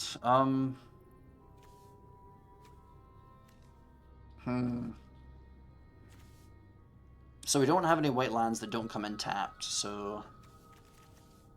What's your stats? 1/3. What is your equip cost? 3. Okay, so we can't equip this to this person immediately. I think what we will do is we will play the Scry land, and then we'll see what's coming up next. It's that one. That one didn't really say it was before, so we'll skip over that one. Play you. And we'll just tank the hit this turn, and then hopefully we draw a really good creature our following turn. Not guaranteed at all. Oh, they got like Final Fantasy land planes with like weird ass crystals in it. Makes sense. Final Fantasy is all about crystals, isn't it? Oh, Ishgard, that's the place from that one, the Heaven's Word, Final Fantasy 14. Interesting.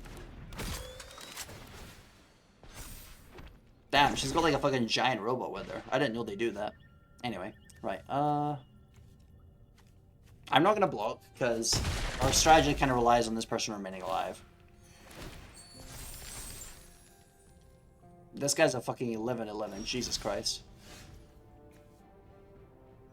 Okay.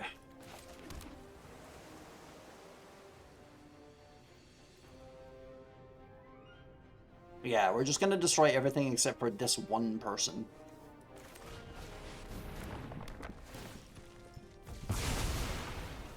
However, they will be able to equip this to this person, so they'll be really strong soon. I guess we'll just have to block it with this one, even though I was hoping to, like, draw a strong creature to get with her. I think we might need to remove, I'm trying to think about how to improve this. Like, we've got the artifact synergy. We did add a lot more powerful creatures. I think the problem is that we just don't seem to be drawing them, and I genuinely don't know why, because we added so many. Because, like, all we need is, like, strong creature, this person triggers, draws a card, gives us life, makes her more powerful, then she gets more mana. But, like, the chain has just never started, which is so strange. Like, I'm just very unlucky, I guess. Okay, they killed their entire board, so that's good for me, I guess.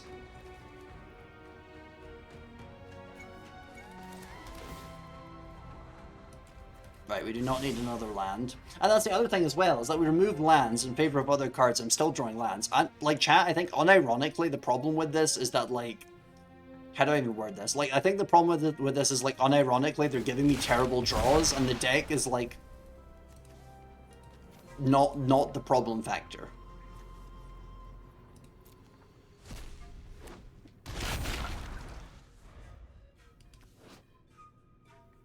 Okay, so cool. So if they cast a spell, they cannot also attack on the same turn, so that will keep me alive like a little bit, unless they just kill this immediately, I guess. But then if they do kill it immediately, that's a spell. So if this becomes a creature, it can't attack immediately. Cool, cool, cool.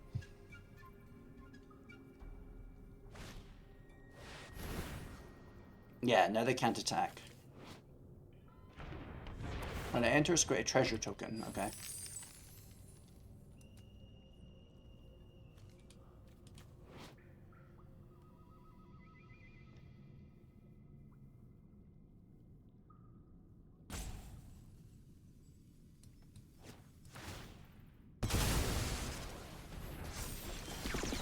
Okay, she's in the 11/11 again.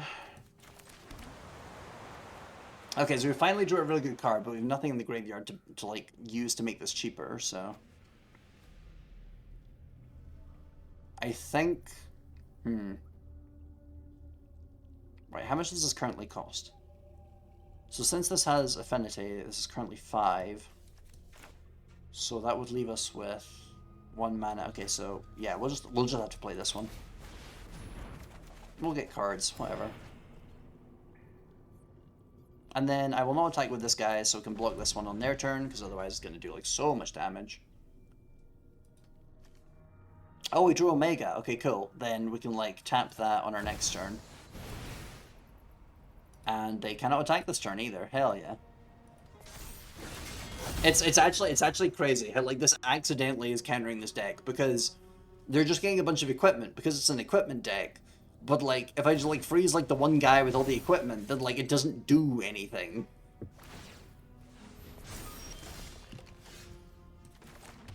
But I might be getting ahead of myself, and we might still be fucked. I don't know.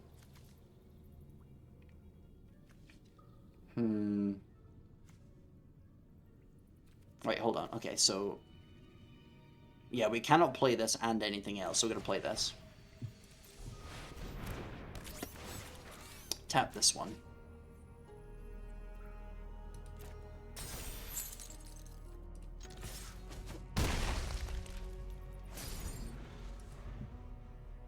So now, I assume they're going to... so basically, for this token, they can pay 2, make it into a creature, and then they're going to attach all their equipment to this guy instead. But if they cast any spells, then they can't attack.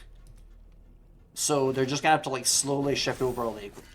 okay, I said slowly, but shifting over 1 has made it 12/12. Okay, we will just tank that hit, I think. Because if we do, we can keep attacking. And I assume maybe he's not going... yeah, he's not going to attack because he knows that. Okay, cool, cool, cool. Alright, let's draw 2 cards and discard 2 cards. That will make this guy cheaper. Discard that one.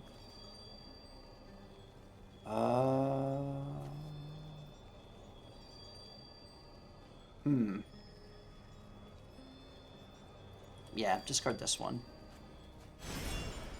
So now it costs 7.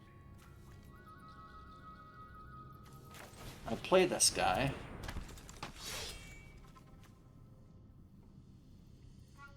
And I will attach this to this person, because this has the effect that whenever the equipped creature attacks, it untaps a target attacking creature, which means that it can untap itself the moment it attacks. There we go. Cool. And they're just going to continue shuffling. We continue shuffling all their shit over to this guy, but they cannot also cast a spell lest they lose the ability to attack. Yeah, no, they can't attack this turn.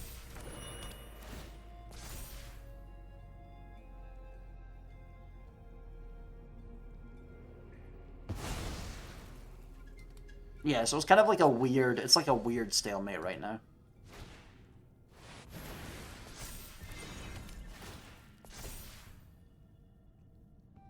Yep, just kill that guy, I guess.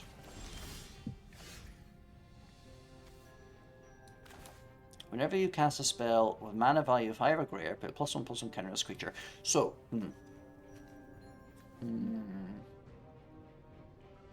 Alright, what I'm thinking is, do any of these give trample? +2/+0, that's not trample.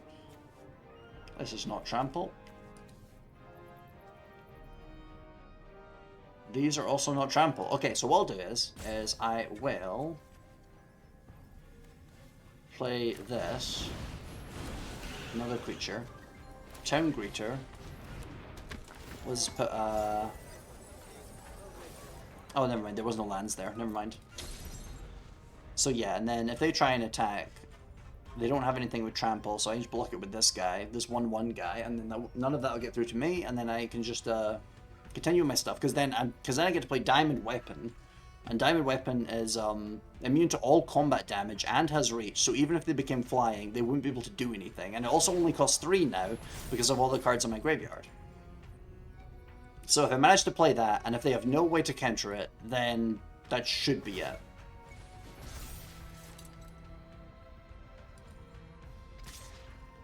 I just block with this guy.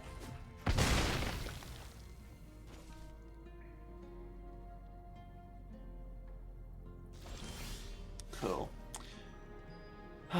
Okay. Play Diamond Weapon. And that will get to +1/+1 because I played a strong creature. Play this. Activate the side quest to catch a fish. Attack with these because there's nothing to block them.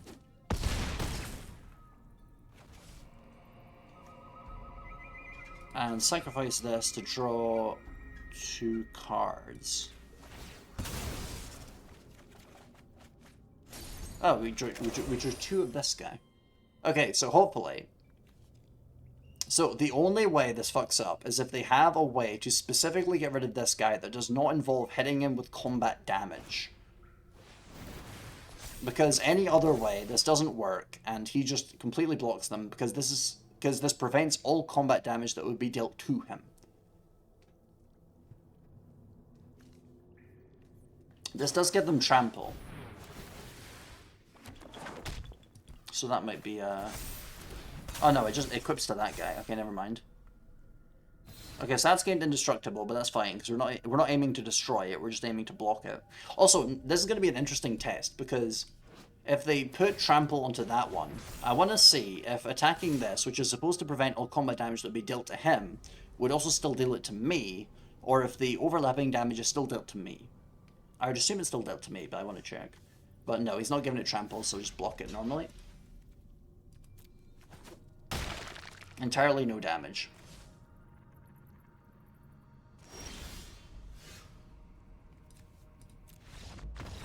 Trample will bypass? Okay, yeah, that makes sense, that makes sense. Because it's the damage that would happen to this creature, so I guess what would happen is it would reduce 8, and then it still goes through.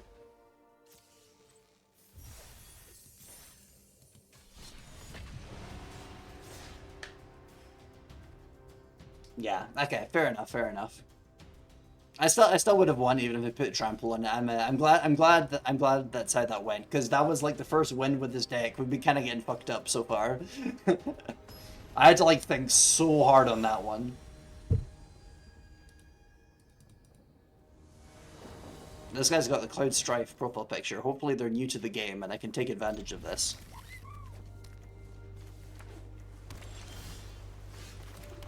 Let's get the Scry. Draw 2 cards and discard 2 cards. That's good for the current state, because we can play that on our next turn.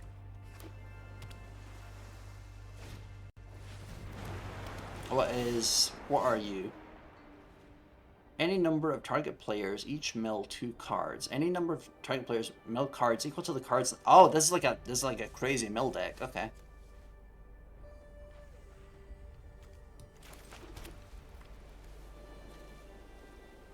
Oh, I could play the Archivist instead, because when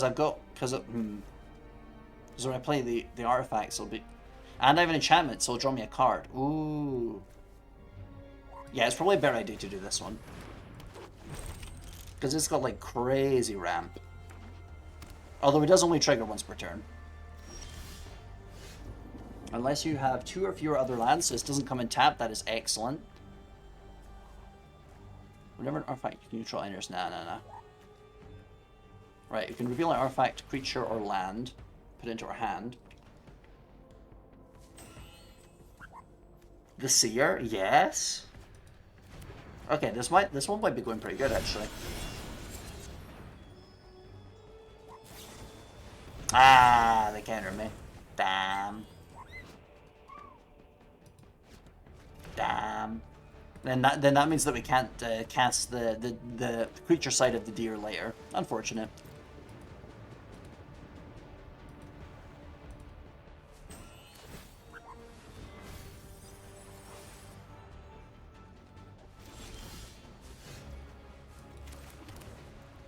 I'm going to assume they have a lot of counter spells because they've not played any creatures. So I'm gonna if I played this, then they will definitely counterspell. They'll waste another counterspell on that.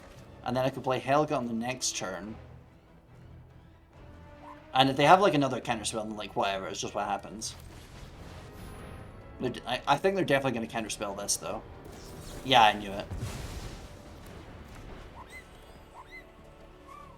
End turn. Not big fan of these mill people. At least it's like fun to like talk about it like a mind game, I guess, like we're doing fucking Death Note or some shit. Is he gonna activate the other one? No, he has a counterspell. He has another counterspell.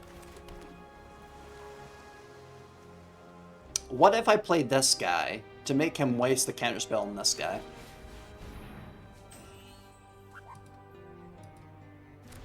Oh no, he didn't take the bait. Okay. Damn, he slightly knows what he's doing. Unless it wasn't a creature counterspell. Counter the counter? True. Well, see, despite being blue, green, white, we don't have any counter spells. We could have gotten one with the blue territory, but I didn't really feel like it. Hard control of his build, right? Yeah, seems. I mean, see, I was waiting until they ran out of mana, but no, they're holding 2 back for something. So it's definitely a counter spell. Because otherwise they would have activated this twice.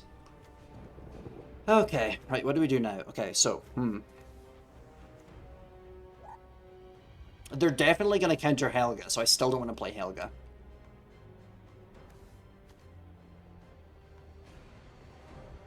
Do I just play Fenrir? I should probably just play Fenrir. I should make them burn all the counter spells, probably. Yeah, just play Fenrir. We'll see what they do. Oh, they didn't counter it. Okay, cool. I get a land then. Right, what are we currently lacking? We're lacking forest a little bit, so we get a forest. And we get to draw a card because it's enchantment. Hell yeah. And then that means Diamond Weapon is currently only 2 mana. That's so funny to me. They're gonna send it back to hand or something. Yeah.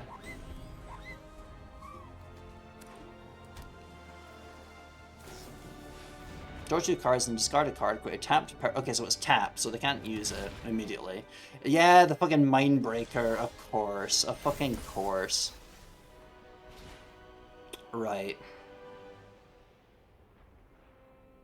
Is there a way that we can prevent that from... I don't think there's a way we can stop that from coming back. That's very annoying. So chat, for context, the way the Mindbreaker works is... So they have 6, they have 7. Yeah, so they could unearth it. Sorry, cast it, not unearth it. But yeah, so chat, basically what this is... Oh wait, no, it's in their graveyard, so they'll have to unearth it. Okay, so chat, what this is you play it for the 7, and then when it attacks, they mill half their library rounded up. Then unearth means that you can play it from your graveyard with haste, which means that they get rid of, like, another half. Which is, like, really bad. And then if they have that one card I mentioned before, Bruvac or whatever, they can, double that, so it just becomes the entire deck of cards. Yeah, there's definitely going to be another one. Right, we'll just play this guy as well, I guess. So yeah, I guess the objective now is to just kill this guy before he gets a second Mindbreaker. Because this one's in the grave, it's going to be banished when he uses it, so he can't use that one a second time. Unless he has like some kind of really good combo for that, which I wouldn't be surprised. I wouldn't be surprised, to say the least. He's probably got something to like return it to hand or some shit. Yeah, that would make sense, wouldn't it?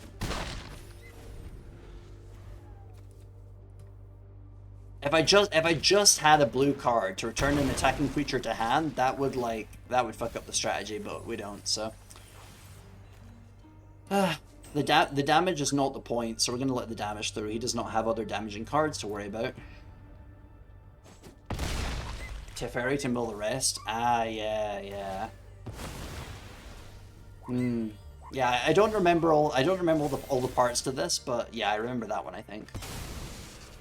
Cool. Okay. Well, I've just got to hope. I've just got to hope that Diamond Weapon can end up doing something. And then we got to draw a card because of Helga, and Helga gets a +1, and I gain 1 life. They're probably going to counter Diamond Weapon. Yeah, well... Oh, it's counter unless we pay 2. Okay, I'll pay 2 then. Fuck you.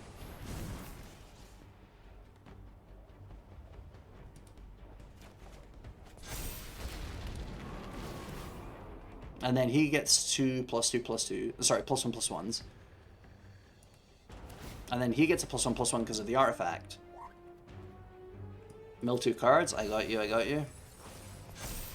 I'm not going to play the Ramen now, both because that will reduce our cards by 1, which is good for him because he wants to mill us. But also because we have to wait till the next turn for the buff to this guy from the artifact. We could buff this guy, but like it's not as much. We could add mana with this person. Do we have any creatures? We do have the Town Greeter. But no, we'd have to mill 4 of our cards, so that's not a good idea. Right, we'll just see how this goes. Okay, so if he doesn't mill us out in his next turn, we do win, unless he has some kind of like mass return to hand thing for our creatures. Any number of targets mill cards. Oh, that's what the win con is. Yeah, because you mill equal to your graveyard. Whatever. I am annoyed by that, but we almost won anyway, so like, whatever. Good game, I guess.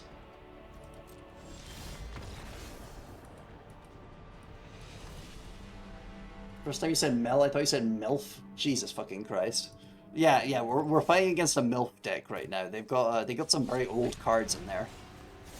Hold on, I gotta check my Discord real quick. There's always new pings. There's always new pings.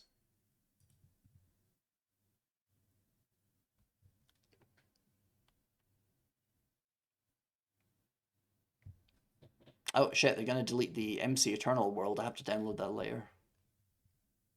Right, anyway, back to the game. I'm very annoyed about that though, to be honest, because they're saying like, so chat, for context, for those who don't know, there's a Minecraft mod pack that came out recently, MC Eternal 2. There's a whitelisted servers playing on, and they decided that they're not going to play it anymore, for now at least, because the mod pack launch was absolutely fucking disastrous. So they've decided like, oh, you know, we're not going to play anymore, and also we're going to delete the world because it's not going to be compatible by the time they finish like fixing it. It's like, okay, you don't know that for sure, but now they're deleting it, which is very annoying because it could turn out that it's like totally compatible later, but whatever. Very annoying, very annoying.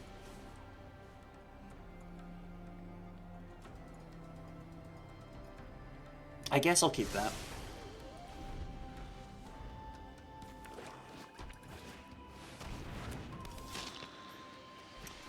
Flying Death Touch Lifelink.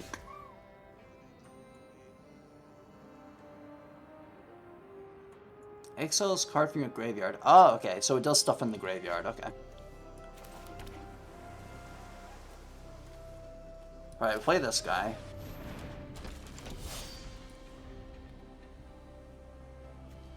We need 2 more mana to get this guy.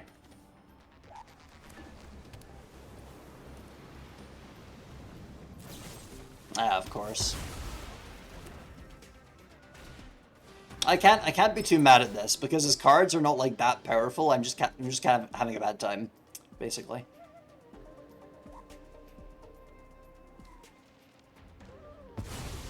Like, the Revenant is pretty strong, but like he paid like 3 with 2 Blackest listed for it, so you know, I can't be too mad.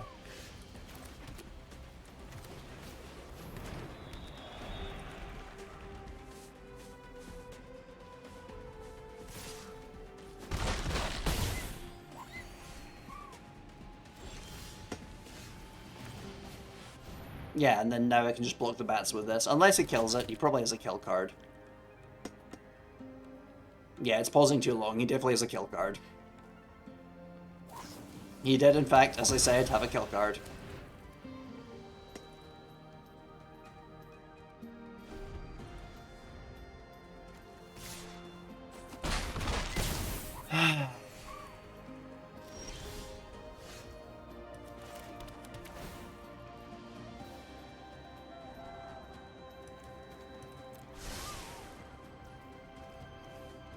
Right, we just go again.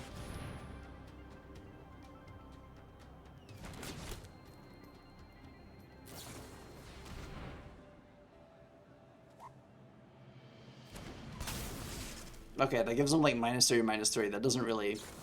Oh, okay, they've got another one. Okay. Of course, of course. Whatever. Good game. Bye-bye. Yeah, our last few matches have been like...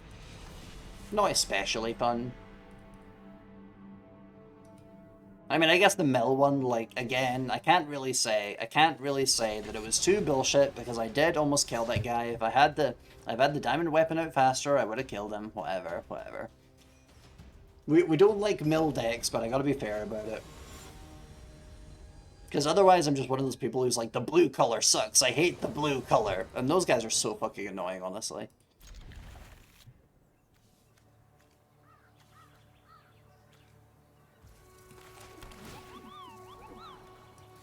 I think I'm definitely getting rid of Titus though. Like, he's actually been useless so far. We need like faster things. Or like things that kind of synergize better. Also, that's a rad SR. I love that.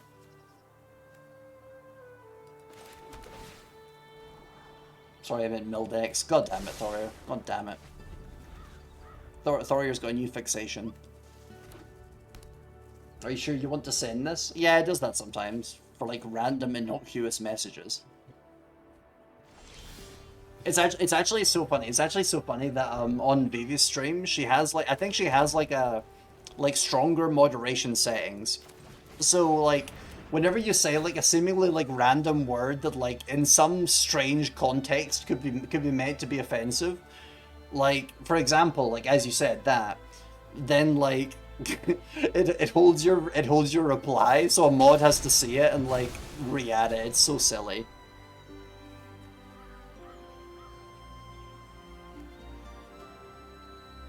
Right, I guess we'll just, yeah. So we cast that one next turn.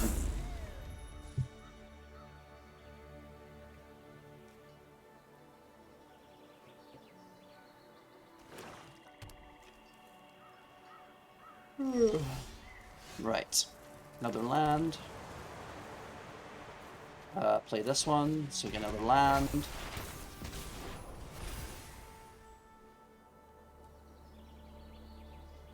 Yeah, it doesn't really matter what color, we just get green, I guess. And then we can look at the top 6 cards, get another land. We are straight up landing it right now. 4, 5, 6. Okay, yeah, so we're like 1 away from being able to use this guy, I think.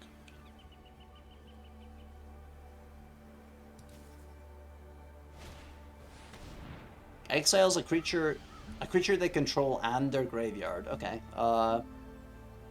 This one, I guess? Because this one will let me draw a card later if I still have the strongest creature on the field.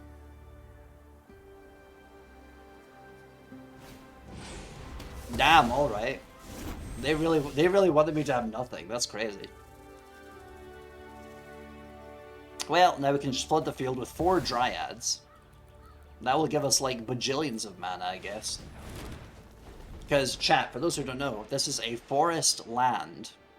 No, sorry, forest land creature. That is what I meant to say. Holy shit, I'm so mixed up. At the beginning of your end step, draw a card. If you control a demon, each opponent loses 2 life and you gain 2 life. Otherwise, you lose 2 life. Okay, yeah, they have a demon now, so... We can destroy that with this, though. What's your thing? Exile this card from your graveyard, put a decayed counter on each of X target creatures, activate only as a sorcery. Okay, that's not very scary, honestly.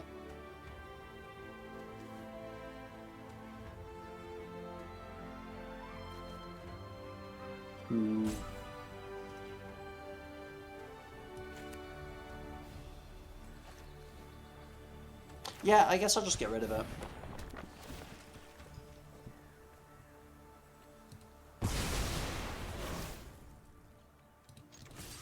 Hit him for one. And so chat, basically what this means is that he can pay 2 black and then any amount of mana, and then for the extra amount of mana he paid, he can choose creatures and put Decayed counter on them. So Decayed counter means that they can't block, and whenever they attack, they get destroyed afterwards. Which, like, doesn't really matter that much to us right now. Also, they got another demon. Okay.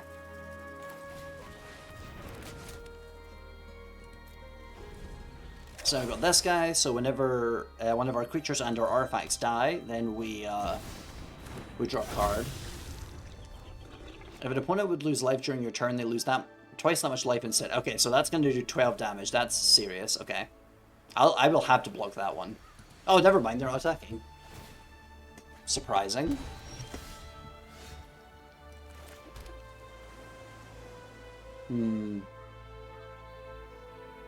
I think I'm going to have to do this one. This does give me 4 life, so we'll survive a little bit longer. I can also tap this one for, like, my own safety. Uh-oh. Yeah, it's never good whenever the Blood Lair comes out, honestly. 16. Pretty good. I am kind of tempted. Like, maybe I should just attack with this and do, like, 1 damage, and then if they block it, then, like, I draw a card. Yeah.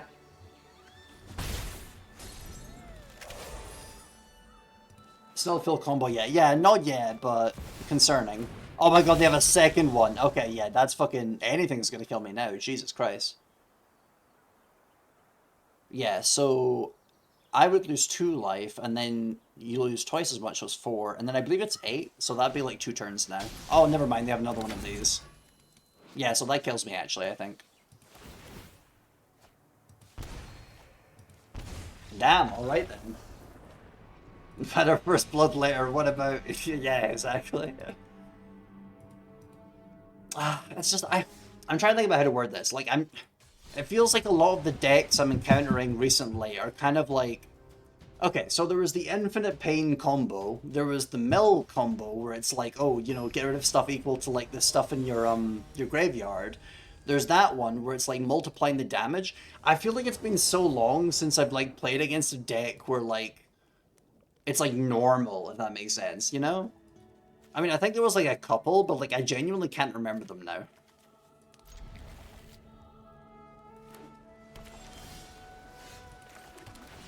I guess that's kind of what happens if you play in, like, ranked, I guess. My fault. Maybe we'll do Historic next, so I can show off my Mutate deck. We'll probably get, like, another immediate combo, like, into like, instant kill, I guess, but whatever. Second tier now, but still more ineffective. Yeah, because like, it's once you get into, like, gold and platinum that they have, like every single, like, or no, maybe, like, every second guy you fight is the exact meta net deck. Like, that's the part where I just give up playing. In ranked, at least. Because, like, the only way to win there is to do exactly the same thing they're doing, which is really not fun.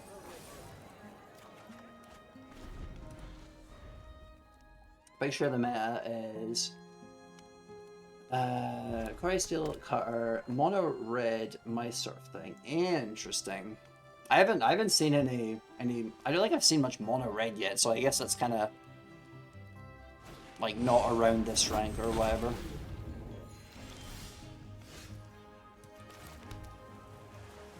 Oh, we could get rid of that one. With the Aura Sight. Yeah, I should probably do that.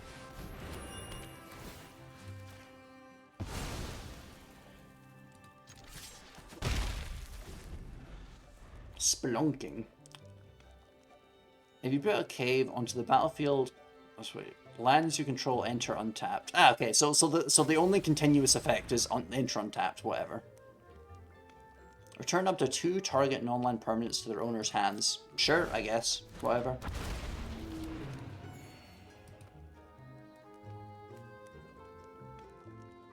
I am like 2 lands away from playing this guy.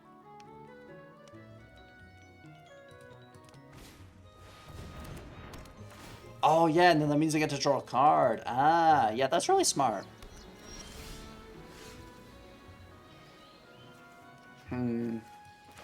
Temple of Mystery. Awaken the Woods. Yeah, I'll take that. Oh, yeah, and then if we combo Awaken the Woods with this guy, then that's like a lot of Dryads. That'd be cool.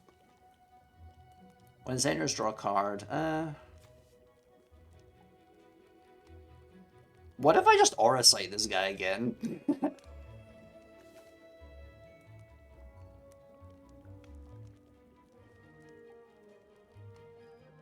Or I could play this guy and he would get a buff. Yeah. It's better long term. Like, otherwise, like, what'll happen? We'll take like 4 damage? Whatever. I think I can play this as well, so.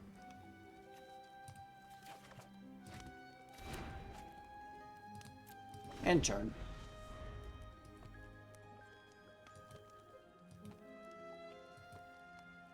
Because we have a bunch of, like, artifacts to play, so.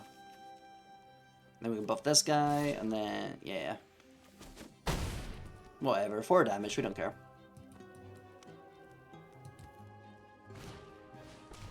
Target for you. Damn! I can't believe you do that. They got rid of my guy. They got the fight cards.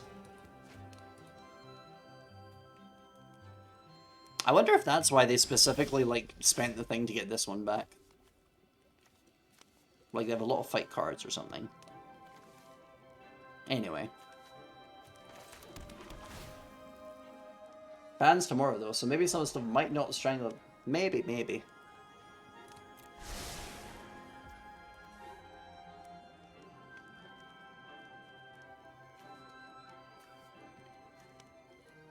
Yeah, I should just play this guy. That seems like a sensible thing.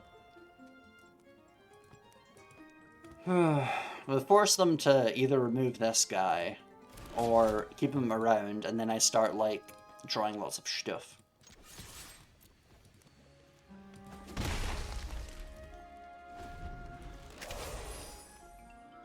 I find it very silly that, like, the flavor text on the right of the card, like, they don't have any, so they just put, like, Final Fantasy 14, and, like, for all of them, it's, like, the game they were from, but it just looks really goofy. You see, this one actually has flavor text, and then Final Fantasy 14.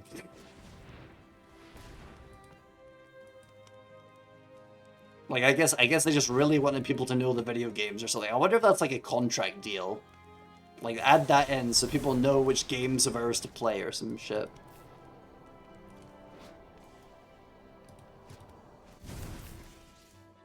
The Squeenix is very weird, so I wouldn't be that surprised. Wait, is Squeenix the one that does find... How many Final Fantasies have they done, or is that like someone else right now?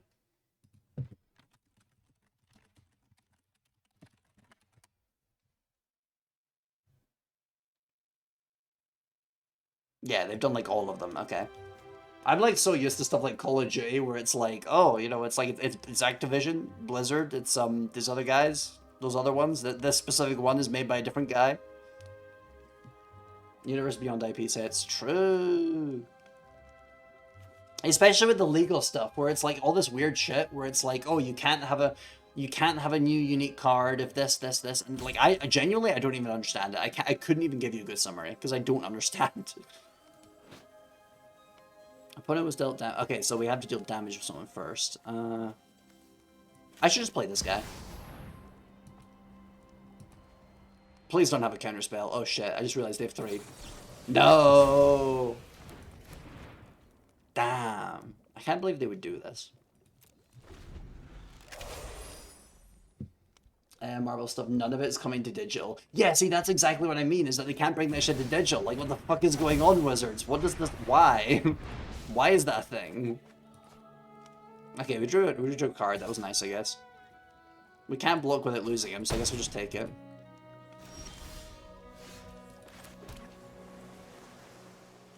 I would assume it's probably something to do with like mechanically similar non-Marvel style stuff. That's oh yeah, because they're like taking the effects of the cards and then making it into like non-Marvel IP like card. Yeah, it's so fucking dumb. But yeah, I would assume the reason for it is probably something to do with Hasbro trying to get them to do a bunch of brand deals, because like as I was mentioning earlier, they're definitely planning to like what's the thing? They're planning to like sell off the company for like maximum stuff or whatever, and they're just kind of milking it for all it's worth. So maybe that has something to do with it. Right, we'll do this. It lets us draw a card, and it lets us draw other cards anyway. Like, did people once they sold the idea to us? Yeah, because I think they spoiled it like way in advance as well.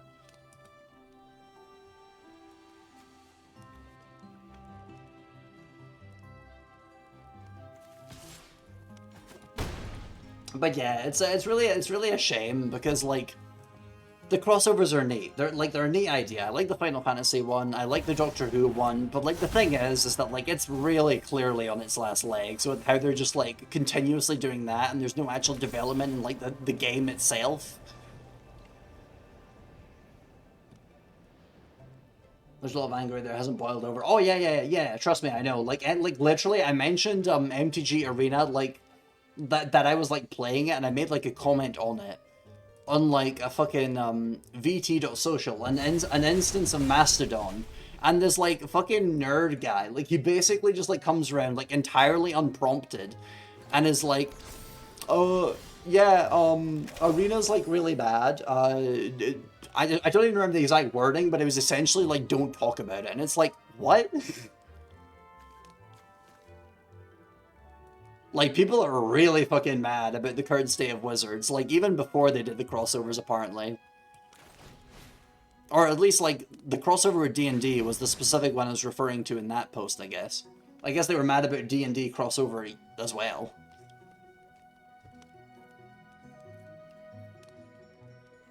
Just weird-ass shit. And I just replied, like, damn, I didn't know there were so many boomers here, and then he was like, oh, well, you're a Zoomer, and then he blocked me. He's like, what the fuck is going on? His biggest problem... Yeah, exactly. Like, I don't disagree with that. I think if they kept it out of standard, like, that would have, like, prevented a lot of the anger.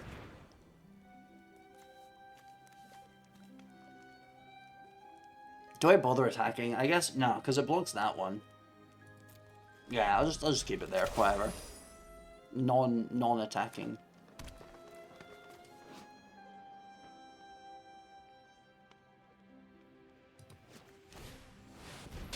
Oh shit, okay, I did not see that coming. Never mind, I'm dead.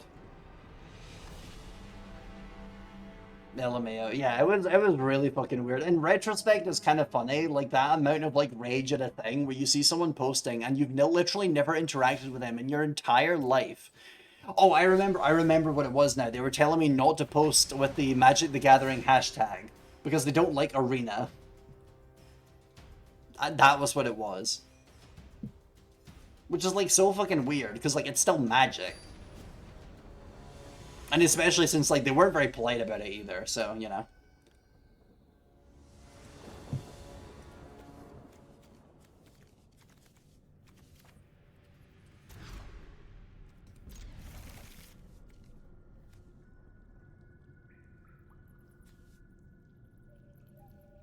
I completely forgot I was going to remove this guy from the deck. Right, we'll put him back in for the mulligan.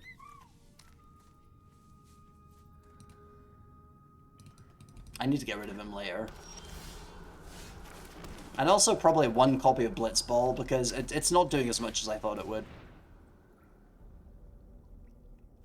Blue. Okay, cool. We have all the colors now, at least. In basic lands. But yeah, okay, so how do I word this? I feel like what's gonna happen to MTG is that, like, once Hasbro's finished, like, selling it off or whatever for, like, all of its worth, and, you know, like, the company, like, I forget what it's called, but that thing where it's like they sort of drain all the value of the company. I feel like probably what's going to happen after that is it's genuinely such a big thing that you'll probably have, like, people trying to, like, do their own, like, indie continuations of it or something. Which, I mean, that would definitely be interesting. It'd be cool. It would add, like, a lot of content. And, like, no, like, corporate content type shit. God, chat, imagine if that actually does happen, and then there's, like, some guy who just makes, like, fucking Magic the Gathering, but racist. That would be kind of... I don't think Magic will go anywhere. With the way they're kind of treating it like a big crossover thing, I think they're just trying to like drain it of money or whatever. So I feel like it is probably gonna go away. On like, I don't see it lasting. Look at all it's worth of keeping it afloat. See, that's the thing, is that I don't know if like keeping it afloat is actually like part of the plan, because with the way they usually do this shit with companies is that like they just kind of like drain it and leave. Like long term is generally not in the plan. Do I keep this? Yeah, I probably should.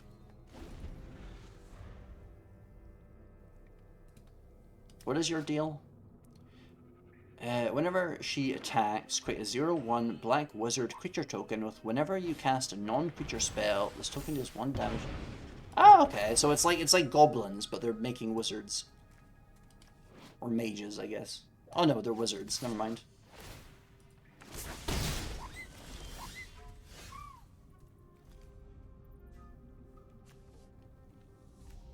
Hmm.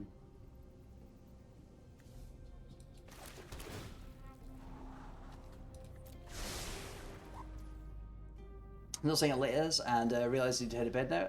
Got work tomorrow, 9:30. Oh yeah, 9 Thor. I'm probably gonna end up soon as well, because like I like at the start I was like way more energetic, like because like the fucking ADHD meds are in full effect. They are slowing down.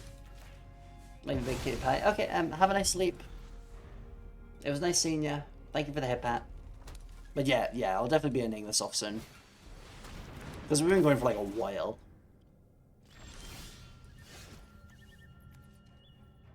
Oh, we can put this guy down. Ooh. Wait, if I do this one first. Yeah, okay, good. And then we can also play the Blitz Ball. Yeah.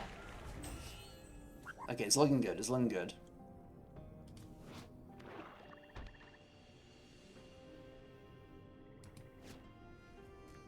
Hopefully they don't kill it, but I feel like they're about to.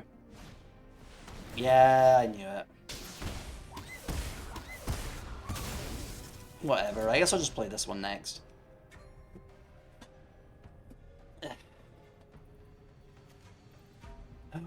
Right. Well, at least these things don't have any direct attack, I guess.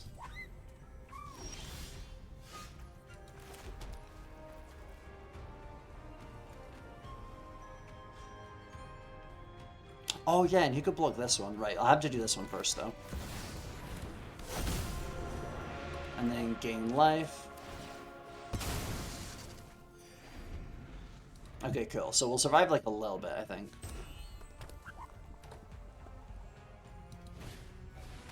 Oh no. We got the chainsaw. What's the chainsaw do again? It does 3 damage to up to 1. Oh, it's just 3 damage to the creature. Okay, that's whatever. Whenever one or more creatures die, put rev counter on it. The equipped creature gets +X. Oh, so there's no rev counters yet. Oh wait, but they're gonna kill that thing. Ah, god damn it. Okay, we lost. I thought it was not that bad, but it was actually very bad. Damn. All right. Yeah, and then if they equip it to that one... Wait, hold on. How much did equip cost? Oh, never mind. I survived this turn, actually. That's surprising. And then Omega gives life back, so I just use Omega. Oh, wait a second. If they... The wizard's got a chainsaw, exactly. It's terrifying. I'm not saying this is a comeback, but, you know. Because if I play this, we can tap that guy. Oh, it deals 2 damage when you non-creature. Oh, so he's like that one, but double. Ah, I didn't realize. Okay, never mind. If they didn't draw a land, we're probably fucked. Yeah, they didn't draw a land. We're fucked. Never mind. Good game. That was almost a turnaround. If it was a land, but you know, unfortunately, they are luckier than we are. Right. Okay. I'm gonna go for one more. I might. Okay. Hold on. Do I have enough coins for packs? Or did I get any? Oh, we got 2 packs. Let's see if this gives us a rare wild card. Because if it does, I think we'll go back to the other deck. No. Okay. Right. Maybe.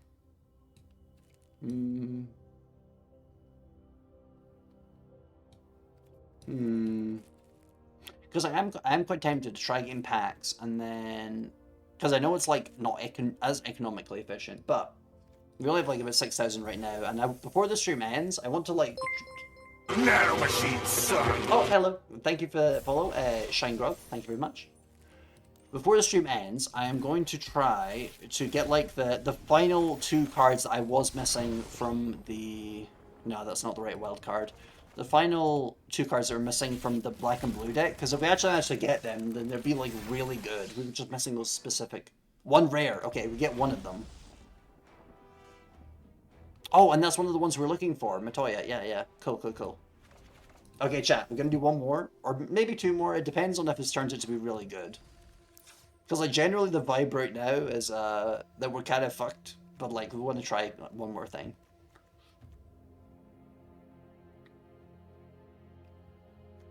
Okay, combat tutorial. I'm gonna get rid of that one. Replace that with you. And I don't think we still don't have the black crystal, do we? The darkness crystal. Oh, never. Okay, so apparently we pulled the thing that we wanted. Never mind. I actually don't need the rare. That's awesome.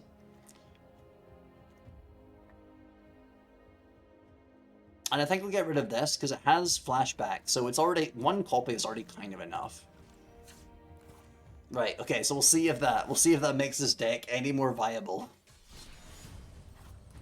Probably not, but I want to see. Because for those who were not there earlier, oh, by the way, sorry that my tracking's not very good right now. My lights are still off. Okay, so for anybody that's like joined the stream like today and does not know anything about me, my apartment flooded earlier this month, so I'm not allowed to turn my lights on. The power has been cut off, so my VTuber tracking is not doing as well as it usually does. So I just feel the need to mention because sometimes it's doing some weird shit there. But no, let's see how this goes.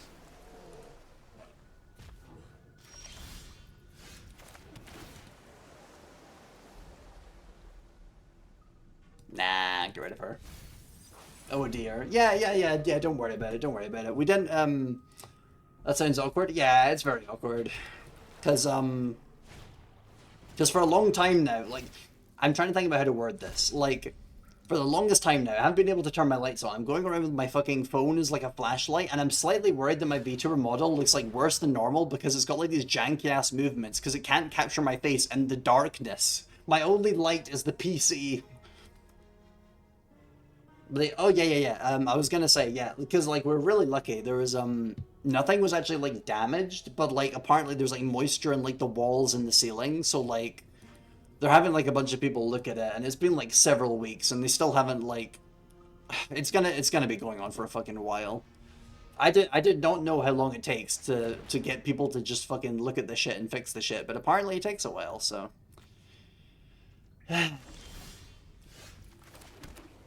You would have thought it'd be over in like a few days. It'd be like, oh yeah, you see, like there's like a problem here, and we're sending a guy to like get in like the new walls. But no, it's like 3 people so far, 3 separate people, and it's been like a while between each, and then they tell us some information, and then they're like, oh, I'll go talk to the other person.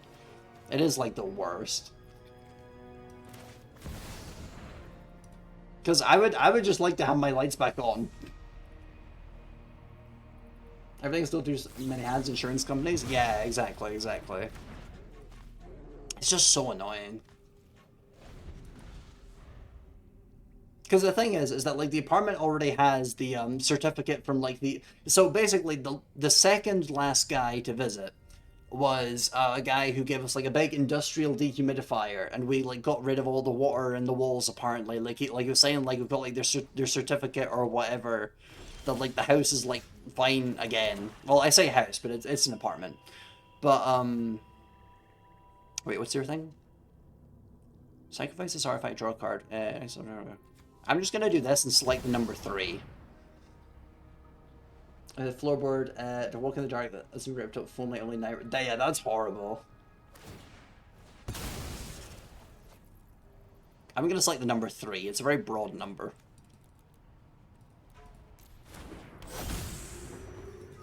So now whenever they... Damn! Okay, they immediately shut that shit down. Honestly, respect. But anyway, I feel so pretty. Yeah, because we had to pick up the carpet. We had to pick up big carpet, and then my mum and dad they just like dried it on like a hanger outside, and then they brought it back, and then apparently it like shrunk a little bit, but like it's like mostly fine. But they're saying that also they'll have to get a new one, even though it looks totally fine and it feels totally fine. But apparently we have to get a new one. They got to tear out bits of the walls. There might still be stuff wrong with the walls, but they're not entirely sure. Oh my god, it's fucking awful. Because, like, the thing is that, like, I don't really care. I just kind of wish it was all fucking over, so I could just, like, stream properly, and also, like... Because the thing is that a lot of my friends are, like, American, as they would be if you, like, basically live online.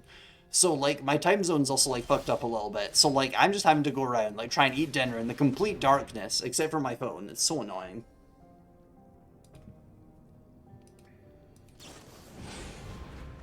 Draw 3 cards, discard a card. Okay, cool. That's not a counter. Nice. But yeah, whatever.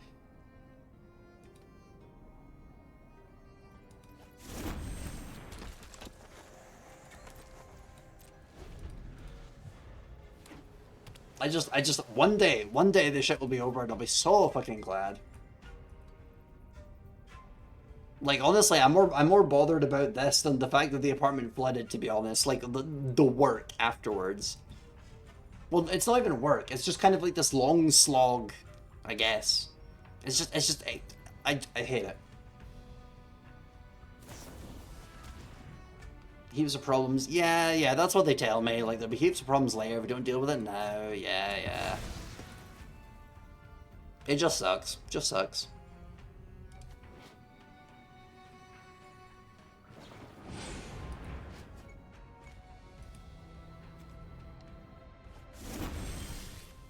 Alright, let's put black down.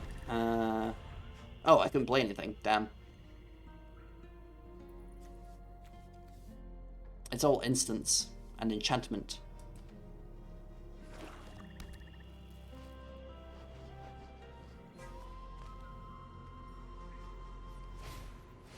Look at the top 5 cards of your library. Put 2 of them into your hand and the rest on the bottom. Nah. You're not allowed to. I ban you.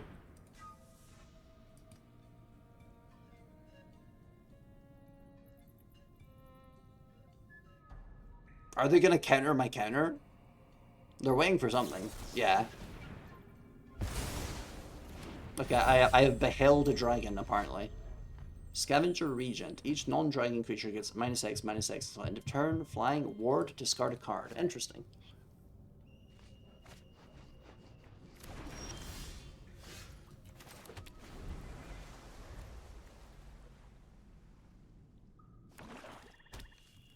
I have 6 cards in my graveyard, so I've got to keep that in mind, because if we use this, they have to pay 1 for each card in our graveyard.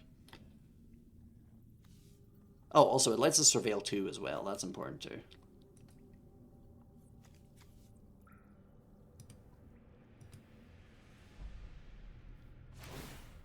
Wait, what's that? Oh, they're destroying my lands. Damn. I gotta search for a basic, though, so I guess we're fine. Schwamp. Oh yeah, and then that increases the number of cards in my library. Okay, so I guess that just kind of buffs this card. That's nice, I guess. I can't do anything though. I'm actually this is actually like the first match with this deck where I've just kind of had no creatures for a while. Like this has just not happened previous.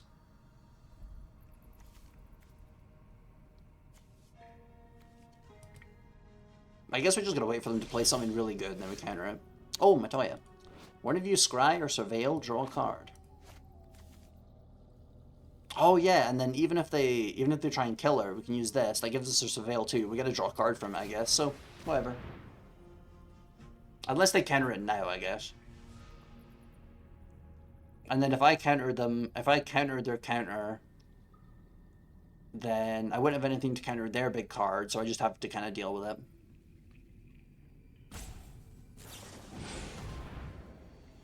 Oh, they're just doing draw 3 cards, discard a card, and they're probably going to try and go for a counter, I guess. Oh, wait a second. If I counter that, then they don't get to play the creature side later.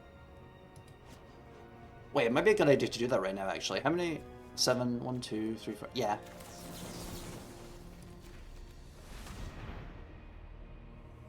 Are they gonna counter my counter to their attempt to get counters? Ah, I behold a dragon. Unfortunately, I beheld a dragon. Oh, wait, hold on. I actually... Okay, there was a lot going on there. Apparently... Okay, apparently their thing went off and I still got my... I thought they were cancelling... Okay, that was a lot.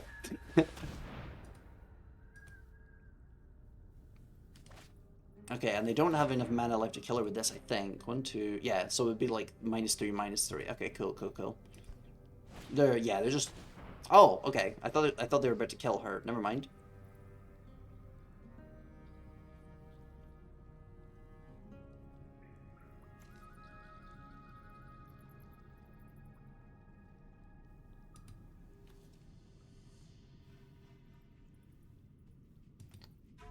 They're taking a second. They're considering.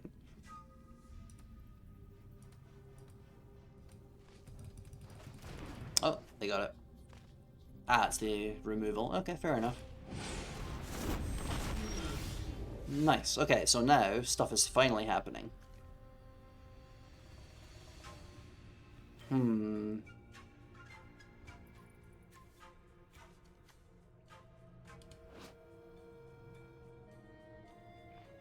I think if I played this guy, it takes the attention off her, because he's, like, way more of a danger. Even though I am planning, like I have more plans for her than that guy. But he is a pretty cool card, though, to be sure.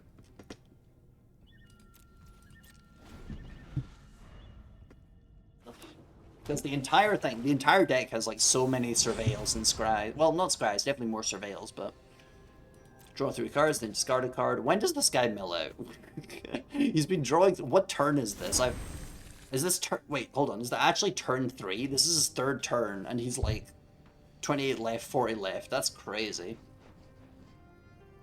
Bro is gonna... I don't even think it's legal in Standard right now, but he's gonna pull out the fucking creature where if you mill out, you win or some shit. Like, I'm half expecting it.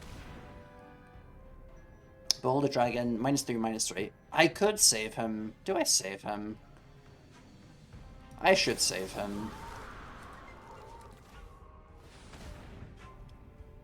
And then, at least if they counter that, it's wasting another counter spell. Ah, okay, it was another -3, -3. Okay, whatever. I mean, at least that means that they can't double -3, -3 her then, I guess. Put this man to sleep. Oh wait, no, hold on, he's got ward. He's got ward discard, so I can't discard it. Ah, I should have held him to the land. I am a dummy. And... turn.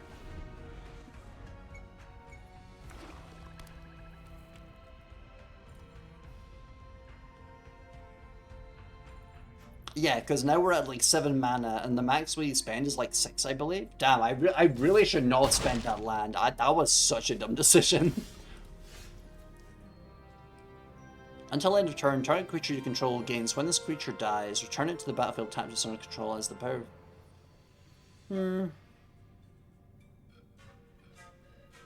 Nah, right. So we'll just discard that to get this guy.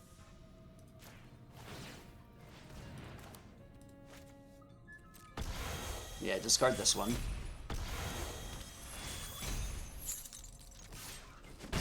Just hit him with the 1/4. God, I just need like my staple cards right now. I need the fucking survey guys, or surveil, that's what it's called. Oh god, where are you? Each player exiles all but the bottom 6 cards of their library face down at the beginning of your upkeep. Draw a card.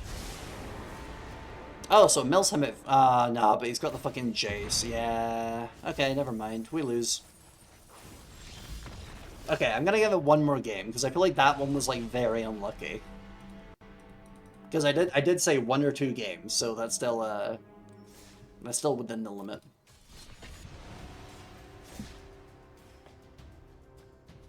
I do feel like, I might do more of this off stream so I can kind of get like more of the key cards together, because how do I word this? It feels like I haven't managed to fully refine either of the decks on stream, and like I don't want to net deck it, but I do want to figure out the stuff without just kind of playing like a bunch of losing matches over and over.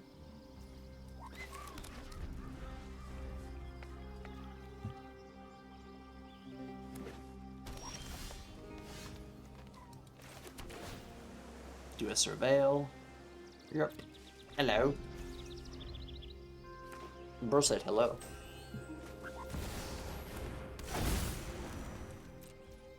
Wait, what's this card I have? Oh yeah, we can kill him immediately. Hell yeah, bye-bye. We hate Bristly Bill in this town. Reveal your hand to me. Get rid of that. Bye, Bill. Exactly. Where did he go, Cotton Eye Joe? Cotton Eye Bill. Went to the fucking graveyard. That's where he went. Ew, Hydra. Yeah, this is fucking one of those fucking +1/+1 decks. I should wait. I should wait before using that one. Like, all we get is like a 0/1 black wizard creature if they don't have a creature when I do that. And that... Okay, we've countered the Hydra, I guess. They've got Banishing Light, Banishing Light. Put a 1/1, yeah.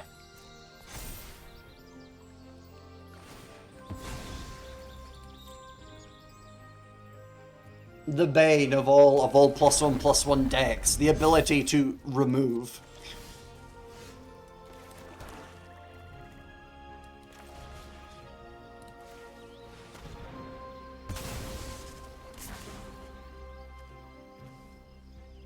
I'm going to keep this on hand. Well, I mean, obviously I am. There's nothing else to remove to hand, but... mention it, because it's going to be very important. See, because I have a fucking bristly bill. Also, I'm just going to mention, if my head ever does this, it's because I'm taking my hair out of my eyes, but it loses track of my model, so it looks like I'm fucking, like, I'm going like, eh. Well, I'm not actually doing that.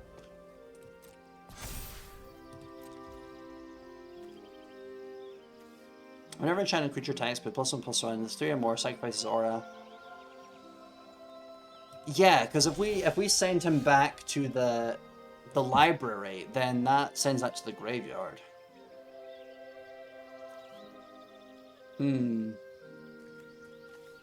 Yeah, we'll do that.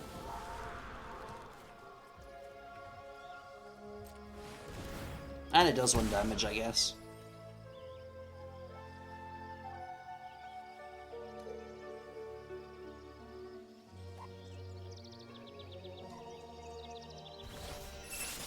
He put it on the top. He really... Listen, chat, he really needs that Bristly Bill. So now all he has is Banishing Light, Bristly Bill. He doesn't even have a land. It's just fucking Banishing Light.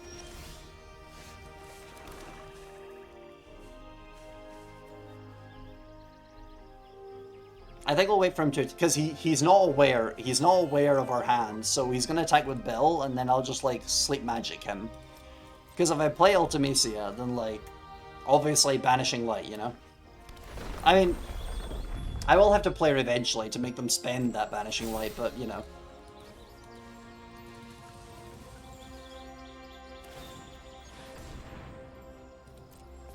Yep, you get double in that motherfucker.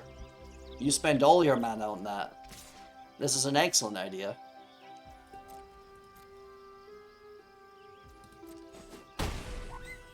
Oh, wait a second, I just realized. They would have to Banishing Light the sleeping magic, so they won't have anything to get rid of Ulta. Oh, that... I'm kind of cooking there.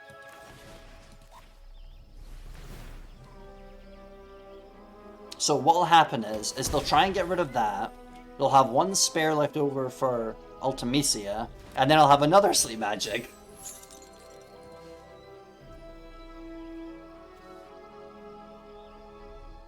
Yeah.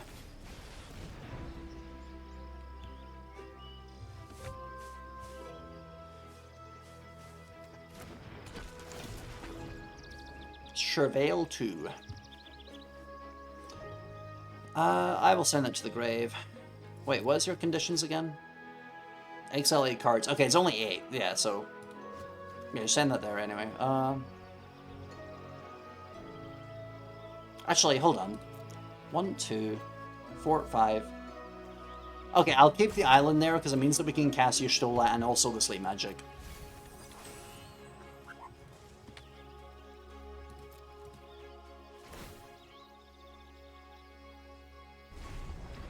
So yeah, we know what they're gonna do. They're gonna do Banishing Light. We don't know what the other thing is. Hopefully it's just a land. Yeah, Banishing Light. Are they targeting the enchantment or Ultimacia? That's the question.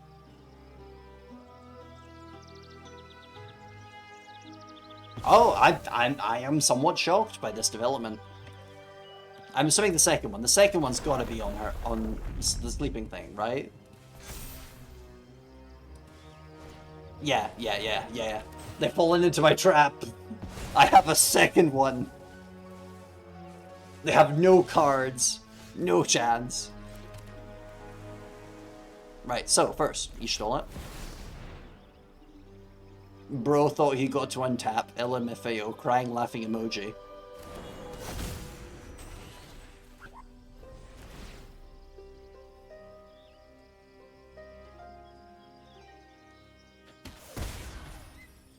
Honestly, I would not blame him if he just scooped right now. If he just left, I would totally get that. I guess we'll wait to see when he sees his next card.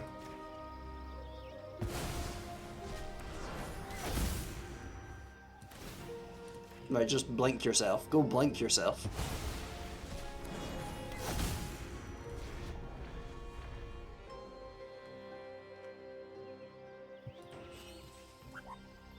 What do they have? Let's see.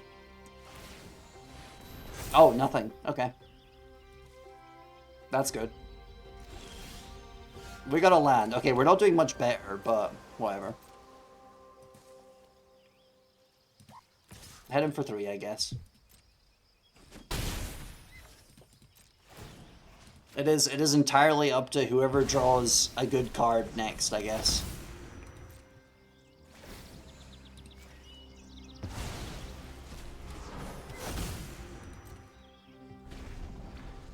It is mildly annoying. It is mildly annoying that you must banish and then rethingy a creature, and like it's not an if, it is a must. You must do it. Mildly annoying.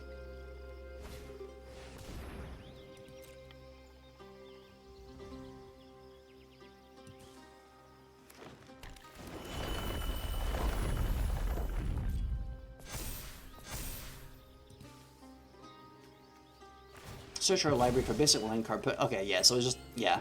So we do, okay. Chocobo might be a problem. Hopefully we draw something that's not land, and then we get something to deal with it. Oh yeah, we have the creature land too. That's a good point. Thanks for reminding me. A 4/4 with Death Touch. Oh yeah, it's got Death Touch. Okay, that actually handles the chicken then. Thank you for reminding me. I'd like actually forgot. Land. Okay.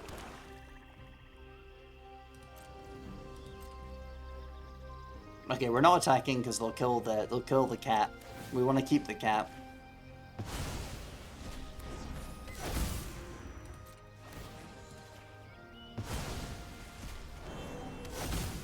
It's gonna be really funny. It's gonna be really funny if they forgot about the creature land just like I did, and then they just fucking like leave the moment I get the chocobo.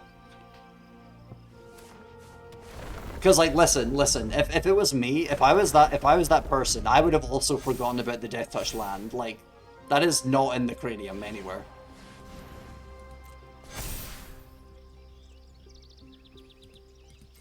I'm just gonna keep passing really quickly. Yeah, I think he forgot.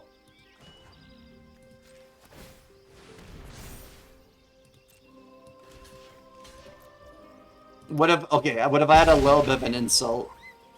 Nice. I'm trying to make him skip chat because if he gets another thing, I'm so fucked. I'm just drawing fucking lands over and over again. I need him to think he's losing.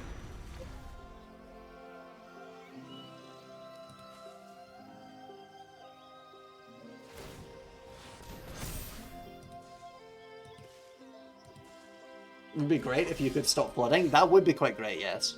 Okay, well, final days. How many creatures do we have in here anyway? Oh, literally none. That's crazy. Okay, right. Well, we'll get 2 horrors, I guess. And then another 0 horrors when I cast it next. If I decide to cast it when I'll have 0 horrors. Shuffle 1 job, exactly. Because it's not like a green deck. I can't just remove like a bunch of land cards because I know I'll have like substitutes anyway. Like I need the good game.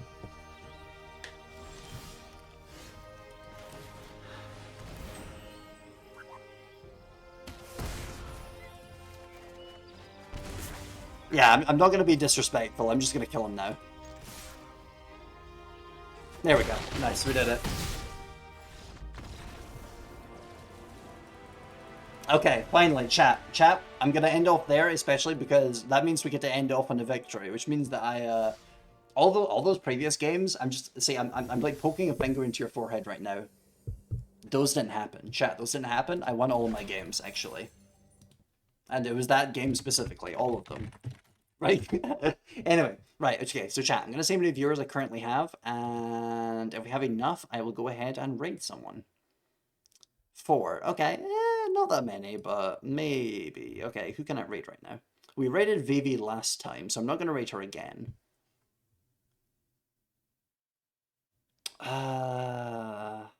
Who else is there? There's Molly. But Molly, we don't get along great, so let's rate T-Rex. Chat, we're gonna rate T-Rex. So, chat, a little bit of context, because I know that... Oh god, there's an ad. Okay, I'm just gonna mute the ad while it plays. Right, so chat, I'm just gonna explain who T-Rex is before we rate them, because I know that there's a few people in the chat who have not been here before. T-Rex is another trans person, as a trans woman, who actually developed, like, who worked at Bungie while they're developing the Halo games. It's really fucking cool. Like, it's like really interesting. So, you know, I'm just making sure you have context so you know why T is like a really cool person. Also, she's very nice, of course. She's also very nice. But we're not going to be doing puppy raid this time. This time it is cow raid. Right, here is the raid message. If you don't have the emotes, then you can just like paste the words. If you don't want to do either, that's totally fine. And I will see you guys next time. I have no idea what I'm gonna play. I will be going to the dentist tomorrow, so there might be some shit that happens that makes me not want to stream that day. You never know. I might be high on dentist chemicals. But no, I'll see you guys next time and have a lovely night. And also moo.